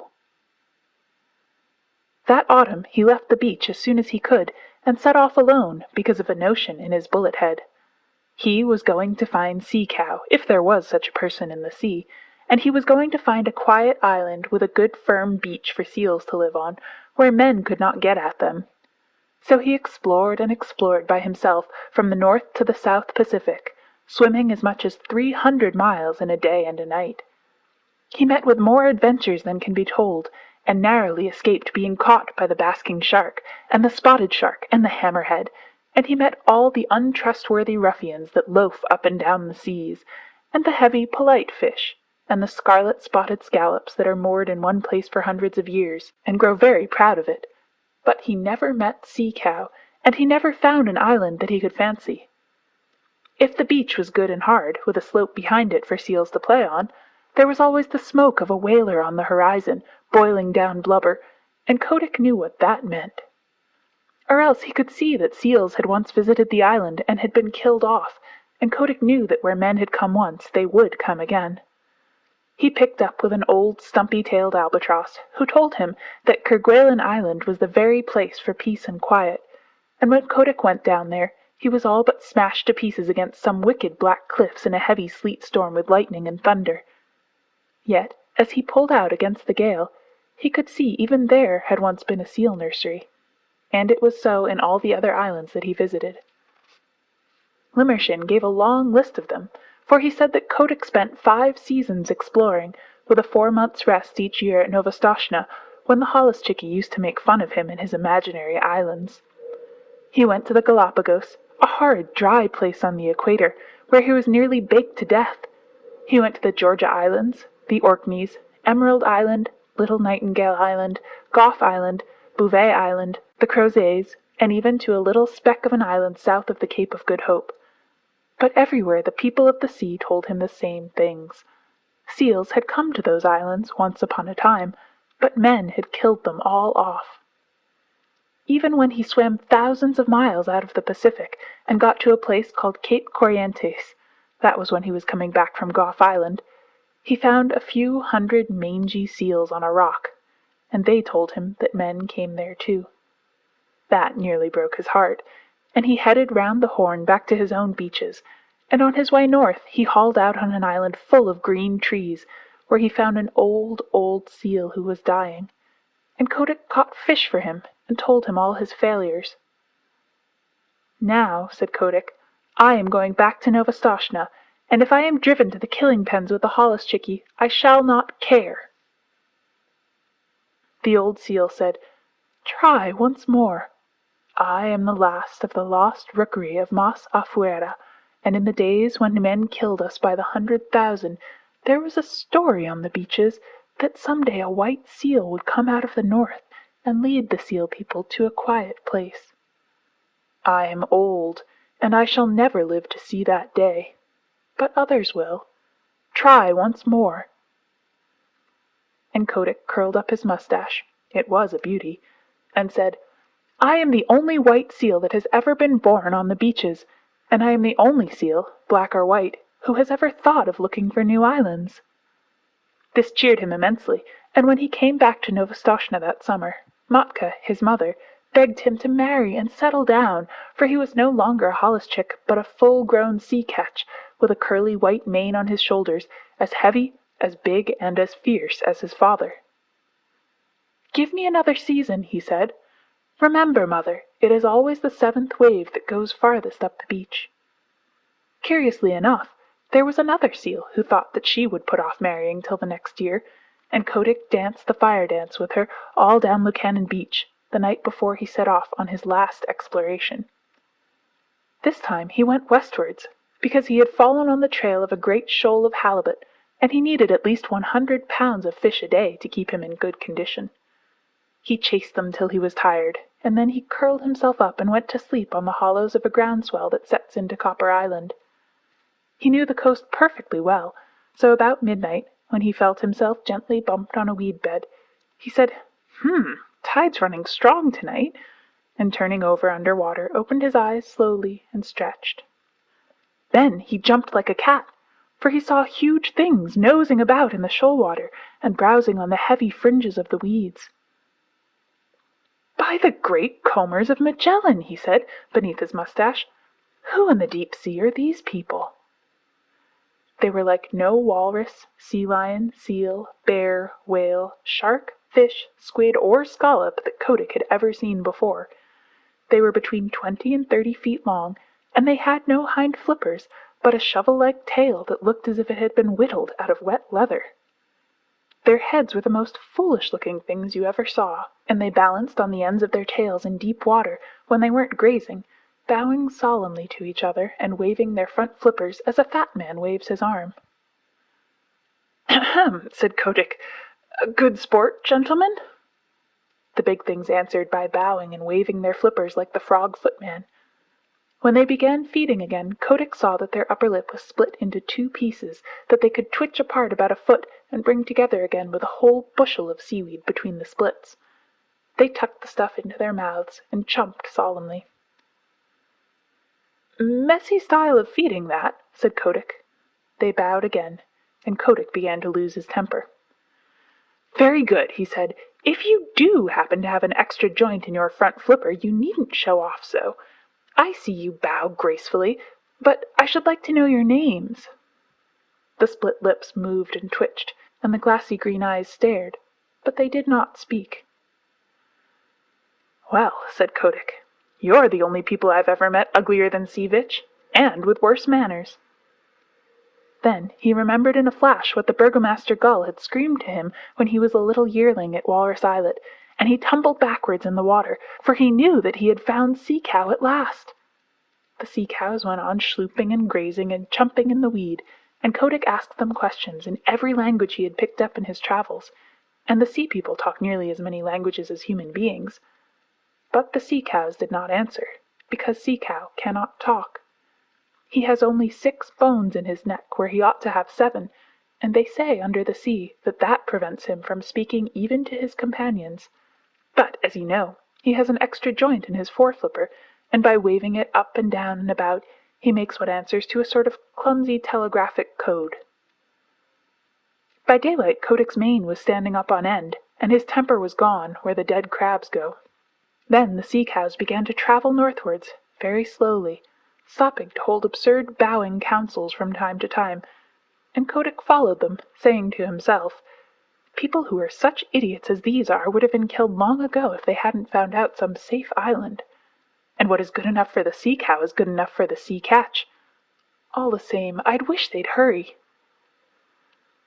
It was weary work for Kotick. The sea cow's herd never went more than 40 or 50 miles a day, and stopped to feed at night, and kept close to the shore all the time, while Kotick swam round them and over them and under them, but he could not hurry them up 1 mile. As they went farther north, they held a bowing council every few hours, and Kotick nearly bit off his mustache with impatience till he saw that they were following up a warm current of water, and then he respected them more. One night they sank through the shiny water, sank like stones, and for the first time since he had known them, began to swim quickly. Kotick followed, and the pace astonished him, for he never dreamed that Sea Cow was anything of a swimmer. They headed for a cliff by the shore, a cliff that ran down into deep water, and plunged into a dark hole at the foot of it, 20 fathoms under the sea. It was a long, long swim, and Kotick badly wanted fresh air before he was out of the dark tunnel they led him through. "My wig," he said when he rose, gasping and puffing into the open water at the farther end. "It was a long dive. but it was worth it.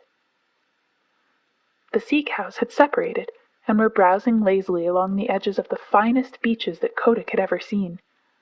There were long stretches of smooth-worn rock running for miles, exactly fitted to make seal nurseries, and there were playgrounds of hard sand sloping inland behind them, and there were rollers for seals to dance in, and long grass to roll in, and sand dunes to climb up and down, and best of all, Kotick knew by the feel of the water, which never deceives a sea catch, that no men had ever come there. The first thing he did was to assure himself that the fishing was good, and then he swam along the beaches and counted up the delightful low sandy islands half hidden in the beautiful rolling fog. Away to the northward, out to sea, ran a line of bars and shoals and rocks that would never let a ship come within 6 miles of the beach, and between the islands and the mainland was a stretch of deep water that ran up to the perpendicular cliffs, and somewhere below the cliffs was the mouth of the tunnel. "It's Novastoshnah over again, but 10 times better," said Kotick. "Sea Cow must be wiser than I thought. Men can't come down the cliffs, even if there were any men, and the shoals to seaward would knock a ship to splinters. If any place in the sea is safe, this is it." He began to think of the seal he had left behind him. But though he was in a hurry to go back to Novastoshnah, he thoroughly explored the new country so that he would be able to answer all questions. Then he dived and made sure of the mouth of the tunnel, and raced through to the southward.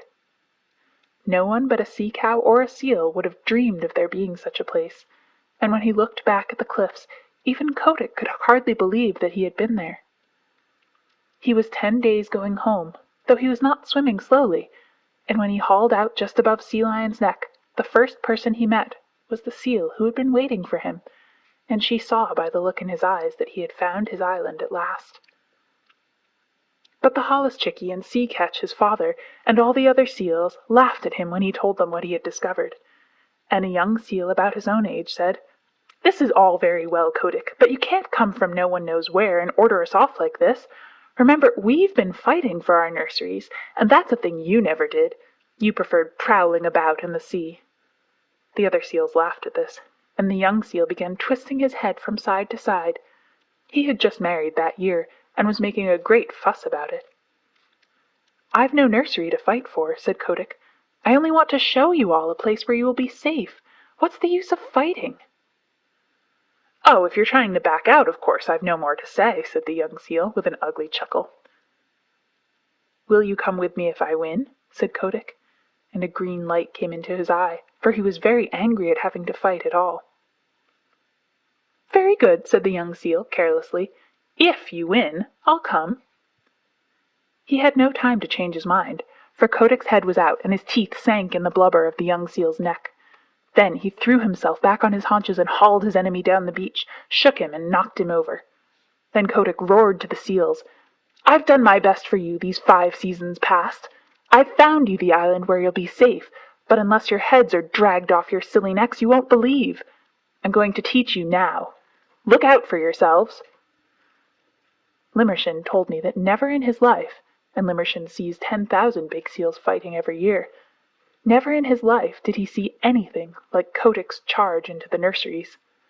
He flung himself at the biggest sea catch he could find, caught him by the throat, choked him, and bumped him and banged him till he grunted for mercy, and then threw him aside and attacked the next. You see, Kotick had never fasted for 4 months as the big seals did every year, and his deep-sea swimming trips kept him in perfect condition. And best of all, he had never fought before.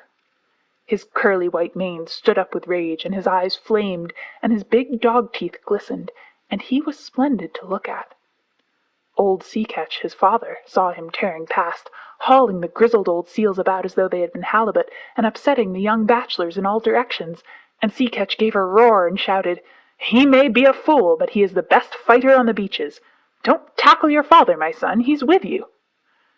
Kotick roared in answer, and old Sea Catch waddled in with his mustache on end, blowing like a locomotive, while Matka and the seal that was going to marry Kotick cowered down and admired their menfolk. It was a gorgeous fight, for the two fought as long as there was a seal that dared lift up his head, and when there were none, they paraded grandly up and down the beach side by side, bellowing. At night, Just as the northern lights were winking and flashing through the fog, Kotick climbed a bare rock and looked down on the scattered nurseries and the torn and bleeding seals. "Now," he said, "I've taught you your lesson." "My wig," said old Sea Catch, boosting himself up stiffly, for he was fearfully mauled. "The killer whale himself could not have cut them up worse. Son, I'm proud of you, and what's more, I'll come with you to your island, if there is such a place. Here, you fat pigs of the sea, who comes with me to Sea Cow's tunnel? Answer, or I shall teach you again," roared Kotick. There was a murmur like the ripple of the tide all up and down the beaches. "We will come," said thousands of tired voices. "We will follow Kotick the White Seal."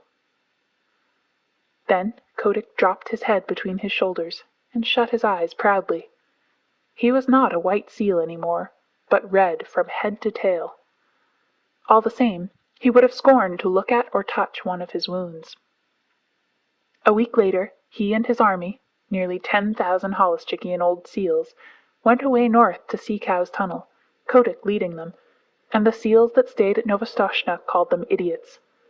But the next spring, when they all met off the fishing banks of the Pacific, Kotick's seals told such tales of the new beaches beyond Sea Cow's tunnel that more and more seals left Novastoshnah. Of course, it was not all done at once, for the seals are not very clever, and they need a long time to turn things over in their minds. But year after year, more seals went away from Novastoshnah and Lukannon and the other nurseries to the quiet, sheltered beaches where Kotick sits all the summer through, getting bigger and fatter and stronger each year, while the Holluschickie play round him, in that sea where no man comes. Lukannon. This is a sort of sad seal national anthem. I met my mates in the morning, and oh, but I am old, where roaring on the ledges and summer groundswell rolled. I heard them lift the chorus that drowned the breakers' song, the beaches of Lukannon, 2,000,000 voices strong. The song of pleasant stations beside the salt lagoons, the song of blowing squadrons that shuffled down the dunes, the song of midnight dances that churned the swell to flame, the beaches of Lukannon before the sealers came. I met my mates in the morning, I'll never meet them more. They came and went in legions that darkened all the shore. And o'er the foam-flecked offing, as far as voice could reach, we hailed the landing parties and we sang them up the beach. The beaches of Lukannon, the winter wheat so tall, the dripping crinkled lichens and the sea fog drenching all, the platforms of our playground all shining smooth and worn, the beaches of Lukannon, the home where we were born. I met my mates in the morning, a broken, scattered band. Men shoot us in the water and club us on the land. Men drive us to the salt house like silly sheep and tame, and still we sing Lukannon before the sealers came. Wheel down to southward, O Gooverooska, go, and tell the deep-sea viceroys the story of our woe. Ere empty as the shark's egg the tempest flings ashore, the beaches of Lukannon shall know their sons no more. End of Chapter 4. Chapter 5. Rikki Tikki Tavi. At the hole where he went in, Red-Eye called to Wrinkleskin. Hear what little Red-Eye saith. Nag, come up and dance with death. Eye to eye and head to head, keep the measure, Nag. This shall end when one is dead. At thy pleasure, Nag. Turn for turn and twist for twist, run and hide thee, Nag. Ha! The hooded death has missed. Woe betide thee, Nag. This is the story of the great war that Rikki Tikki Tavi fought single-handed through the bathrooms of the big bungalow in Segowli Cantonment. Darzee, the tailor bird, helped him, and Chuchundra, the muskrat, who never comes out in the middle of the floor but always creeps round by the wall, gave him advice, but Rikki Tikki did the real fighting. He was a mongoose, rather like a little cat in his fur and his tail, but quite like a weasel in his head and his habits. His eyes and the end of his restless nose were pink. He could scratch himself anywhere he pleased with any leg, front or back, that he chose to use. He could fluff up his tail till it looked like a bottle brush, and his war cry as he scuttled through the long grass was, "Rikki-Tik, Tikki-Tik, Tsk!" One day a high summer flood washed him out of the burrow where he lived with his father and mother, and carried him, kicking and clucking, down a roadside ditch. He found a little wisp of grass floating there, and clung to it till he lost his senses. When he revived, he was lying in the hot sun on the middle of a garden path, very draggled indeed, and a small boy was saying, "Here's a dead mongoose, let's have a funeral." "No," said his mother, "let's take him in and dry him. Perhaps he isn't really dead." They took him into the house, and a big man picked him up between his finger and thumb, and said he was not dead, but half choked. So they wrapped him in cotton wool and warmed him over a little fire, and he opened his eyes and sneezed. "Now," said the big man, he was an Englishman who had just moved into the bungalow, "don't frighten him, and we'll see what he'll do." It is the hardest thing in the world to frighten a mongoose, because he is eaten up from nose to tail with curiosity. The motto of the mongoose family is "Run and find out," and Rikki Tikki was a true mongoose. He looked at the cotton wool, decided that it was not good to eat, ran all round the table, sat up and put his fur in order, scratched himself, and jumped on the small boy's shoulder. "Don't be frightened, Teddy," said his father. "That's his way of making friends." "Ouch! He's tickling under my chin," said Teddy. Rikki Tikki looked down between the boy's collar and neck, snuffed at his ear, and climbed down to the floor, where he sat rubbing his nose. "Good gracious," said Teddy's mother, "and that's a wild creature? I suppose he's so tame because we've been kind to him." "All mongooses are like that," said her husband. "If Teddy doesn't pick him up by the tail or try to put him in a cage, he'll run in and out of the house all day long. Let's give him something to eat." They gave him a little piece of raw meat. Rikki Tikki liked it immensely, and when it was finished, he went out into the veranda and sat in the sunshine and fluffed up his fur to make it dry to the roots. Then he felt better. "There are more things to find out about in this house," he said to himself, "than all my family could find out in all their lives. I shall certainly stay and find out." He spent all that day roaming over the house. He nearly drowned himself in the bathtubs, put his nose into the ink on a writing table, and burnt it on the end of a big man's cigar, for he climbed up in the big man's lap to see how writing was done. At nightfall he ran into Teddy's nursery to watch how kerosene lamps were lighted, and when Teddy went to bed, Rikki Tikki climbed up too. But he was a restless companion, because he had to get up and attend to every noise all through the night, and find out what made it. Teddy's mother and father came in, the last thing, to look at their boy, and Rikki Tikki was awake on the pillow. "I don't like that," said Teddy's mother. "He may bite the child." "He'll do no such thing," said the father. "Teddy's safer with that little beast than if he had a bloodhound to watch him. If a snake came into the nursery now—" But Teddy's mother wouldn't think of anything so awful. Early in the morning, Rikki Tikki came to early breakfast in the veranda, riding on Teddy's shoulder, and they gave him banana and some boiled egg, and he sat on all their laps one after the other, because every well-brought-up mongoose always hopes to be a house mongoose some day, and have rooms to run about in. And Rikki Tikki's mother, she used to live in the general's house at Sagowli, had carefully told Rikki what to do if he ever came across white men. Then Rikki Tikki went out into the garden to see what was to be seen. It was a large garden, only half cultivated, with bushes as big as summer houses, of Marshall Neil roses, lime and orange trees, clumps of bamboos, and thickets of high grass. Rikki Tikki licked his lips.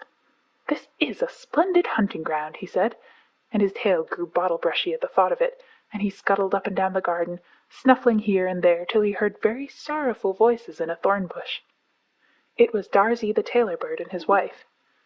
They had made a beautiful nest by pulling 2 big leaves together and stitching them up at the edges with fibers, and had filled the hollow with cotton and downy fluff. The nest swayed to and fro as they sat on the rim and cried. "What is the matter?" asked Rikki Tikki. "We are very miserable," said Darzee. "One of our babies fell out of the nest yesterday, and Nag ate him." Said Rikki Tikki. "That is very sad. But I am a stranger here. Who is Nag?" Darzee and his wife only cowered down in the nest without answering, for from the thick grass at the foot of the bush there came a low hiss, a horrid, cold sound that made Rikki Tikki jump back 2 clear feet. Then, inch by inch out of the grass, rose up the head and spread hood of Nag, the big black cobra, and he was 5 feet long from tongue to tail. When he had lifted 1/3 of himself clear of the ground, he stayed balancing to and fro exactly as a dandelion tuft balances in the wind, and he looked at Rikki Tikki with the wicked snake's eyes that never change their expression, whatever the snake may be thinking of. "Who is Nag?" said he. "I am Nag. The great god Brahm put his mark upon all our people when the first cobra spread his hood to keep the sun off Brahm as he slept. Look, and be afraid." He spread out his hood more than ever, and Rikki Tikki saw the spectacle mark on the back of it that looks exactly like the eye part of a hook and eye fastening. He was afraid for the minute, but it is impossible for a mongoose to stay frightened for any length of time, and though Rikki Tikki had never met a live cobra before, his mother had fed him on dead ones, and he knew that all a grown mongoose's business in life was to fight and eat snakes. Nag knew this too, and, at the bottom of his cold heart, he was afraid. "Well," said Rikki Tikki, and his tail began to fluff up again, "marks or no marks, do you think it is right for you to eat fledglings out of a nest?" Nag was thinking to himself, and watching the least little movement in the grass behind Rikki Tikki. He knew that mongooses in the garden meant death sooner or later for him and his family, but he wanted to get Rikki Tikki off his guard. So he dropped his head a little and put it on one side. "Let us talk," he said. "You eat eggs. Why should not I eat birds?" "Behind you! Look behind you!" sang Darzee. Rikki Tikki knew better than to waste time in staring. He jumped up in the air as high as he could go, and just under him whizzed by the head of Nagina, Nag's wicked wife.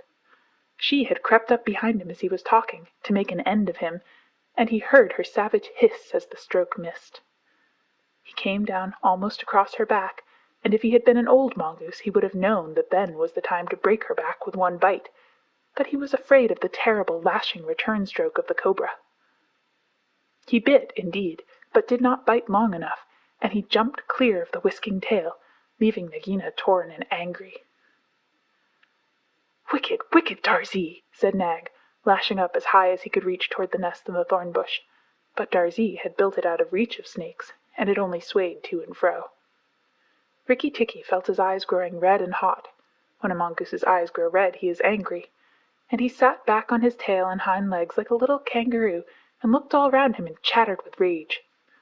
But Nag and Nagina had disappeared into the grass. When a snake misses its stroke, it never says anything or gives any sign of what it means to do next. Rikki Tikki did not care to follow them, for he did not feel sure that he could manage 2 snakes at once. So he trotted off to the gravel path near the house, and sat down to think. It was a serious matter for him. If you read the old books of natural history, you will find that they say that when the mongoose fights the snake and happens to get bitten, he runs off and eats some herb that cures him. That is not true. The victory is only a matter of quickness of eye and quickness of foot. Snakes blow against mongooses jump. And as no eye can follow the motion of a snake's head when it strikes, this makes things much more wonderful than any magic herb. Rikki Tikki knew he was a young mongoose, and it made him all the more pleased to think that he had managed to escape a blow from behind. It gave him confidence in himself, and when Teddy came running down the path, Rikki Tikki was ready to be petted. But just as Teddy was stooping, something wriggled a little in the dust, and a tiny voice said, "Be careful, I am Death." It was Karait, the dusty brown snakeling that lies for choice on the dusty earth, and his bite is as dangerous as the cobra's. But he is so small that nobody thinks of him, and so he does the more harm to people. Rikki Tikki's eyes grew red again, and he danced up to Karait with the peculiar rocking, swaying motion that he had inherited from his family. It looks very funny, but it is so perfectly balanced a gait that you can fly off from it at any angle you please, and in dealing with snakes this is an advantage. If Rikki Tikki had only known, he was doing a much more dangerous thing than fighting Nag, for Karait is so small and can turn so quickly that unless Rikki bit him close to the back of his head, he would get the return stroke in his eye or his lip. But Rikki did not know. His eyes were all red, and he rocked back and forth looking for a good place to hold. Karait struck out, Rikki jumped sideways and tried to run in, but the wicked little dusty gray head lashed within a fraction of his shoulder, and he had to jump over the body, and the head followed his heels close. Teddy shouted to the house, "Oh, look here! Our mongoose is killing a snake!" And Rikki Tikki heard a scream from Teddy's mother. His father ran out with a stick, but by the time he came up, Karait had lunged out once too far, and Rikki Tikki had sprung, jumped on the snake's back, dropped his head far between his forelegs, bitten as high up the back as he could get hold, and rolled away. That bite paralyzed Karait, and Rikki Tikki was just going to eat him up from the tail, after the custom of his family at dinner, when he remembered that a full meal makes a slow mongoose, and if he wanted all his strength and quickness ready, he must keep himself thin. He went away for a dust bath under the castor oil bushes, while Teddy's father beat the dead Karait. "What is the use of that?" thought Rikki Tikki. "I have settled it all." And then Teddy's mother picked him up from the dust and hugged him, crying that he had saved Teddy from death, and Teddy's father said that he was a providence, and Teddy looked on with big scared eyes. Rikki Tikki was rather amused at all this fuss, which of course he did not understand. Teddy's mother might just as well have petted Teddy for playing in the dust. Rikki was thoroughly enjoying himself. That night at dinner, walking to and fro among the wine glasses on the table, he might have stuffed himself 3 times over with nice things. But he remembered Nag and Nagaina, and though it was very pleasant to be patted and petted by Teddy's mother and to sit on Teddy's shoulder, his eyes would get red from time to time, and he would go off into his long war cry of "Rick tick ticky ticky tick." Teddy carried him off to bed, and insisted on Rikki Tikki sleeping under his chin. Rikki Tikki was too well bred to bite or scratch, but as soon as Teddy was asleep he went off for his nightly walk round the house, and in the dark he ran up against Chuchundra the muskrat, creeping round by the wall. Chuchundra is a broken-hearted little beast. He whimpers and cheeps all the night, trying to make up his mind to run into the middle of the room, but he never gets there. "Don't kill me," said Chuchundra, almost weeping. "Rikki Tikki, don't kill me." "Do you think a snake killer kills muskrats?" said Rikki Tikki scornfully. "Those who kill snakes get killed by snakes," said Chuchundra, more sorrowfully than ever. "And how am I to be sure that Nag won't mistake me for you some dark night?" "There's not the least danger," said Rikki Tikki, "but Nag is in the garden, and I know you don't go there." "My cousin Chua the rat told me," said Chuchundra, and then he stopped. "Told you what?" "Hush! Nag is everywhere, Rikki Tikki. You should have talked to Chua in the garden." "I didn't, so you must tell me. Quick, Chuchundra, or I'll bite you." Chuchundra sat down and cried till the tears rolled off his whiskers. "I am a very poor man," he sobbed. "I never had spirit enough to run out into the middle of the room. Hush! I mustn't tell you anything. Can't you hear, Rikki Tikki?" Rikki Tikki listened. The house was as still, but he thought he could just hear the faintest scratch-scratch in the world, a noise just as faint as that of a wasp walking on a window-pane, the dry scratch of a snake's scales on brickwork. "That's Nag or Nagina," he said to himself, "and he is crawling into the bathroom sluice. You're right, Chuchundra. I should have talked to Chua." He stole off to Teddy's bathroom, but there was nothing there, and then to Teddy's mother's bathroom. At the bottom of the smooth plaster wall there was a brick pulled out to make a sluice for the bath water, and as Rikki Tikki stole in by the masonry curb where the bath is put, he heard Nag and Nagina whispering together outside in the moonlight. "When the house is emptied of people," said Nagina to her husband, "he will have to go away, and then the garden will be our own again. Go in quietly, and remember that the big man who killed Karait is the first one to bite. Then come out and tell me, and we will hunt for Rikki Tikki together." "But are you sure there is anything to be gained by killing the people?" said Nag. "Everything. When there were no people in the bungalow, did we have any mongoose in the garden? So long as the bungalow is empty, we are king and queen of the garden. And remember that as soon as our eggs in the melon bed hatch, as they may tomorrow, our children will need room and quiet." "I had not thought of that," said Nag. "I will go, but there is no need that we should hunt for Rikki Tikki afterwards. I will kill the big man and his wife, and the child if I can, and come away quietly. Then the bungalow will be empty, and Rikki Tikki will go." Rikki Tikki tingled all over with rage and hatred at this, and then Nag's head came through the sluice, and his 5 feet of cold body followed it. Angry as he was, Rikki Tikki was very frightened as he saw the size of the big cobra. Nag coiled himself up, raised his head, and looked into the bathroom in the dark, and Rikki could see his eyes glitter.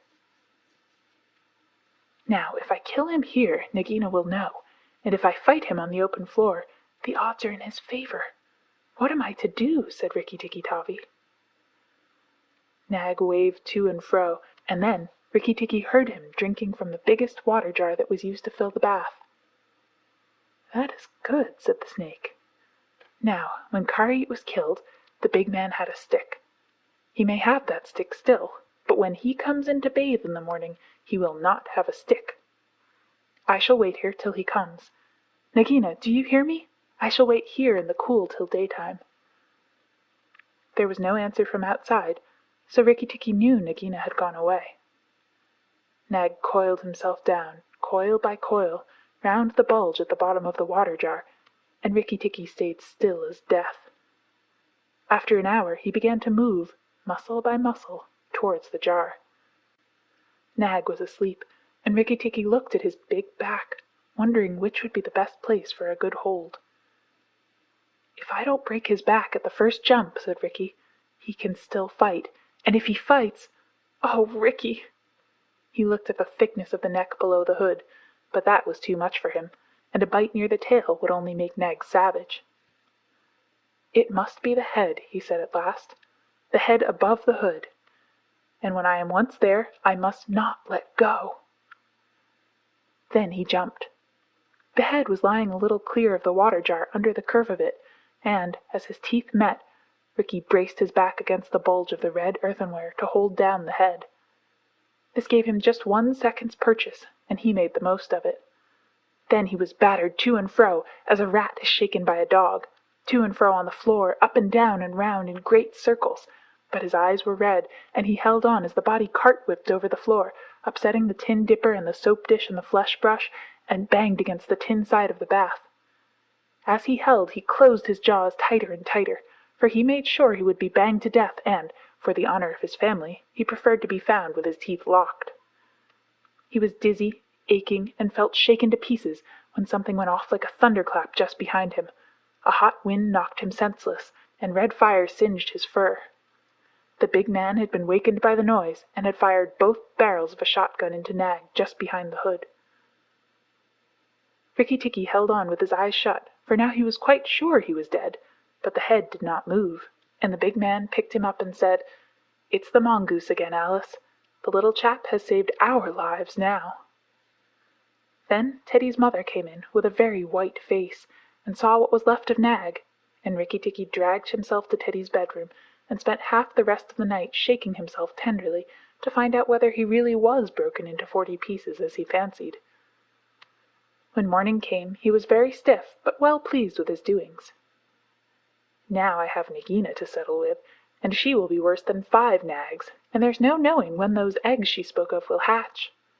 Goodness, I must go and see Darzee," he said. Without waiting for breakfast, Rikki Tikki ran to the thorn bush where Darzee was singing a song of triumph at the top of his voice. The news of Nag's death was all over the garden, for the sweeper had thrown the body on the rubbish heap. "Oh, you stupid tuft of feathers," said Rikki Tikki angrily. "Is this the time to sing?" "Nag is dead, is dead, is dead," sang Darzee. "The valiant Rikki Tikki caught him by the head and held fast. The big man brought the bang stick, and Nag fell in 2 pieces. He will never eat my babies again." "All that's true enough, but where's Nagina?" said Rikki Tikki, looking carefully round him. "Nagina came to the bathroom sluice and called for Nag," Darzee went on, "and Nag came out of the end of a stick. The sweeper picked him up on the end of a stick and threw him upon the rubbish heap. Let us sing about the great, the red-eyed Rikki Tikki." And Darzee filled his throat and sang. "If I could get up to your nest, I'd roll your babies out," said Rikki Tikki. "You don't know when to do the right thing at the right time. You're safe enough in your nest there, but it's war for me down here. Stop singing a minute, Darzee." "For the beautiful Rikki Tikki's sake, I will stop," said Darzee. "What is it, O killer of the terrible nag?" "Where is Nagina for the third time?" "On the rubbish heap by the stables, mourning for Nag. Great is Rikki Tikki with the white teeth." "Bother my white teeth! Have you ever heard where she keeps her eggs?" "In the melon bed, on the end nearest the wall, where the sun strikes nearly all day. She hid them there weeks ago." "And you never thought it worth while to tell me? The end nearest the wall, you said." "Rikki Tikki, you are not going to eat her eggs?" "Not eat exactly, no. Darzee, if you have a grain of sense, you will fly off to the stables and pretend that your wing is broken, and let Nagina chase you away to this bush. I must get to the melon bed, and if I went there now, she'd see me." Darzee was a feather-brained little fellow who could never hold more than one idea at a time in his head, and just because he knew that Nagina's children were born in eggs like his own, he didn't think at first that it was fair to kill them. But his wife was a sensible bird, and she knew that the cobra's eggs meant young cobras later on. So she flew off from the nest, and left Darzee to keep the babies warm and continue his song about the death of Nag. Darzee was very like a man in some ways. She fluttered in front of Nagina by the rubbish heap and cried out, "Oh, my wing is broken! The boy in the house threw a stone at me and broke it!" Then she fluttered more desperately than ever. Nagina lifted up her head and hissed, "You warned Rikki Tikki when I would have killed him. Indeed and truly you've chosen a bad place to be lame in." And she moved towards Darzee's wife, slipping along over the dust. "The boy broke it with a stone!" shrieked Darzee's wife. "Well, it may be some consolation to you when you're dead to know that I shall settle accounts with the boy. My husband lies on the rubbish heap this morning, but before night the boy in the house will lie very still. What is the use of running away? I am sure to catch you. Little fool, look at me." Darzee's wife knew better than to do that, for a bird who looks at a snake's eyes gets so frightened that she cannot move. Darzee's wife fluttered on, piping sorrowfully and never leaving the ground, and Nagina quickened her pace. Rikki Tikki heard them going up the path from the stables, and he raced for the end of the melon patch near the wall. There, in the warm litter above the melons, very cunningly hidden, he found 25 eggs, about the size of a bantam's eggs, but with whitish skins instead of shells. "I was not a day too soon," he said, for he could see the baby cobras curled up inside the skin, and he knew that the minute they were hatched they could each kill a man or a mongoose. He bit off the tops of the eggs as fast as he could, taking care to crush the young cobras, and turned over the litter from time to time to see whether he had missed any. At last there were only 3 eggs left, and Rikki Tikki began to chuckle to himself, when he heard Darzee's wife screaming, "Rikki Tikki, I led Nagina toward the house, and she has gone into the veranda, and oh, come quickly, she means killing!" Rikki Tikki smashed 2 eggs, and tumbled backwards down the melon bed with the 3rd egg in his mouth, and scuttled to the veranda as hard as he could put foot to the ground. Teddy and his mother and father were there at early breakfast, but Rikki Tikki saw that they were not eating anything. They sat stone still, and their faces were white. Nagina was coiled up on the matting by Teddy's chair, within easy striking distance of Teddy's bare leg, and she was swaying to and fro, singing a song of triumph. "Son of the big man that killed Nag," she hissed. "Stay still, I am not ready yet. Wait a little, keep very still, all you 3. If you move, I strike, and if you do not move, I strike. Oh, foolish people who killed my Nag!" Teddy's eyes were fixed on his father, and all his father could do was whisper, "Sit still, Teddy. You mustn't move. Teddy, keep still." Then Rikki Tikki came up and cried, "Turn round, Nagina. Turn and fight." "All in good time," said she, without moving her eyes. "I will settle my account with you presently. Look at your friends, Rikki Tikki. They are still and white. They are afraid. They dare not move, and if you come a step nearer, I strike." "Look at your eggs," said Rikki Tikki, "in the melon bed near the wall. Go and look, Nagina." The big snake turned half round and saw the egg on the veranda. "Ah! Give it to me," she said. Rikki Tikki put his paws one on each side of the egg, and his eyes were blood red. "What price for a snake's egg? For a young cobra? For a young king cobra? For the last, the very last of the brood? The ants are eating all the others down by the melon bed." Nagina spun clear round, forgetting everything for the sake of the one egg, and Rikki Tikki saw Teddy's father shoot out a big hand, catch Teddy by the shoulder, and drag him across the little table with the teacups, safe and out of reach of Nagina. "Tricked! Tricked! Tricked! Rick-tick-tick!" chuckled Rikki Tikki. "The boy is safe, and it was I that caught Nag by the hood last night in the bathroom." Then he began to jump up and down, all 4 feet together, his head close to the floor. "He threw me to and fro, but he could not shake me off. He was dead before a big man blew him in two. I did it! Rikki-tikki-tick-tick! Come then, Nagina, come and fight with me. You shall not be a widow long." Nagina saw that she had lost her chances of killing Teddy, and the egg lay between Rikki Tikki's paws. "Give me the egg, Rikki Tikki. Give me the last of my eggs, and I will go away and never come back," she said, lowering her hood. "Yes, you will go away, and you will never come back, for you will go to the rubbish heap with Nag. Fight, widow! The big man has gone for his gun. Fight!" Rikki Tikki was bounding all round Nagina, keeping just out of reach of her stroke, his little eyes like hot coals. Nagina gathered herself together and flung out at him. Rikki Tikki jumped up and backwards. Again and again she struck, and each time her head came with a whack on the matting of the veranda, and she gathered herself together like a watch-spring. Then Rikki Tikki danced in a circle to get behind her, and Nagina spun round to keep her head to his head, so that the rustle of her tail on the matting sounded like dry leaves blown along by the wind. He had forgotten the egg. It still lay on the veranda, and Nagina came nearer and nearer to it, till at last, while Rikki Tikki was drawing breath, she caught it in her mouth, turned to the veranda steps, and flew like an arrow down the path, with Rikki Tikki behind her.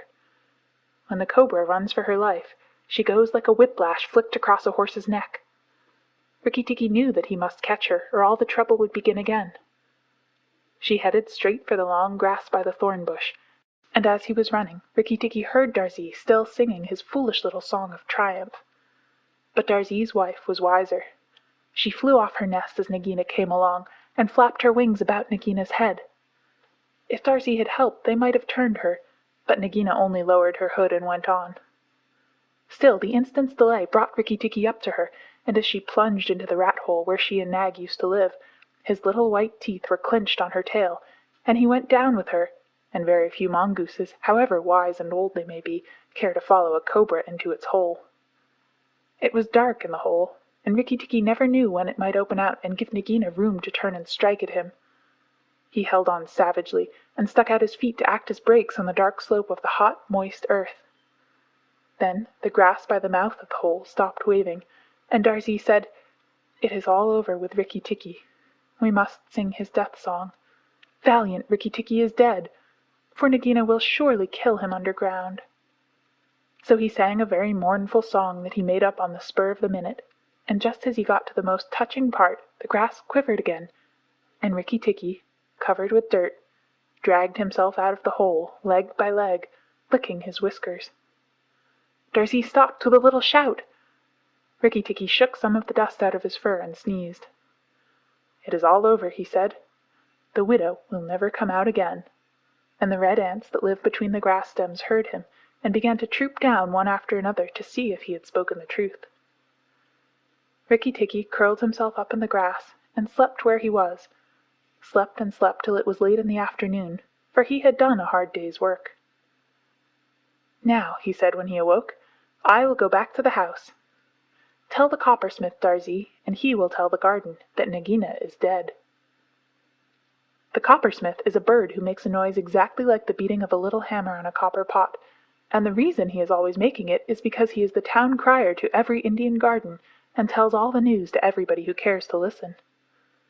As Rikki Tikki went up the path, he heard his attention notes like a tiny dinner gong, and then the steady ding dong tock.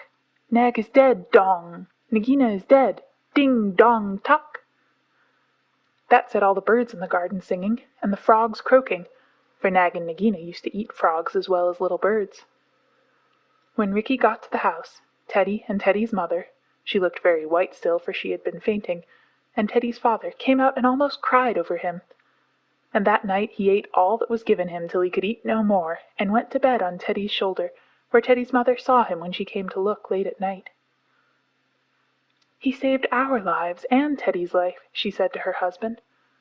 "Just think, he saved all our lives." Rikki Tikki woke up with a jump, for mongooses are light sleepers. "Oh, it's you," said he. "What are you bothering for? All the cobras are dead, and if they weren't, I'm here."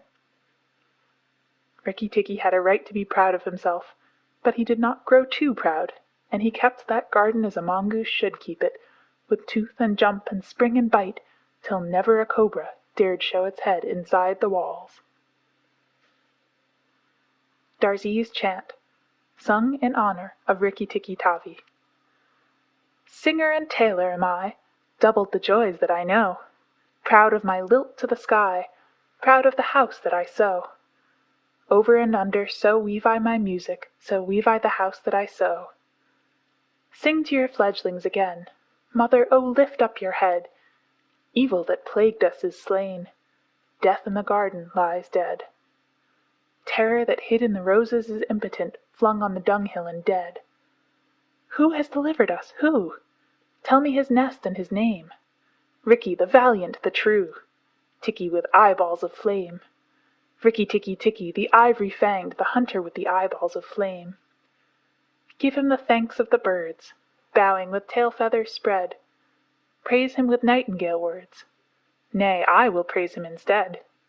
Here, I will sing you the praise of the bottle-tailed Rikki with eyeballs of red. Here Rikki Tikki interrupted, so the rest of the song is lost. End of Chapter 5. Chapter 6. Tumai of the Elephants. I will remember what I was. I am sick of rope and chain.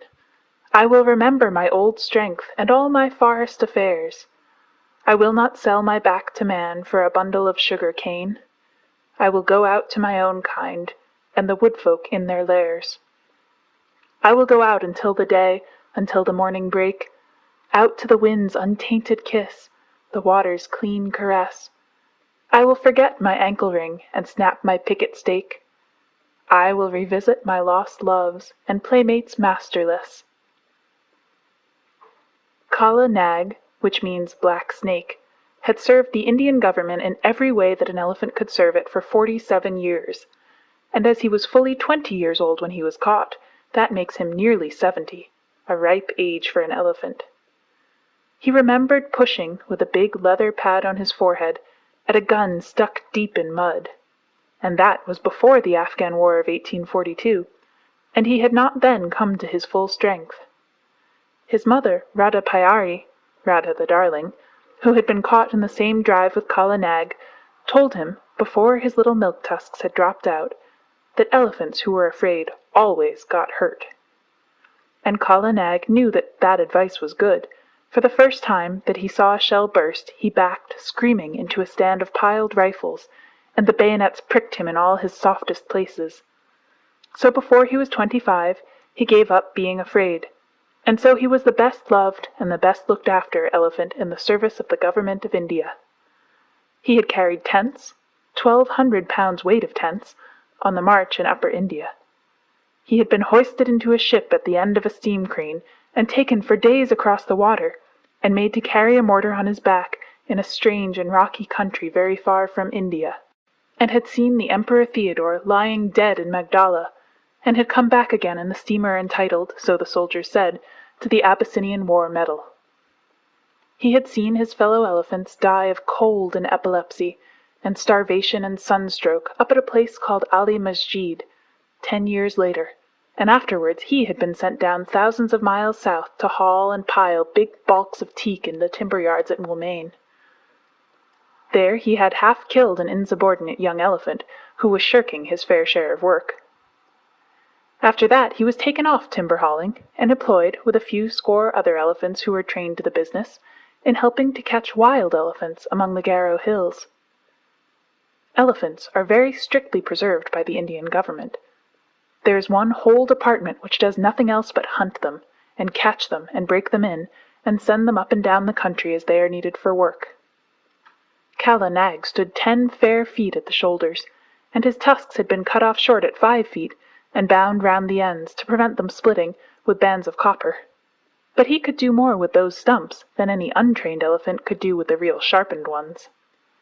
When, after weeks and weeks of cautious driving of scattered elephants across the hills, the 40 or 50 wild monsters were driven into the last stockade, and the big drop gate, made of tree trunks lashed together, jarred down behind them, Kala Nag, at the word of command, would go into that flaring, trumpeting pandemonium, generally at night, when the flickering of the torches made it difficult to judge distances, and, picking out the biggest and wildest tusker of the mob, would hammer him and hustle him into quiet, while the men on the backs of the other elephants roped and tied the smaller ones.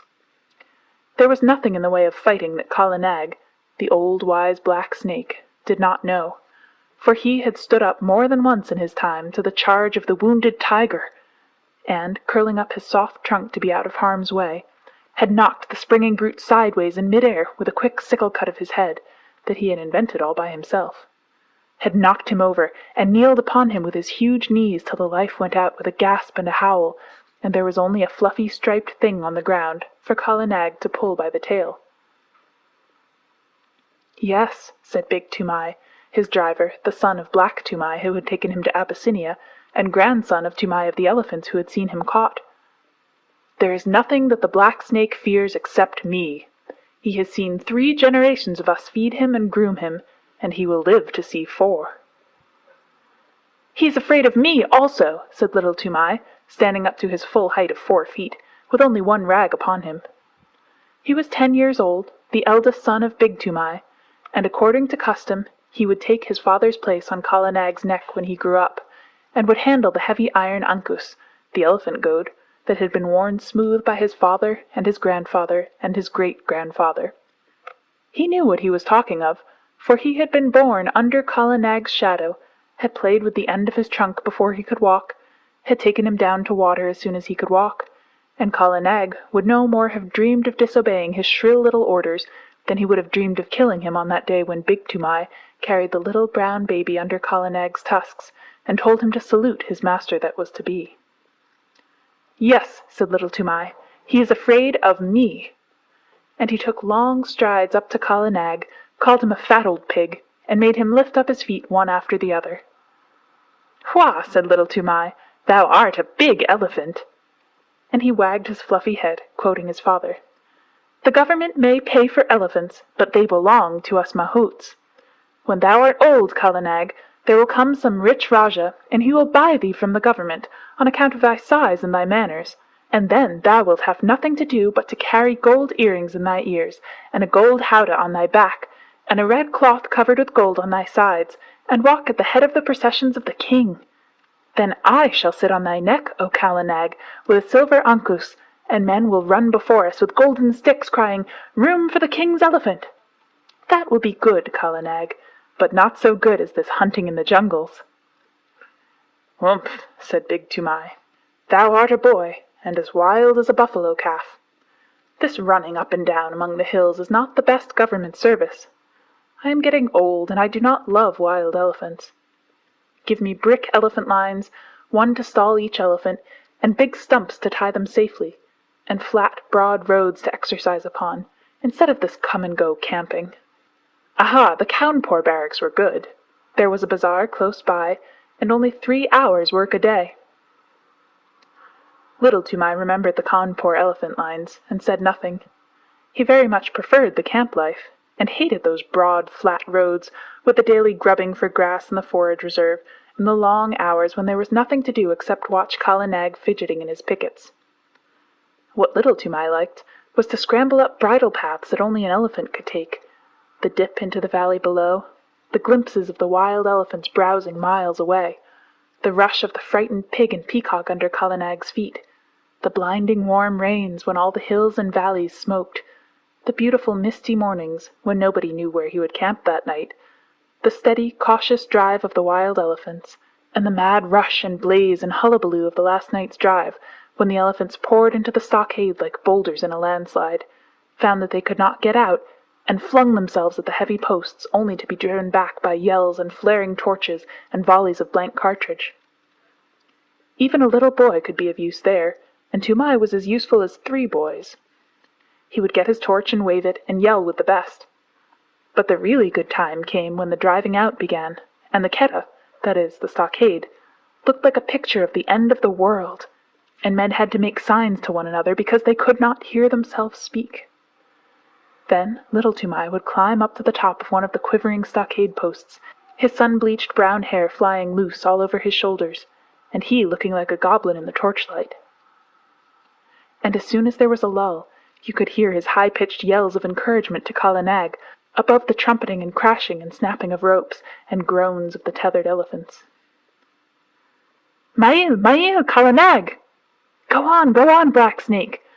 Danto! Give him the tusk! Somalo, Somalo! Careful, careful! Maro, Mar! Hit him! Mind the post! Array, hi, yai!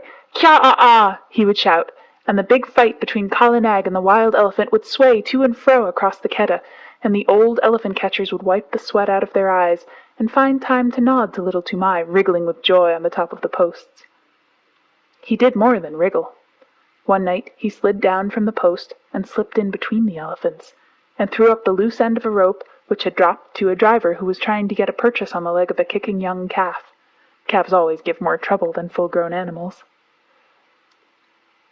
Kala Nag saw him, caught him in his trunk, and handed him up to Big Toomai, who slapped him then and there and put him back on the post. Next morning he gave him a scolding and said, Are not good brick elephant lines and a little tent carrying enough, that thou must needs go elephant catching on thy own account, little worthless? Now those foolish hunters, whose pay is less than my pay, have spoken to Peterson Sahib of the matter. Little Toomai was frightened. He did not know much of white men, but Peterson Sahib was the greatest white man in the world to him. He was the head of all the Keddah operations, the man who caught all the elephants for the government of India, and who knew more about the ways of wild elephants than any living man. What will happen? Said little Toomai. Happen? The worst that can happen. Peterson Sahib is a madman, else why should he go hunting these wild devils? He may even require thee to be an elephant catcher, to sleep anywhere in these fever-filled jungles, and at last to be trampled to death on the Keddah. It is well that this nonsense ends safely. Next week the catching is over, and we of the plains are sent back to our stations. Then we will march on smooth roads and forget all this hunting. But, son, I am angry that thou shouldst meddle in the business that belongs to these dirty Assamese jungle folk. Kala Nag will obey none but me, so I must go with him into the Keddah, but he is only a fighting elephant, and he does not help to rope them. So I sit at my ease, as befits a mahout, not a mere hunter. A mahout, I say, and a man who gets a pension at the end of his service. Is the family of Toomai of the Elephants to be trodden underfoot in the dirt of a Keddah? Bad one, wicked one, worthless son! Go and wash Kala Nag and attend to his ears, and see that there are no thorns in his feet, or else Peterson Sahib will surely catch thee and make thee a wild hunter, a follower of elephants' foot tracks, a jungle bear. Bah! Shame! Go! Little Toomai went off without saying a word, but he told Kala Nag all his grievances while he was examining his feet. No matter, said little Toomai, turning up the fringe of Kala Nag's huge right ear. They have said my name to Peterson Sahib, and perhaps, who knows? Hi, that is a big thorn that I have pulled out. The next few days were spent in getting the elephants together, in walking the newly caught wild elephants up and down between a couple of tame ones to prevent them giving too much trouble on the downward march to the plains, and in taking stock of the blankets and ropes and things that had been worn out or lost in the forest. Peterson Sahib came in on his clever she-elephant Pudmini. He had been paying off other camps among the hills, for the season was coming to an end, and there was a native clerk sitting at a table under a tree to pay the drivers their wages. As each man was paid, he went back to his elephant and joined the line that stood ready to start. The catchers and hunters and beaters, the men of the regular Keddah, who stayed in the jungle year in and year out, sat on the backs of the elephants that belonged to Peterson Sahib's permanent force, or leaned against the trees with their guns across their arms, and made fun of the drivers who were going away, and laughed when the newly caught elephants broke the line and ran about. Big Toomai went up to the clerk, with Little Toomai behind him, and Machua Appa, the head tracker, said in an undertone to a friend of his, "There goes one piece of good elephant stuff at least. 'Tis a pity to send that young jungle cock to mount in the plains." Now Peterson Sahib had ears all over him, as a man must have who listens to the most silent of all living things, the wild elephant. He turned where he was lying, all along on Pudmini's back, and said, "What is that? I did not know of a man among the plains drivers who had wit enough to rope even a dead elephant." "This is not a man, but a boy. He went into the Keddah the last drive, and threw Barmao there the rope when we were trying to get that young calf with the blotch on his shoulder away from his mother." Machua Appa pointed at Little Toomai, and Peterson Sahib looked, and Little Toomai bowed to the earth. "He throw a rope? He is smaller than a picket pin." "Little one, what is thy name?" said Peterson Sahib. Little Toomai was too frightened to speak, but Kala Nag was behind him, and Toomai made a sign with his hand, and the elephant caught him up in his trunk and held him level with Pudmini's forehead, in front of the great Peterson Sahib. Then Little Toomai covered his face with his hands, for he was only a child, and except where elephants were concerned, he was just as bashful as a child could be. "Oh-ho," said Peterson Sahib, smiling under his moustache. "And why didst thou teach thy elephant that trick? Was it to help thee steal green corn from the roofs of the houses when the ears are put out to dry?" "Not green corn, protector of the poor. Melons," said Little Toomai, and all the men sitting about broke into a roar of laughter. Most of them had taught their elephants that trick when they were boys. Little Toomai was hanging 8 feet up in the air, and he wished very much that he were 8 feet underground. "He is Toomai, my son, Sahib," said Big Toomai, scowling. "He is a very bad boy, and he will end in jail, Sahib." "Of that I have my doubts," said Peterson Sahib. "A boy who can face a full Keddah at his age does not end in jails. See, little one, here are 4 annas to spend on sweetmeats because thou hast a little head under that great thatch of hair. In time thou mayest become a hunter, too." Big Toomai scowled more than ever. "Remember, though, that Keddahs are not good for children to play in," Peterson Sahib went on. "Must I never go there, Sahib?" asked Little Toomai with a big gasp. "Yes," Peterson Sahib smiled again. "When thou hast seen the elephants dance, that is the proper time. Come to me when thou hast seen the elephants dance, and then I will let thee go into all the Keddahs." There was another roar of laughter, for that is an old joke among elephant catchers, and it means just never. There are great cleared flat places hidden away in the forests that are called elephants' ballrooms, but even these are only found by accident, and no man has ever seen the elephants dance. When a driver boasts of his skill and bravery, the other drivers say, "And when didst thou see the elephants dance?" Kala Nag put Little Toomai down, and he bowed to the earth again, and went away with his father, and gave the silver 4 anna piece to his mother, who was nursing his baby brother, and they all were put up on Kala Nag's back, and the line of grunting, squealing elephants rolled down the hill path to the plains. It was a very lively march on account of the new elephants, who gave trouble at every ford, and needed coaxing or beating every other minute. Big Toomai prodded Kala Nag spitefully, for he was very angry. But Little Toomai was too happy to speak. Peterson Sahib had noticed him and given him money, so he felt as a private soldier would feel if he had been called out of the ranks and praised by his commander-in-chief. "What did Peterson Sahib mean by the elephant dance?" he said, at last, softly to his mother. Big Toomai heard him and grunted, "That thou shouldst never be one of these hill buffaloes of trackers. That was what he meant. Oh, you in front, what is blocking the way?" An Assamese driver, 2 or 3 elephants ahead, turned round angrily, crying, "Bring up Kala Nag, and knock this youngster of mine into good behavior. Why should Peterson Sahib have chosen me to go down with you donkeys of the rice field? Lay your beast alongside, Toomai, and let him prod with his tusks. By all the gods of the hills, these new elephants are possessed, or else they can smell their companions in the jungle." Kala Nag hit the new elephant in the ribs and knocked the wind out of him, as Big Toomai said, "We have swept the hills of wild elephants at the last catch. It is only your carelessness in driving. Must I keep order along the whole line?" "Hear him," said the other driver. "We have swept the hills. Ho, ho! You are very wise, you plains people. Anyone but a mudhead who never saw the jungle would know that the drives are ended for the season. Therefore all the wild elephants tonight will— But why should I waste wisdom on a river turtle?" "What will they do?" Little Toomai called out. "Oh, hey, little one, art thou there? Well, I will tell thee, for thou hast a cool head. They will dance, and it behooves thy father, who has swept all the hills of all the elephants, to double chain his pickets tonight." "What talk is this?" said Big Toomai.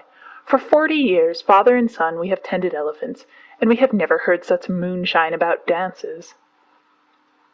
"Yes, but a plain man who lives in a hut only knows the 4 walls of his hut." "Well, leave thy elephants unshackled tonight and see what comes. As for the dancing, I have seen the place where— Bapri Bap! How many windings has the Dihang River? Here's another ford, and we must swim the calves. Stop still, you behind there." And in this way, talking and wrangling and splashing through the rivers, they made their first march to a sort of receiving camp for the new elephants. But they lost their tempers long before they got there. Then the elephants were chained by their hind legs to the big stumps of pickets, and extra ropes were fitted to the new elephants, and the fodder was piled before them, and the hill drivers went back to Peterson Sahib through the afternoon light, telling the plains drivers to be extra careful that night, and laughing when the plains drivers asked the reason. Little Toomai attended to Kala Nag's supper, and as evening fell, wandered through the camp, unspeakably happy, in search of a tom-tom. When an Indian child's heart is full, he does not run about and make noise in an irregular fashion. He sits down to a sort of revel all by himself. And Little Toomai had been spoken to by Peterson Sahib! If he had not found what he wanted, I believe he would have been ill. But the sweetmeat seller in the camp lent him a little tom-tom, a drum beaten with the flat of the hand, and he sat down, cross-legged, before Kala Nag as the stars began to come out, the tom-tom in his lap, and he thumped and he thumped and he thumped, and the more he thought of the great honor that had been done to him, the more he thumped, all alone among the elephant fodder. There was no tune and no words, but the thumping made him happy. The new elephants strained at their ropes, and squealed and trumpeted from time to time, and he could hear his mother in the camp. Hut putting his small brother to sleep with an old, old song about the great god Shiv, who once told all the animals what they should eat. It is a very soothing lullaby, and the first verse says, "Shiv, who poured the harvest and made the winds to blow, sitting at the doorways of a day of long ago, gave to each his portion, food and toil and fate, from the king upon the guddy to the beggar at the gate. All things made he, Shiva the preserver. Mahadeo, Mahadeo, he made them all. Thorn for the camel, fodder for the kine, and mother's heart for sleepy-head, O little son of mine." Little Toomai came in with a joyous tunk-a-tunk at the end of each verse, till he felt sleepy and stretched himself on the fodder at Kala Nag's side. At last the elephants began to lie down one after another, as is their custom, till only Kala Nag at the right of the line was left standing up, and he rocked slowly from side to side, his ears put forward to listen to the night wind as it blew very softly across the hills. The air was full of all the night noises that, taken together, make one big silence.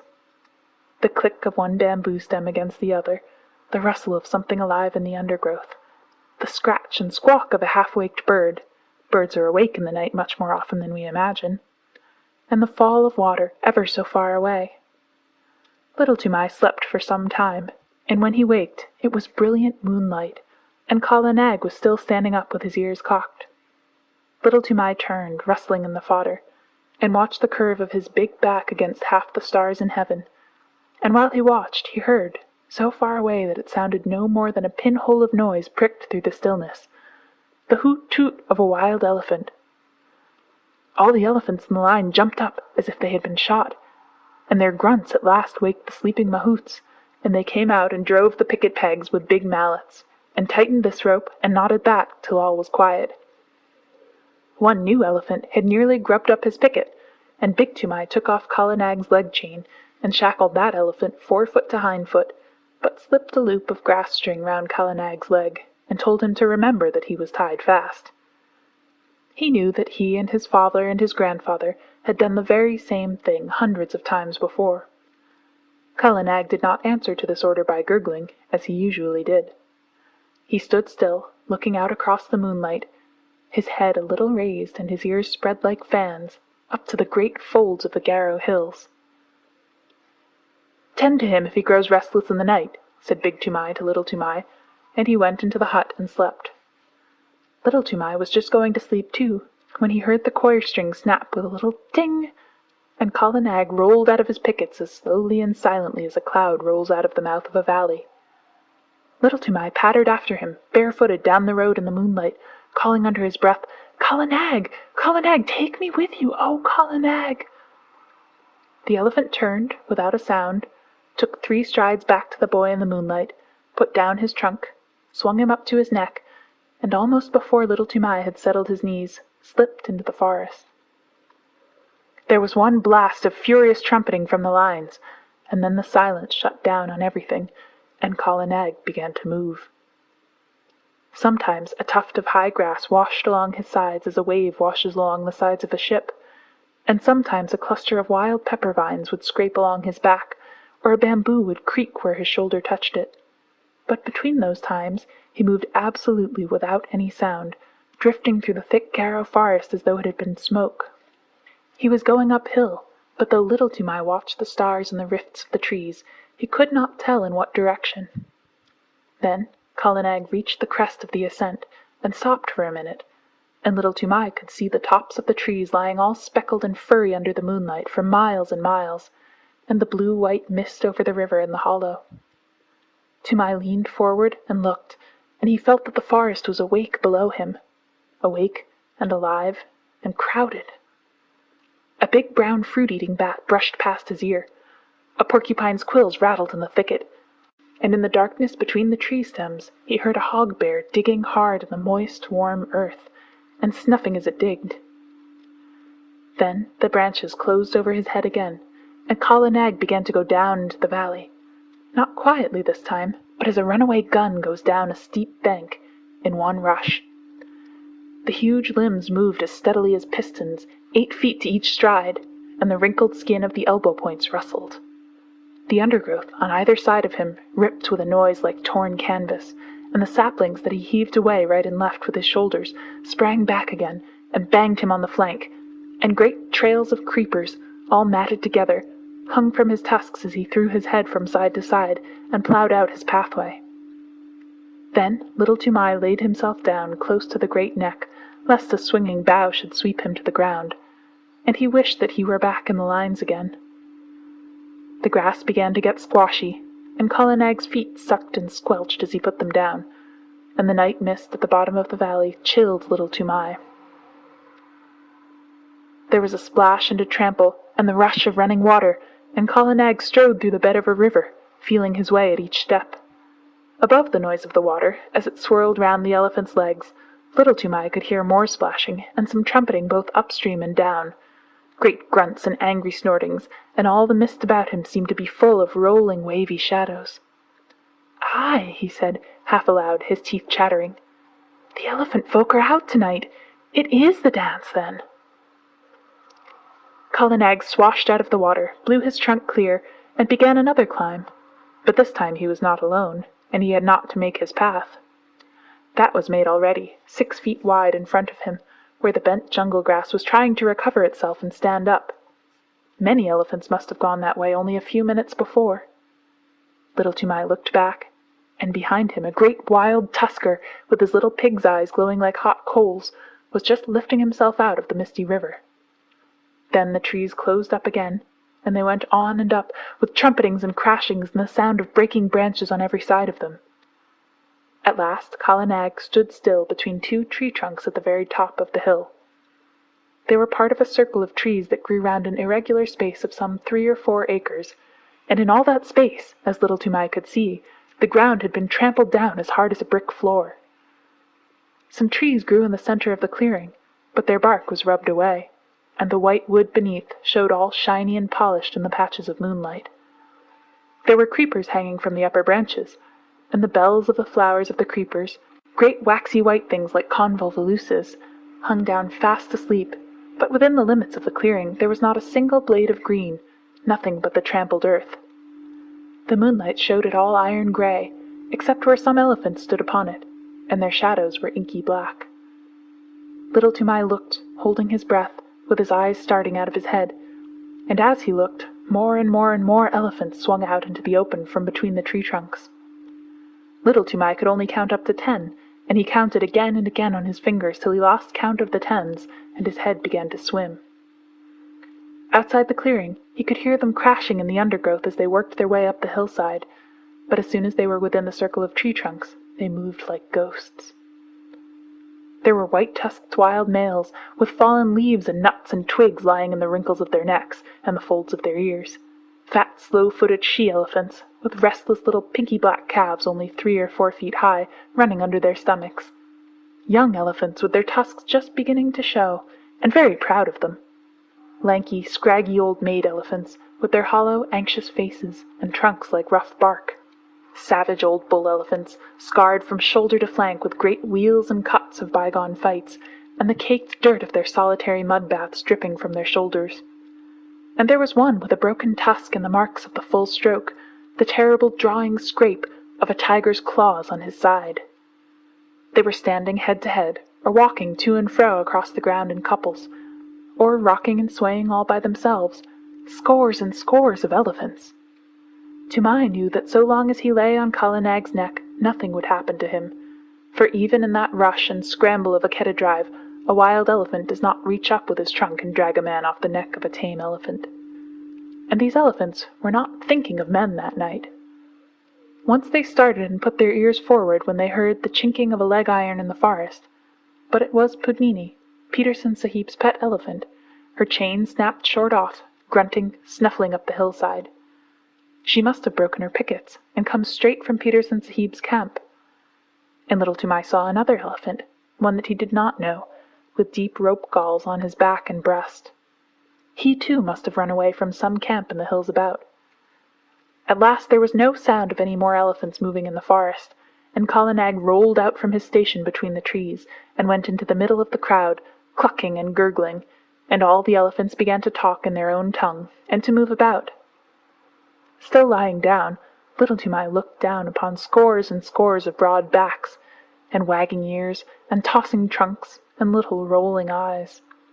He heard the click of tusks as they crossed other tusks by accident, and the dry rustle of trunks twined together, and the chafing of enormous sides and shoulders in the crowd, and the incessant flick and hiss of the great tails. Then a cloud came over the moon, and he sat in black darkness. But the quiet, steady hustling and pushing and gurgling went on just the same. He knew that there were elephants all round Kala Nag, and that there was no chance of backing him out of the assembly. So he set his teeth and shivered. In a Keddah, at least, there was torchlight and shouting, but here he was all alone in the dark, and once a trunk came up and touched him on the knee. Then an elephant trumpeted, and they all took it up for 5 or 10 terrible seconds. The dew from the trees above spattered down like rain on the unseen backs, and a dull booming noise began, not very loud at first, and Little Toomai could not tell what it was. But it grew, and Kala Nag lifted up one forefoot and then the other, and brought them down on the ground, 1, 2, 1, 2, as steadily as trip hammers. The elephants were stamping all together now, and it sounded like a war drum beaten at the mouth of a cave. The dew fell from the trees till there was no more left to fall, and the booming went on, and the ground rocked and shivered, and Little Toomai put his hands up to his ears to shut out the sound. But it was all one gigantic jar that ran through him, this stamp of hundreds of heavy feet on the raw earth. Once or twice he could feel Kala Nag and all the others surge forward a few strides, and the thumping would change to the crushing sound of juicy green things being bruised, but in a minute or two the boom of feet on hard earth began again. A tree was creaking and groaning somewhere near him. He put out his arm and felt the bark, but Kala Nag moved forward, still tramping, and he could not tell where he was in the clearing. There was no sound from the elephants, except once, when 2 or 3 little calves squeaked together. Then he heard a thump and a shuffle, and the booming went on. It must have lasted fully 2 hours, and Little Toomai ached in every nerve, but he knew by the smell of the night air that dawn was coming. The morning broke in one sheet of pale yellow behind the green hills, and the booming stopped with the first ray, as though light had been an order. Before Little Toomai had gotten the ringing out of his head, before even he had shifted his position, there was not an elephant in sight except Kala Nag, Pudmini, and the elephant with the rope galls, and there was neither sign, nor rustle, nor whisper down the hillsides to show where the others had gone. Little Toomai stared again and again. The clearing, as he remembered it, had grown in the night. More trees stood in the middle of it, but the undergrowth and the jungle grass at the sides had been rolled back. Little Toomai stared once more. Now he understood the trampling. The elephants had stamped out more room, had stamped the thick grass and juicy cane to trash, the trash into slivers, the slivers into tiny fibers, and the fibers into hard earth. "Wah!" said Little Toomai, and his eyes were very heavy. "Kala Nag, my lord, let us keep by Pudmini and go back to Peterson Sahib's camp, or I shall drop from thy neck." The third elephant watched the two go away, snorted, wheeled round, and took his own path.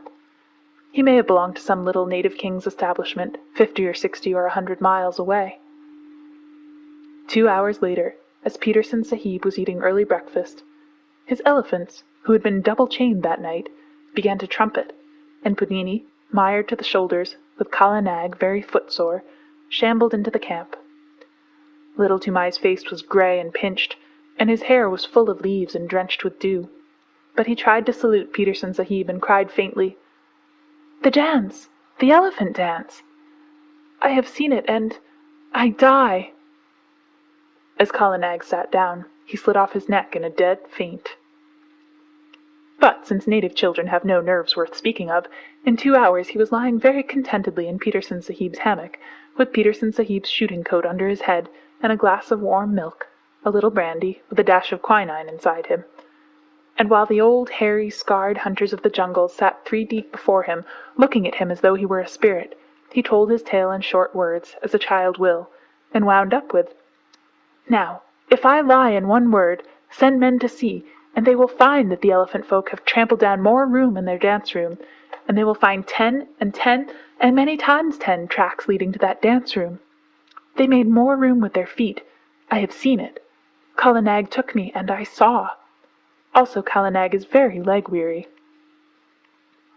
Little Toomai laid back and slept all through the long afternoon and into the twilight, and while he slept, Peterson Sahib and Machua Appa followed the track of the 2 elephants for 15 miles across the hills. Peterson Sahib had spent 18 years in catching elephants, and he had only once before found such a dance place. Machua Appa had no need to look twice at the clearing to see what had been done there, or to scratch with his toe in the packed, rammed earth. "The child speaks the truth," said he. "All this was done last night, and I have counted 70 tracks crossing the river. See, Sahib, where Pudmini's leg-iron cut the bark of that tree. Yes, she was there too." They looked at one another, and up and down, and they wondered, for the ways of the elephants are beyond the wit of any man, black or white, to fathom. 40 years and 5, said Machua Appa, have I followed my lord the elephant, but never have I heard that any child of man had seen what this child has seen. By all the gods of the hills, what can we say? And he shook his head. When they got back to the camp, it was time for the evening meal. Peterson Sahib ate alone in his tent, but he gave orders that the camp should have 2 sheep and some fowls, as well as a double ration of flour and rice and salt, for he knew that there would be a feast. Big Toomai had come up hot-foot from the camp in the plains to search for his son and his elephant, and now that he had found them, he looked at them as though he were afraid of them both. And there was a feast by the blazing campfires in front of the lines of picketed elephants, and Little Toomai was the hero of it all. And the big brown elephant catchers, the trackers and drivers and ropers, and the men who knew all the secrets of breaking the wildest elephants, passed him from one to the other, and they marked his forehead with blood from the breast of a newly killed jungle cock, to show that he was a forester, initiated and free of all the jungles. And at last, When the flames died down and the red light of the logs made the elephants look as though they had been dipped in blood too, Machua Appa, the head of all the drivers and all the Keddas, Machua Appa, Peterson Sahib's other self, who had never seen a made road in 40 years, Machua Appa, who was so great that he had no other name than Machua Appa, leaped to his feet with Little Toomai held in the air above his head and shouted, "Listen, my brothers! Listen too, you my lords in the lines there, for I, Machua Appa, am speaking. This little one shall no more be called Little Toomai, but Toomai of the Elephants, as his great-grandfather was called before him. What never man has seen, he has seen through the long night, and the favour of the elephant folk and of the gods of the jungles is with him. He shall become a great tracker. He shall become greater than I, even I, Machua Appa. He shall follow the new trail, and the stale trail, and the mixed trail with a clear eye. He shall take no harm in the Kedda when he runs under their bellies to rope the wild tuskers. And if he slips before the feet of the charging bull-elephant, the bull-elephant shall know who he is, and shall not crush him. Ahai! My lords in the chains," he whirled up to the line of pickets, "here is the little one that has seen your dances in your hidden places, the sight that never man saw. Give him honour, my lords. Salam Karo, my children. Make your salute to Toomai of the Elephants. Gunga Pershad, aha! Hiraguj, Birchiguj, Kutarguj, aha! Pudmini, thou hast seen him at the dance, and thou too, Kalanag, my pearl among elephants, aha! Together, to Toomai of the Elephants, Barao." And at that last wild yell, the whole line flung up their trunks till the tips touched their foreheads, and broke out into the full salute, the crashing trumpet peal that only the Viceroy of India hears, the Salamut of the Kedda. But it was all for the sake of Little Toomai, who had seen what never man had seen before, the dance of the elephants at night, and alone in the heart of the Garo Hills. Shiv and the Grasshopper, the song that Toomai's mother sang to the baby. Shiv, who poured the harvest and made the winds to blow, sitting at the doorways of a day of long ago, gave to each his portion, food and toil and fate, from the king upon the goody to the beggar at the gate. All things made he, Shiva the preserver. Mahadeo, Mahadeo, he made them all. Thorn for the camel, fodder for the kine, and mother's heart for sleepy head, O little son of mine. Wheat he gave to the rich folk, millet to the poor, broken scraps for holy men that beg from door to door, cattle to the tiger, carrion to the kite, and rags and bones to wicked wolves without the wall at night. Naught he found too lofty, none he saw too low. Parbati beside him watched them come and go. Taught to cheat her husband, turning Shiv to jest, stole the little grasshopper and hid it in her breast. So she tricked him, Shiva the preserver. Mahadeo, Mahadeo, turn and see. Taller the camels, heavier the kine, but this was least of little things, O little son of mine. When the dole was ended, laughingly she said, Master of a million mouths, is not one unfed? Laughing Shiv made answer, All have had their part, even he, the little one, hidden neath thy heart. From her breast she plucked it, Parbati the thief, saw the least of little things gnawed a new-grown leaf, saw and feared and wondered, making prayer to Shiv, who hath surely given meat to all that live. All things made he, Shiva the preserver. Mahadeo, Mahadeo, he made all. Thorn for the camel, fodder for the kine, and mother's heart for sleepy head, O little son of mine. End of chapter 6.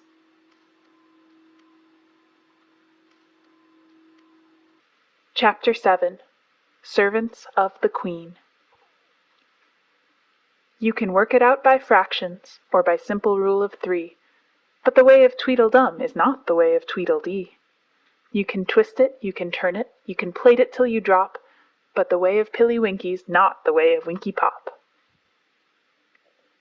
It had been raining heavily for 1 whole month, raining on a camp of 30,000 men and thousands of camels, elephants, horses, bullocks, and mules, all gathered together at a place called Rawalpindi to be reviewed by the Viceroy of India. He was receiving a visit from the Amir of Afghanistan. a wild king of a very wild country. And the emir had brought with him, for a bodyguard, 800 men and horses who had never seen a camp or a locomotive before in their lives, savage men and savage horses from somewhere at the back of Central Asia.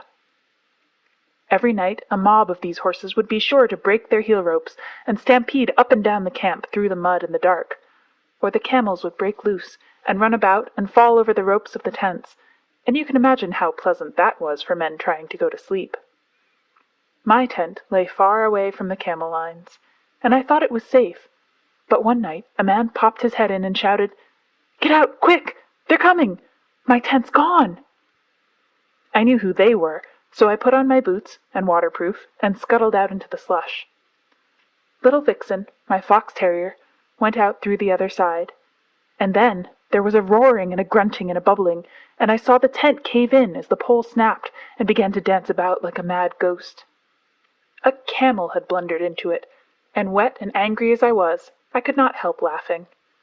Then I ran on, because I did not know how many camels might have got loose, and before long I was out of sight of the camp, ploughing my way through the mud. At last I fell over the tail end of a gun, and by that knew I was somewhere near the artillery lines, where the cannons were stacked at night. As I did not want to plouter about any more in the drizzle and the dark, I put my waterproof over the muzzle of one gun, and made a sort of wigwam with 2 or 3 rammers that I found, and lay along the tail of another gun, wondering where Vixen had got to, and where I might be. Just as I was getting ready to go to sleep, I heard a jingle of harness and a grunt, and a mule passed me shaking his wet ears. He belonged to a screw-gun battery, for I could hear the rattle of the straps and rings and chains and things on his saddle-pad.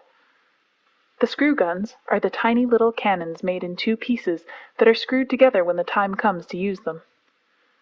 They are taken up mountains, anywhere that a mule can find a road, and they are very useful for fighting in rocky country. Behind the mule there was a camel, with his big soft feet squelching and slipping in the mud, and his neck bobbing to and fro like a strayed hen's. Luckily I knew enough of beast language, not wild beast language, but camp beast language, of course, from the natives to know what he was saying. He must have been the one that flopped into my tent, for he called to the mule, "What shall I do? Where shall I go? I have fought with a white thing that waved, and it took a stick and hit me on the neck." That was my broken tent pole, and I was very glad to know it. "Shall we run on?" "Oh, it was you," said the mule. "You and your friends that have been disturbing the camp?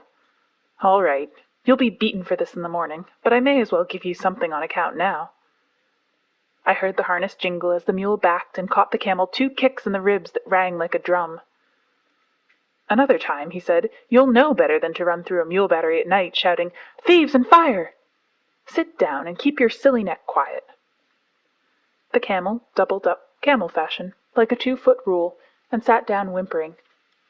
There was a regular beat of hoofs in the darkness, and a big troop horse cantered up as steadily as though he were on parade, jumped a gun-tail, and landed close to the mule. "It's disgraceful," he said, blowing out his nostrils. "These camels have racketed through our lines again, 3rd time this week. How's a horse to keep up his condition if he isn't allowed to sleep? Who's here?" "I'm the breech-piece mule of No. 2 gun of the 1st screw battery," said the mule, "and the other's one of your friends. He's waked me up, too. Who are you?" "No. 15, E Troop, 9th Lancers, Dick Cunliffe's horse. Stand over a little there." "Oh, beg your pardon," said the mule. "It's dark to see much. Aren't these camels too sickening for anything? I walked out of my lines to get a little peace and quiet here." "My lords," said the camel humbly, "we dreamed bad dreams in the night, and we were very much afraid. I am only a baggage camel of the 39th Native Infantry, and I am not as brave as you are, my lords." "Then why didn't you stay and carry baggage for the 39th Native Infantry, instead of running all around the camp?" said the mule. "They were such very bad dreams," said the camel. "I am sorry. Listen! What is that? Shall we run on again?" "Sit down," said the mule, "or you'll snap your long stick legs between the guns." He cocked one ear and listened. "Bullocks," he said. "Gun bullocks. On my word, you and your friends have waked the camp very thoroughly. It takes a good deal of prodding to put up a gun bullock." I heard a chain dragging along the ground, and a yoke of the great sulky white bullocks that drag the heavy siege guns when the elephants won't go any nearer to the firing came shouldering along together. And almost stepping on the chain was another battery mule, calling wildly for Billy. "That's one of our recruits," said the old mule to the troop horse. "He's calling for me. Here, youngster, stop squealing. The dark never hurt anybody yet." The gun bullocks lay down together and began chewing the cud, but the young mule huddled close to Billy. "Things," he said. "Fearful and horrible things, Billy. They came into our lines while we were asleep. Do you think they'll kill us?" "I've a very great mind to give you a No. 1 kicking," said Billy. "The idea of a 14-hand mule with your training disgracing the battery before this gentleman." "Gently, gently," said the troop horse. "Remember, they are always like this to begin with. The first time I ever saw a man, it was in Australia when I was a 3-year-old. I ran for half a day, and if I'd seen a camel, I should be running still. Nearly all our horses for the English cavalry are brought to India from Australia, and are broken in by the troopers themselves." "True enough," said Billy. "Stop shaking, youngster. The first time they put the full harness with all its chains on my back, I stood on my forelegs and kicked every bit of it off. I hadn't learned the real science of kicking then, but the battery said they'd never seen anything like it." "But this wasn't harness or anything that jingled," said the young mule. "You know I don't mind that now, Billy. It was the things like trees, and they fell up and down the lines and bubbled, and my head rope broke, and I couldn't find my driver, and I couldn't find you, Billy, so I ran off with these gentlemen." Said Billy. "As soon as I heard the camels were loose, I came away on my own account. When a screw-gun mule, calls gun bullocks gentlemen, he must be very badly shaken up. Who are you fellows on the ground there?" The gun bullocks rolled their cuds and answered both together, "The 7th yoke of the 1st gun of the big gun battery. We were asleep when the camels came, but when we were trampled on we got up and walked away. It is better to lie quiet in the mud than to be disturbed on good bedding. We told your friend here that there was nothing to be afraid of, but he knew so much that he thought otherwise. Wah!" They went on chewing. "That comes of being afraid," said Billy. "You get laughed at by gun bullocks. I hope you like it, young'un." The young mule's teeth snapped, and I heard him say something about not being afraid of any beefy old bullock in the world. But the bullocks only clicked their horns together and went on chewing. "Now, don't be angry after you've been afraid. That's the worst kind of cowardice," said the troop horse. "Anybody can be forgiven for being scared in the night, I think, if they see things they don't understand. We've broken out of our pickets again and again, 450 of us, just because a new recruit got to telling tales of whip snakes at home in Australia, till we were scared to death of the loose ends of our head ropes." "That's all very well in camp," said Billy. "I'm not above stampeding myself, for the fun of the thing, when I haven't been out for a day or two. But what do you do on active service?" "Oh, that's quite another set of new shoes," said the troop horse. "Dick Cunliffe's on my back then, and drives his knees into me, and all I have to do is to watch where I am putting my feet, and to keep my hind legs well under me, and be bridle-wise." "What's bridle-wise?" said the young mule. "By the blue gums of the black blocks," snorted the troop horse. "Do you mean to say that you aren't taught to be bridle-wise in your business? How can you do anything unless you can spin round at once when the rein is pressed on your neck? It means life or death to your man, and of course that's life or death to you. Get round with your hind legs under you the instant you feel the rein on your neck. If you haven't room to swing round, rear up a little and come round on your hind legs. That's being bridle-wise." "We aren't taught that way," said Billy the mule stiffly. "We're taught to obey the man at our head, step off when he says, and step in when he says so. I suppose it comes to the same thing. Now, with all this fine fancy business and rearing, which must be very bad for your hocks, what do you do?" "Well, that depends," said the troop horse. "Generally, I have to go in among a lot of yelling, hairy men with knives, long shiny knives, worse than the farrier's knives, and I have to take care that Dick's boot is just touching the next man's boot without crushing it. I can see Dick's lance to the right of my right eye, and I know I'm safe. I shouldn't care to be the man or horse that stood up to Dick and me when we're in a hurry." Don't the knives hurt? Said the young mule. Well, I got one cut across the chest once, but that wasn't Dick's fault. A lot I should have cared whose fault it was if it hurt, said the young mule. You must, said the troop horse. If you don't trust your man, you may as well run away at once. That's what some of our horses do, and I don't blame them. As I was saying, it wasn't Dick's fault. The man was lying on the ground, and I stretched myself not to tread on him, and he slashed up at me. Next time I have to go over a man lying down, I shall step on him, hard. Said Billy. It sounds very foolish. Knives are dirty things at any time. The proper thing to do is to climb up a mountain with a well-balanced saddle, hang on by all 4 feet and your ears too, and creep and crawl and wiggle along till you come out hundreds of feet above anyone else, on a ledge where there's just room enough for your hoofs. Then you stand still and keep quiet. Never ask a man to hold your head, young'un. Keep quiet while the guns are being put together, and then you watch the little poppy shells drop down into the tree-tops ever so far below. Don't you ever trip? Said the troop horse. They say that when a mule trips, he can split a hen's ear, said Billy. Now and again, perhaps a badly packed saddle will upset a mule, but it's very seldom. I wish I could show you our business. It's beautiful. Why, it took me 3 years to find out what the men were driving at. The science of the thing is never to show up against the skyline, because if you do, you may get fired at. Remember that, young'un. Always keep hidden as much as possible, even if you have to go a mile out of your way. I lead the battery when it comes to that sort of climbing. Fired at without the chance of running into the people who are firing? Said the troop horse, thinking hard. I couldn't stand that. I should want to charge, with Dick. Oh, no, you wouldn't. You know that as soon as the guns are in position, they'll do the charging. That's scientific and neat, but knives, pah!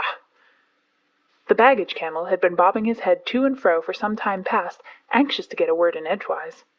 Then I heard him say, as he cleared his throat nervously, I have fought a little, but not in that climbing way or that running way.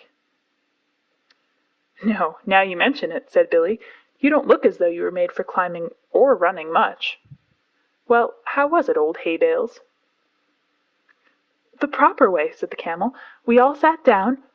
Oh, my crupper and breastplate, said the troop horse under his breath. Sat down. We sat down, 100 of us, the camel went on, in a big square, and the men piled our kajawas, our packs and saddles, outside the square, and they fired over our backs, the men did, on all sides of the square. What sort of men? Any men that came along? Said the troop horse. They teach us in riding school to lie down and let our masters fire across us, but Dick Cunliffe is the only man I'd trust to do that. It tickles my girths, and besides, I can't see with my head on the ground. What does it matter who fires across you? Said the camel. There are plenty of men and plenty of other camels close by, and a great many clouds of smoke. I am not frightened then. I sit still and wait. And yet, said Billy, you dream bad dreams and upset the camp at night. Well, well, before I'd lie down, not to speak of sitting down, and let a man fire across me, my heels and head would have something to say to each other. Did you ever hear anything so awful as that? There was a long silence, and then one of the gun bullocks lifted up his big head and said, This is very foolish indeed. There's only one way of fighting. Oh, go on, said Billy. Please don't mind me. I suppose you fellows fight standing on your tails? Only one way, said the two together. They must have been twins. This is that way. To put all 20 yoke of us to the big gun as soon as Two Tails trumpets. Two Tails is camp slang for the elephant. What does Two Tails trumpet for? Said the young mule. To show that he is not going any nearer to the smoke on the other side. Two Tails is a great coward. Then we tug the big gun all together. Hey-ya! Hola! Hee-ya! Hola! We do not climb like cats, nor run like calves. We go across the level plain, 20 yoke of us, till we are unyoked again, and we graze while the big guns talk across the plain to some town with mud walls, and pieces of the wall fall out, and the dust goes up, as though many cattle were coming home. Oh, and you choose that time for grazing? Said the young mule. That time, or any other. Eating is always good. We eat till we are yoked up again, and tug the gun back to where Two Tails is waiting for it. Sometimes there are big guns in the city that speak back, and some of us are killed. And then there is all the more grazing for those that are left. This is fate, nothing but fate. None the less, Two Tails is a great coward. That is the proper way to fight. We are brothers from Hapur. Our father was a sacred bull of Shiva. We have spoken.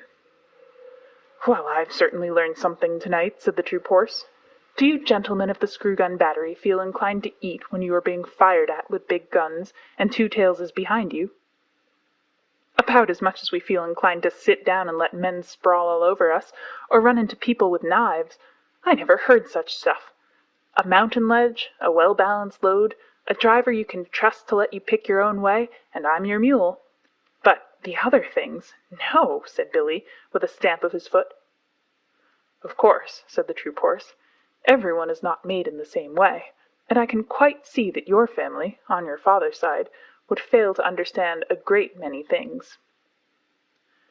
Never you mind my family on my father's side, said Billy angrily, for every mule hates to be reminded that his father was a donkey. My father was a southern gentleman, and he could pull down and bite and kick into rags every horse he came across. Remember that, you big brown Brumby. Brumby means wild horse without any breeding. Imagine the feelings of Ormond if a bus horse called him a cocktail, and you can imagine how an Australian horse felt. I saw the white of his eye glitter in the dark. See here, you son of an important Malaga jackass, he said between his teeth. I'd have you know that I'm related on my mother's side to Carbine, winner of the Melbourne Cup, and where I come from we aren't accustomed to being ridden over roughshod by any parrot-mouthed, pig-headed mule in a popgun pea-shooter battery. Are you ready? On your hind legs, squealed Billy. They both reared up facing each other, and I was expecting a furious fight, when a gurgly, rumbly voice called out of the darkness to the right, Children, what are you fighting about there? Be quiet. Both beasts dropped down with a snort of disgust, for neither horse nor mule can bear to listen to an elephant's voice. It's Two Tails, said the troop horse. I can't stand him. A tail at each end isn't fair. My feelings exactly, said Billy, crowding into the troop horse for company. We're very alike in some things. I suppose we've inherited them from our mothers, said the troop horse. It's not worth quarreling about. Hi, Two Tails, are you tied up? Yes, said Two Tails, with a laugh all up his trunk. I'm picketed for the night. I've heard what you fellows have been saying. But don't be afraid, I'm not coming over. The bullocks and the camel said half aloud, Afraid of Two Tails, what nonsense! And the bullocks went on, We are sorry that you heard, but it is true. Two Tails, why are you afraid of the guns when they fire? Well, said Two Tails, rubbing one hind leg against the other, exactly like a little boy saying a poem, I don't quite know whether you'd understand. We don't, but we have to pull the guns, said the bullocks. I know it, and I know you are a good deal braver than you think you are. But it's different with me. My battery captain called me a pachydermatous anachronism the other day. That's another way of fighting, I suppose, said Billy, who was recovering his spirits. You don't know what that means, of course, but I do. It means betwixt and between, and that is just where I am. I can see inside my head what will happen when a shell bursts, and you bullocks can't. I can, said the troop horse, at least a little bit. I try not to think about it. I can see more than you do, and I do think about it. I know there's a great deal of me to take care of, and I know that nobody knows how to cure me when I'm sick. All they can do is to stop my driver's pay till I get well, and I can't trust my driver. Ah, said the troop horse, that explains it. I can trust Dick. You could put a whole regiment of Dicks on my back without making me feel any better. I know just enough to be uncomfortable, and not enough to go on in spite of it. We do not understand, said the bullocks. I know you don't. I'm not talking to you. You don't know what blood is." "We do," said the bullocks. "It is red stuff that soaks into the ground and smells." The troop horse gave a kick and a bound and a snort. "Don't talk of it," he said. "I can smell it now, just thinking of it. It makes me want to run, when I haven't Dick on my back." "But it's not here," said the camel and the bullocks. "Why are you so stupid?" "It's vile stuff," said Billy. "I don't want to run, but I don't want to talk about it." "There you are," said Two Tails, waving his tail to explain. "Surely. Yes, we have been here all night," said the bullocks. Two Tails stamped his foot till the iron ring on it jingled. "Oh, I'm not talking to you. You can't see inside your heads." "No, we see out of our 4 eyes," said the bullocks. "We see straight in front of us." "If I could do that and nothing else, you wouldn't be needed to pull the big guns at all. If I was like my captain, he can see things inside his head before the firing begins, and he shakes all over, but he knows too much to run away. If I was like him, I could pull the guns. But if I were as wise as all that, I should never be here.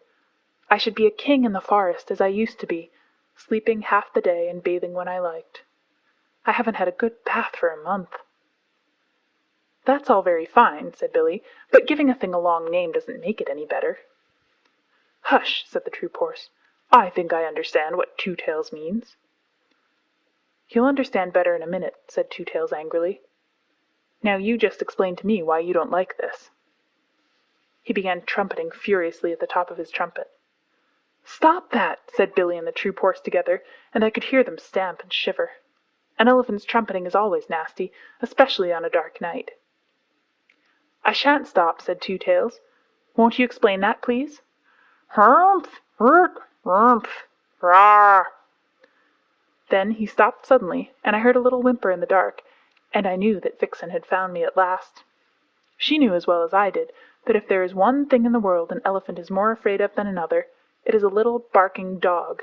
So she stopped to bully Two Tails and his pickets, and yapped round his big feet. Two Tails shuffled and squeaked. "Go away, little dog," he said. "Don't snuff at my ankles or I'll kick you. Good little dog. Nice little doggy, then. Go home, you yelping beast. Oh, why doesn't someone take her away? She'll bite me in a minute." "Seems to me," said Billy the troop horse, "that our friend Two Tails is afraid of most things. Now, if I had a full meal for every dog I've kicked across the parade ground, I should be as fat as Two Tails nearly." I whistled, and Vixen ran up to me, muddy all over, and licked my nose, and told me a long tale about hunting for me all through the camp. I never let her know that I understood beast talk, or she would have taken all sorts of liberties. So I buttoned her into the breast of my overcoat, and Two Tails shuffled and stamped and growled to himself. "Extraordinary, most extraordinary," he said. "It runs in our family. Now where has that nasty little beast gone to?" I heard him feeling about with his trunk. "We all seem to be affected in various ways," he went on, blowing his nose. "Now, you gentlemen were alarmed, I believe, when I trumpeted?"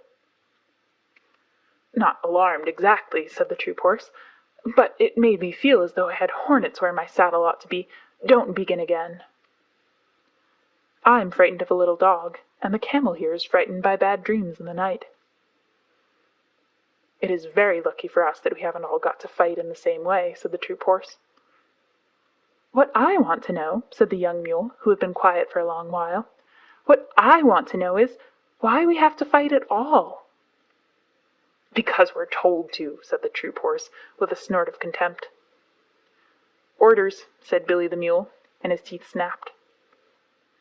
"Hookum high!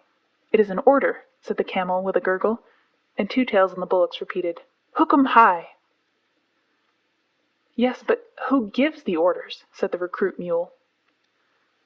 "The man who walks at your head, or sits on your back, and holds the nose rope, or twists your tail," said Billy, and the troop horse and the camel and the bullocks, one after the other. "But who gives them the orders?" "Now you want to know too much, young'un," said Billy, "and that is one way of getting kicked. All you have to do is to obey the man at your head and ask no questions." "He's quite right," said Two Tails. "I can't always obey, because I'm betwixt and between, but Billy's right. Obey the man next to you who gives the order, or he'll stop all the battery, besides getting a thrashing." The gun bullocks got up to go. "Morning is coming," they said. "We will go back to our lines. It is true that we only see out of our eyes, and we are not very clever, but still we are the only people tonight who have not been afraid. Good night, you brave people." Nobody answered, and the troop horse said, to change the conversation, "Where's that little dog? A dog means a man somewhere about." "Here I am," yapped Vixen, "under the gun-tail with my man. You big blundering beast of a camel, you upset our tent. My man's very angry." "Phew," said the bullocks, "he must be white." "Of course he is," said Vixen. "Do you suppose I'm looked after by a black bullock driver?" "Wah! Wash! Oh," said the bullocks. "Let us get away, quickly." They plunged forward in the mud, and managed somehow to run their yoke on the pole of an ammunition wagon, where it jammed. "Now you have done it," said Billy calmly. "Don't struggle. You're hung up till daylight. What on earth's the matter?" The bullocks went off into the long, hissing snorts that Indian cattle give, and pushed and crowded and slewed and stamped and slipped and nearly fell down in the mud, grunting savagely. "You'll break your necks in a minute," said the troop horse. "What's the matter with white men? I live with 'em." "They eat us. Pull," said the near bullock. The yoke snapped with a twang, and they lumbered off together. I never knew before what made Indian cattle so scared of Englishmen. We eat beef, a thing that no cattle driver touches, and of course the cattle do not like it. "May I be flogged with my own pad chains! Who'd have thought of two big lumps like those losing their heads?" said Billy. "Never mind, I'm going to look at this man. Most of the white men, I know, have things in their pockets," said the troop horse. "I'll leave you then. I can't say I'm over fond of 'em myself. Besides, white men who haven't a place to sleep in are more than likely to be thieves, and I've a good deal of government property on my back. Come along, young'un, and we'll go back to our lines. Good night, Australia. See you on parade tomorrow, I suppose. Good night, old hay bales. Try to control your feelings, won't you? Good night, Two Tails. If you pass us on the ground tomorrow, don't trumpet. It spoils our formation." Billy the mule stamped off with the swaggering limp of an old campaigner as the troop horse's head came nuzzling into my breast, and I gave him biscuits, while Vixen, who's a most conceited little dog, told him fibs about the scores of horses that she and I kept. "I'm coming to the parade tomorrow in my dog-cart," she said. "Where will you be?" "On the left hand of the 2nd Squadron. I set the time for all my troop, little lady," he said politely. "Now I must go back to Dick. My tail's all muddy, and he'll have 2 hours' hard work dressing me for parade."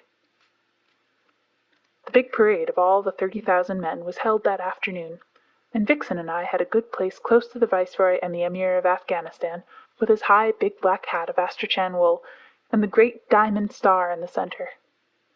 The first part of the review was all sunshine, and the regiments went by in wave upon wave of legs all moving together, and guns all in a line, till our eyes grew dizzy. Then the cavalry came up to the beautiful cavalry canter of Bonnie Dundee, and Vixen cocked her ear where she sat on the dog-cart.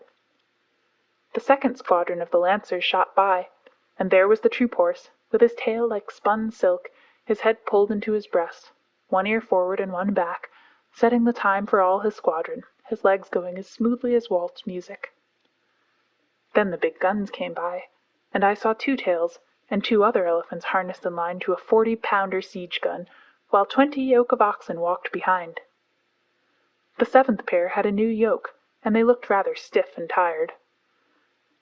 Last came the screw guns, and Billy the mule carried himself as though he commanded all the troops, and his harness was oiled and polished till it winked. I gave a cheer all by myself for Billy the mule, but he never looked right or left. The rain began to fall again, and for a while it was too misty to see what the troops were doing. They had made a big half-circle across the plain, and were spreading out into a line. That line grew and grew and grew, till it was 3/4 of a mile long from wing to wing, one solid wall of men, horses, and guns. Then it came on straight toward the Viceroy and the Emir. and as it got nearer the ground began to shake like the deck of a steamer when the engines are going fast. Unless you have been there, you cannot imagine what a frightening effect this steady come-down of troops has on the spectators, even when they know it is only a review. I looked at the Emir. Up till then he had not shown the shadow of a sign of astonishment or anything else, but now his eyes began to get bigger and bigger, and he picked up the reins on his horse's neck and looked behind him. For a minute it seemed as though he was going to draw his sword and slash his way out through the English men and women in the carriages at the back. Then the advance stopped dead, the ground stood still, the whole line saluted, and 30 bands began to play all together. That was the end of the review, and the regiments went off to their camps in the rain, and an infantry band struck up with, "The animals went in 2 by 2, hurrah!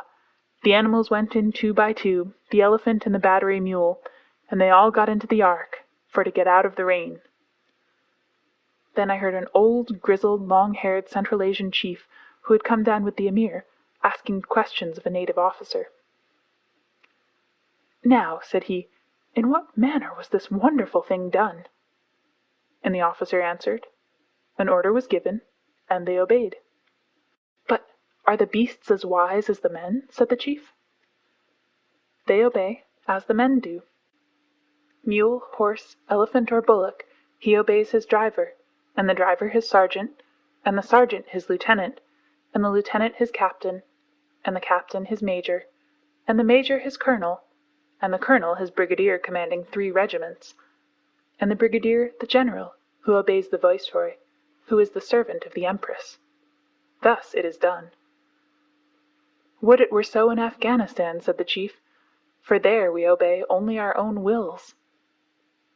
"And for that reason," said the native officer, twirling his mustache, "your Emir, whom you do not obey, must come here and take orders from our viceroy." Parade Song of the Camp Animals. Elephants of the Gun Team. We lent to Alexander the strength of Hercules, the wisdom of our foreheads, the cunning of our knees. We bowed our necks to service, they ne'er were loosed again. Make way there, way for the 10-foot teams of the 40-pounder train. Gun bullocks.